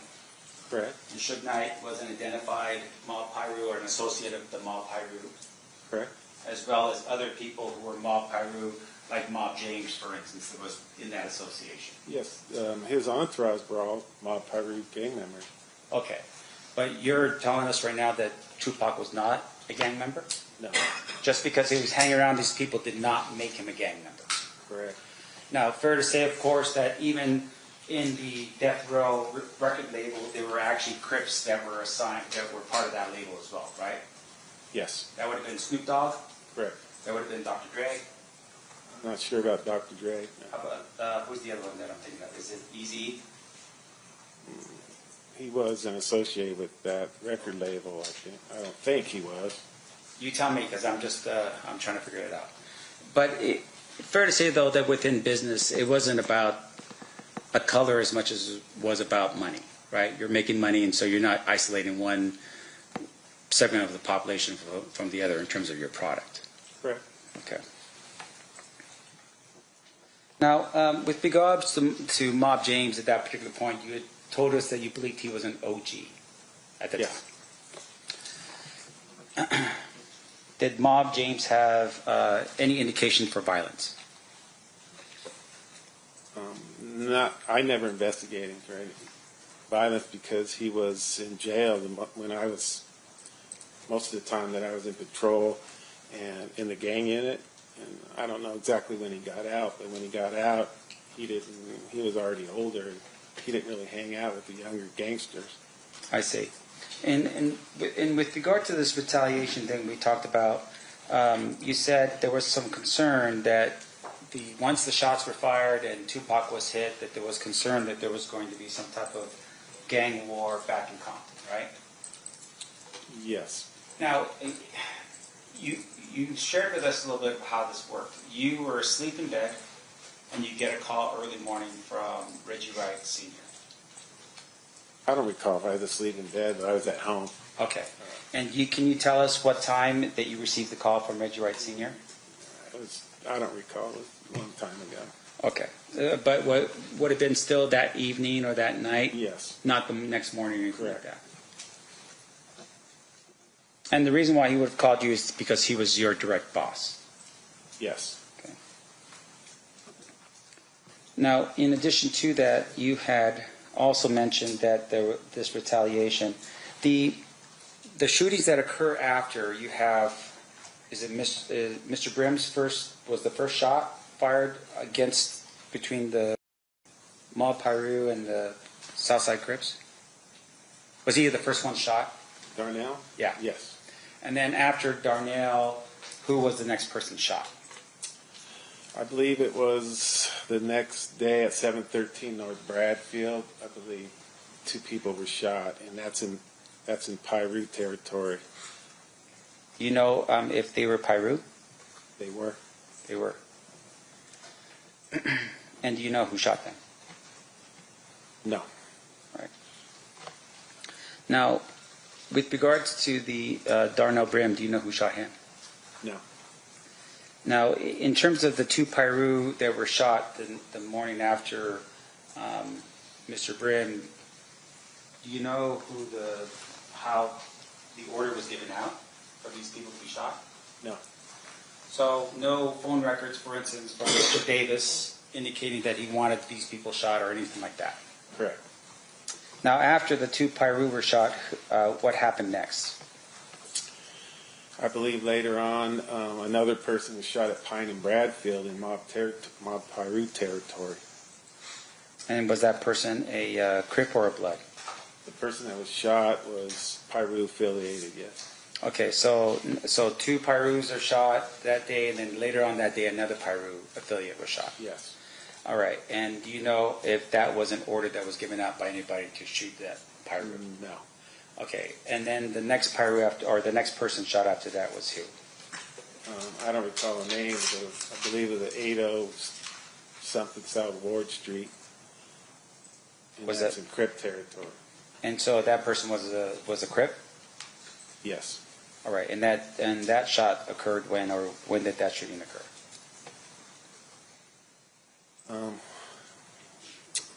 I don't recall. All right.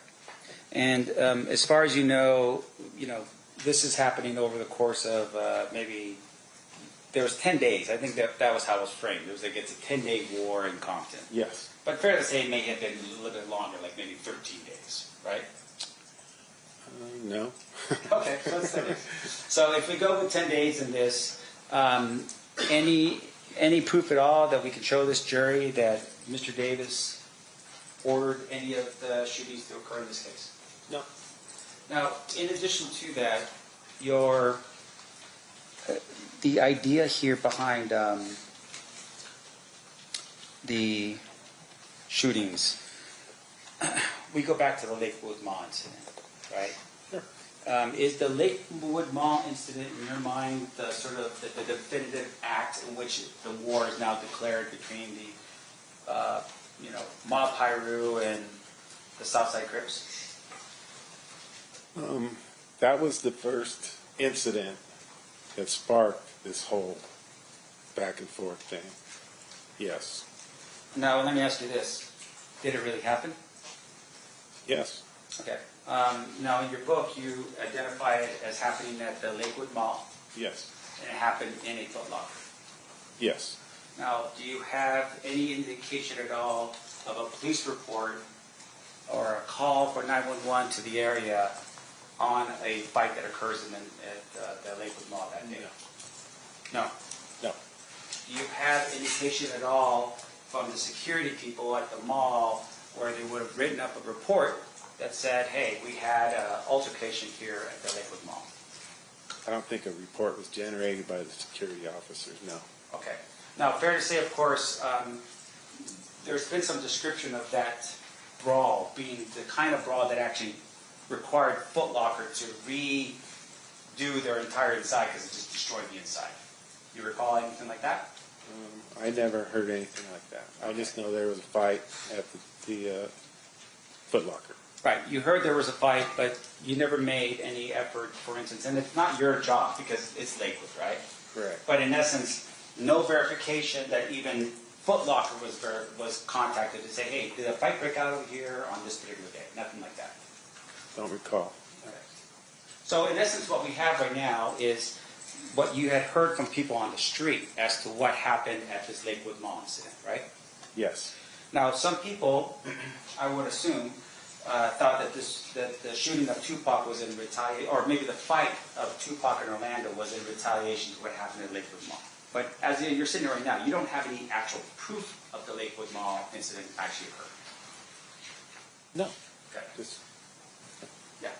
Now, in addition to that,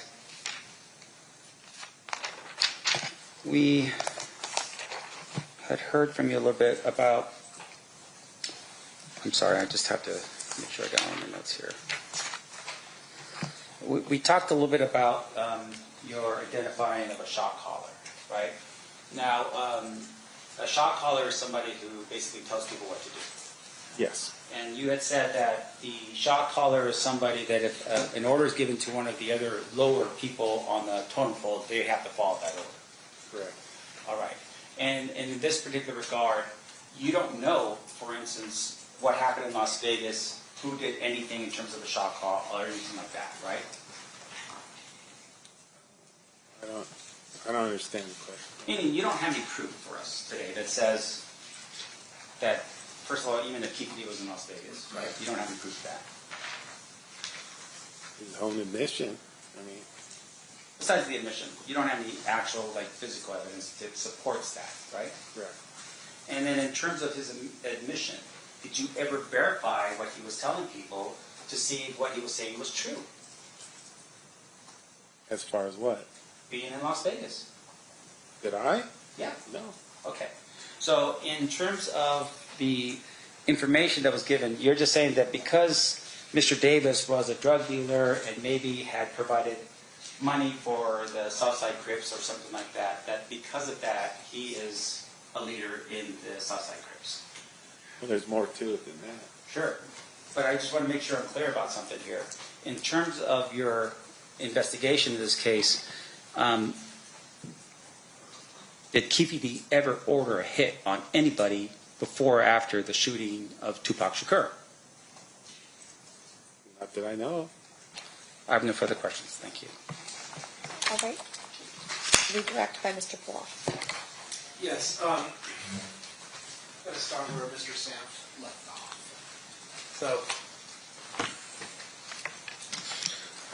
Mr. Samt asked you if you had any proof that Mr. Davis was in Las Vegas at the time of the Tupac Shakur murder. And your response was his admission. Is that fair to say? Right. Now, you have investigated hundreds of homicides. Is that right? Correct. Have you ever relied on a defendant's or suspect's admission to form a case? Yes, sir. In fact, in gang cases in particular, where witnesses are scared to come out, is a defendant's admission of committing a murder powerful evidence used to prosecute? Yeah, that's basically that's how most of our gang crimes get solved, is by self-admission or incrimination. Okay, and then Mr. Samt asked you about you don't know that whether or not Mr. Davis ordered the hit. And to be fair, you weren't in the Cadillac, were you? No. Okay.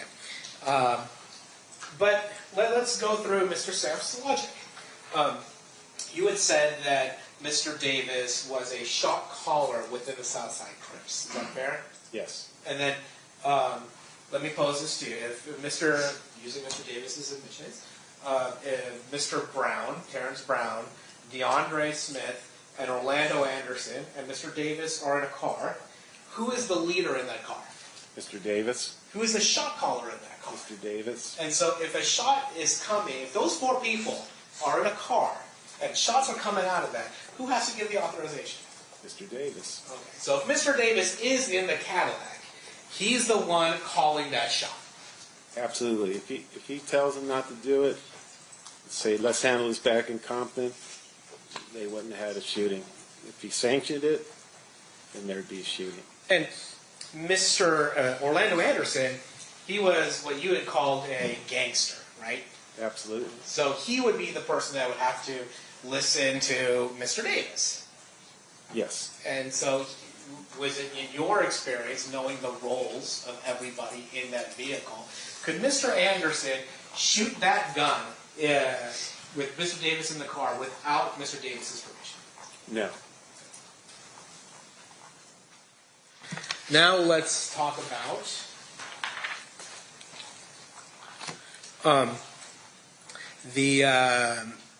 your book. When was your book published? 2017.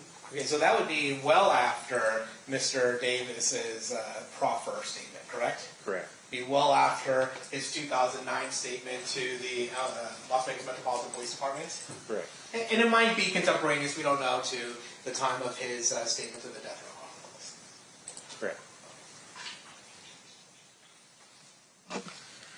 Regarding the, I want to talk a little bit about the LA Sheriff's Office absorbing the Compton Police Department. Is it fair to say that a function of that transfer was that some of the evidence that was retained from those search warrants just were, for lack of a better term, lost? Yes. I mean, I didn't know it at the time. I mean, we just switched police departments, and they absorbed us, and they kind of were responsible for all the evidence, too. So I don't know what happened to it after we got absorbed by the sheriff's department. Mr. Sanf mentioned Reggie Wright Sr. to you. Did Reggie Wright Sr. ever ask you to work on behalf of the mob pirates? No. Did you ever work on behalf of the mob pirates? Never. Okay. Talking about the Burris Street faction, Mr. Sanf mentioned that Mr. Sanf asked you some question about Southsiders. Darnell Brim was actually in conflict with this Burris Street crew. Is that fair? Yes. But Michael Giroux was a member of the Southside Compton Crips, the Burris Street crew. Is that fair? Yes. He went by Little Owl. Is that right? That is correct.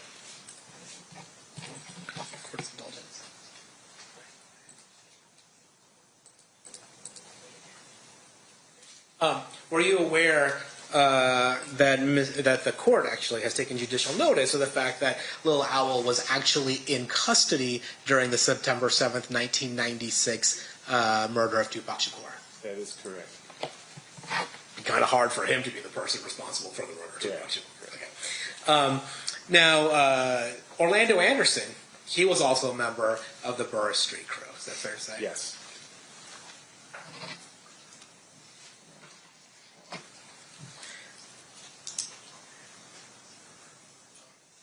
And we had talked about before, Corey Edwards was a member of the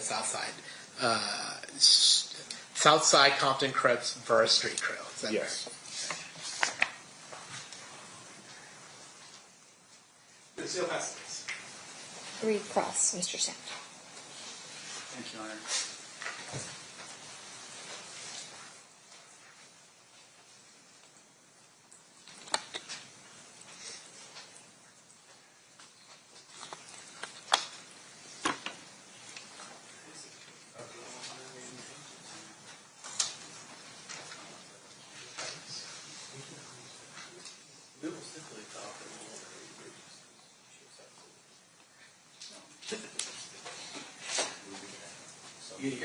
We'll get a clean copy for you, a little bit.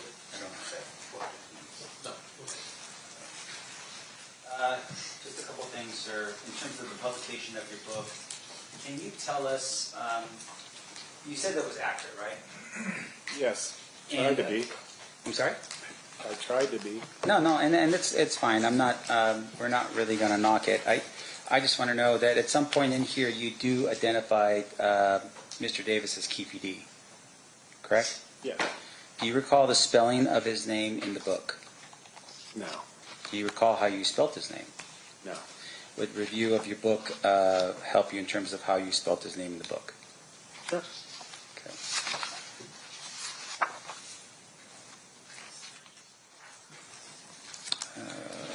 Let me make sure I got it here.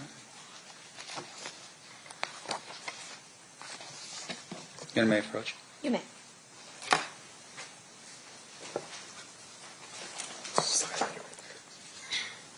Okay. Okay. And just for the record, how did you spell his name in the book? K-E-E-F-E. Right. And do you have any reason to doubt the accuracy of your spelling of his name? I could be misspelled. I don't know. Yeah. I don't. Go ahead. No, go ahead. No, but in terms of, for instance, I would imagine during the time period that that's not a usual name, Keffe. No. And you would have learned that that name Keffe was more of a nickname. Correct. It wasn't his birth name, for instance. Correct. And in terms of that name itself, you would have had, like, say, for instance, field interview cards. If you ever ran across individuals, you would put their names down and maybe their monikers or their street names or their nicknames, for instance. Correct. Did you ever fill out a field interview card for Mr. Davis? I don't think I ever did, no. Yeah. And once again, these field interview cards that you would have used are cards that would help law enforcement identify people that potentially are gang affiliated. Yes, it does help, yes. Yeah. And what usually would happen, I would assume, is that when you happen upon someone that you're speaking to and you identify him to be maybe a member of a gang, you would write out information about him, including his nickname and so forth, on a card that would help other law enforcement know whether or not they're affiliated with a gang or not. Correct.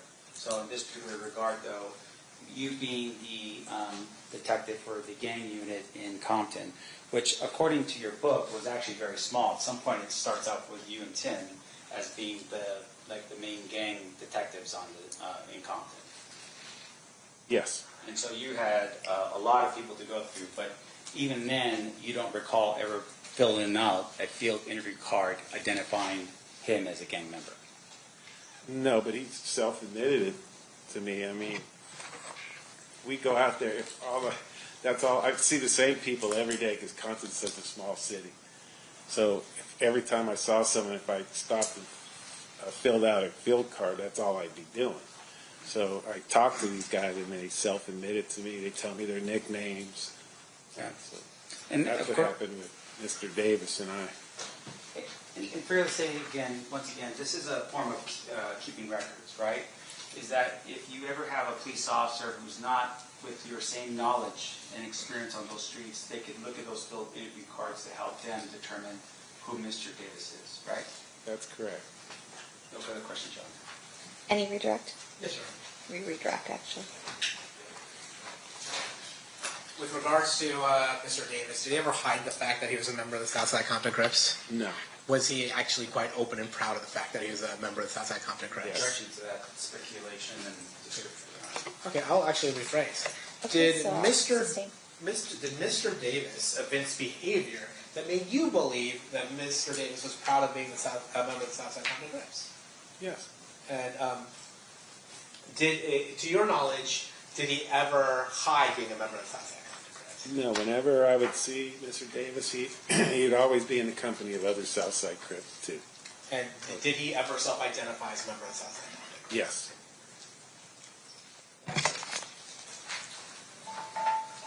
Is that it for you, Mr. Poole? Yes. Anything else, Mr. Sam? No. Ladies and gentlemen of the jury, any questions for this witness? Okay, we have a few.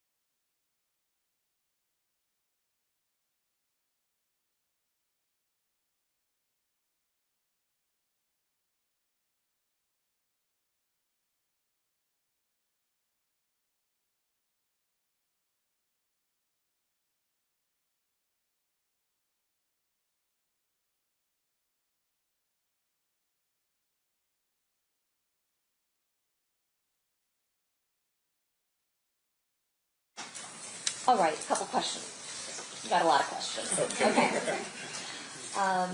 Why is Tupac not seen as a mob pyro while in company of other members, but Mr. Davis is? Well, there's nothing that documented Tupac as a Pyru. Now, he associated with them, but he didn't live their lifestyle. He was a rapper.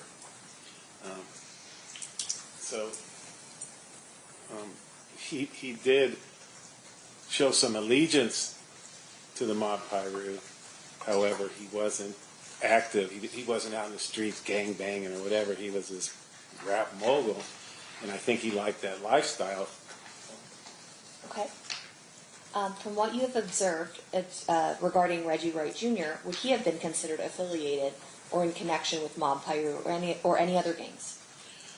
No. Reggie was the head of security for Death Row Records,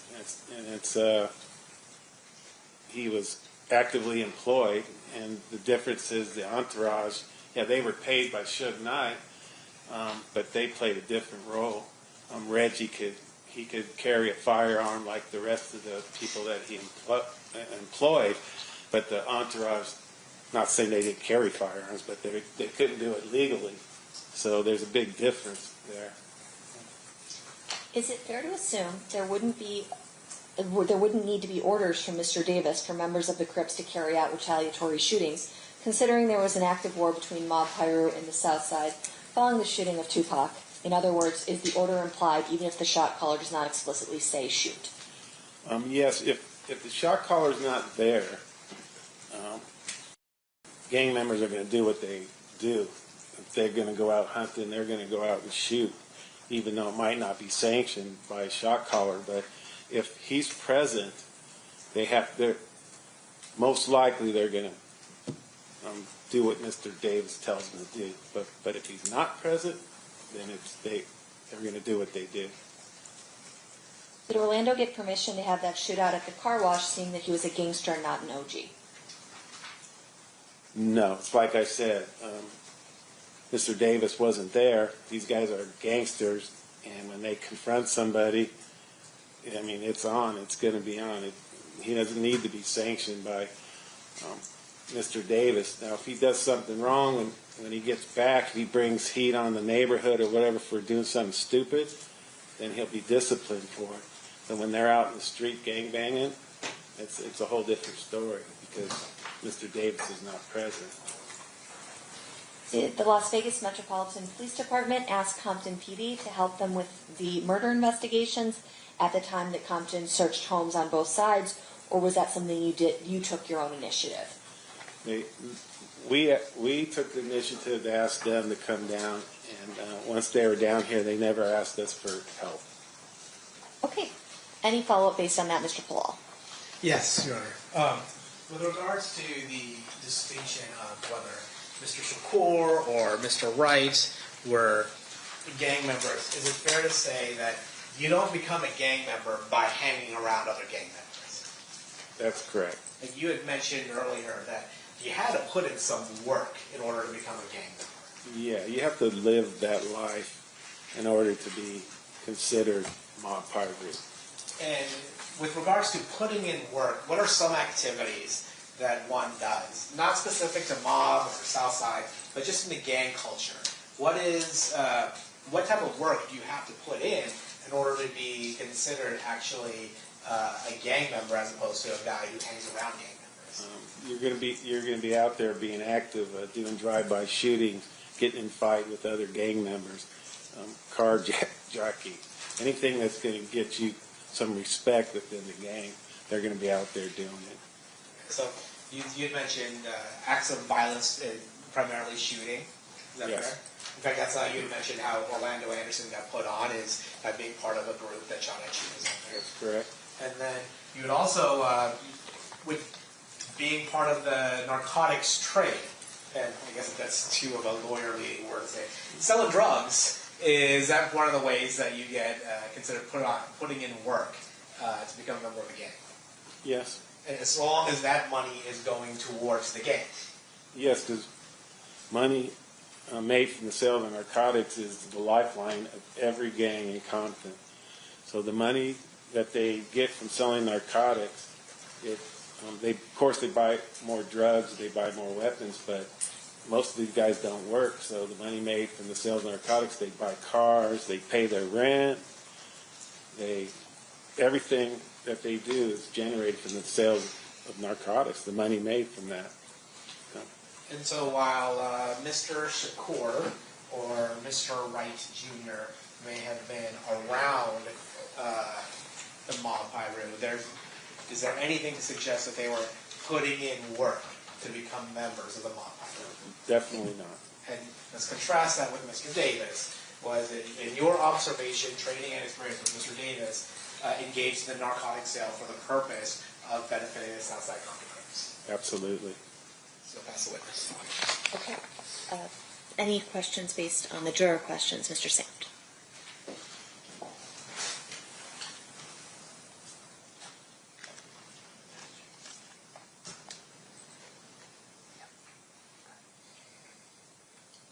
No, Your Honor. Okay. Thank you so much for being here. You are excused. Thank you.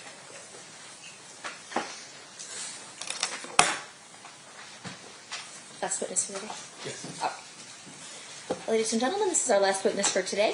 We are going to recess for the evening. During this recess, you are admonished not to talk or converse amongst yourselves or with anyone else on any subject connected to the trial, or read, watch, or listen to any report or commentary on the trial of any person connected with this case by any medium of information, including without limitation, newspaper, television, internet, and radio, or form or express any opinion on any subject connected with the trial until the case is submitted to you. We'll see you guys back here at 1 p.m.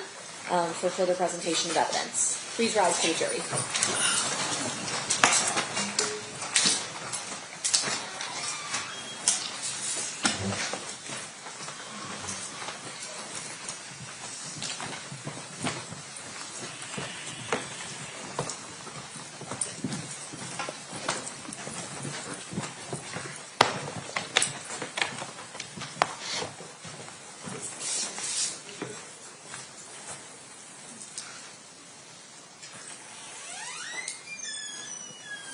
For the record, the jury has exited the room. Anything we need to address outside the presence? Nothing from the stand.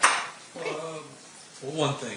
Mr. Santa asked if we could admit the entire 180-page return from the search warrant. We had no objection to that, and so we will bring a clean copy for Mr. Singh to put in tomorrow. Also, we still need to correct the 2017, the 717 transcript and audio. I'll have that brought forward tomorrow. What exhibit will the return be? I have no idea. Will it be a defense or state? It's the defense. Defense next in line, so that would be WW. WW. Okay, sounds good. Thank you. Thank you.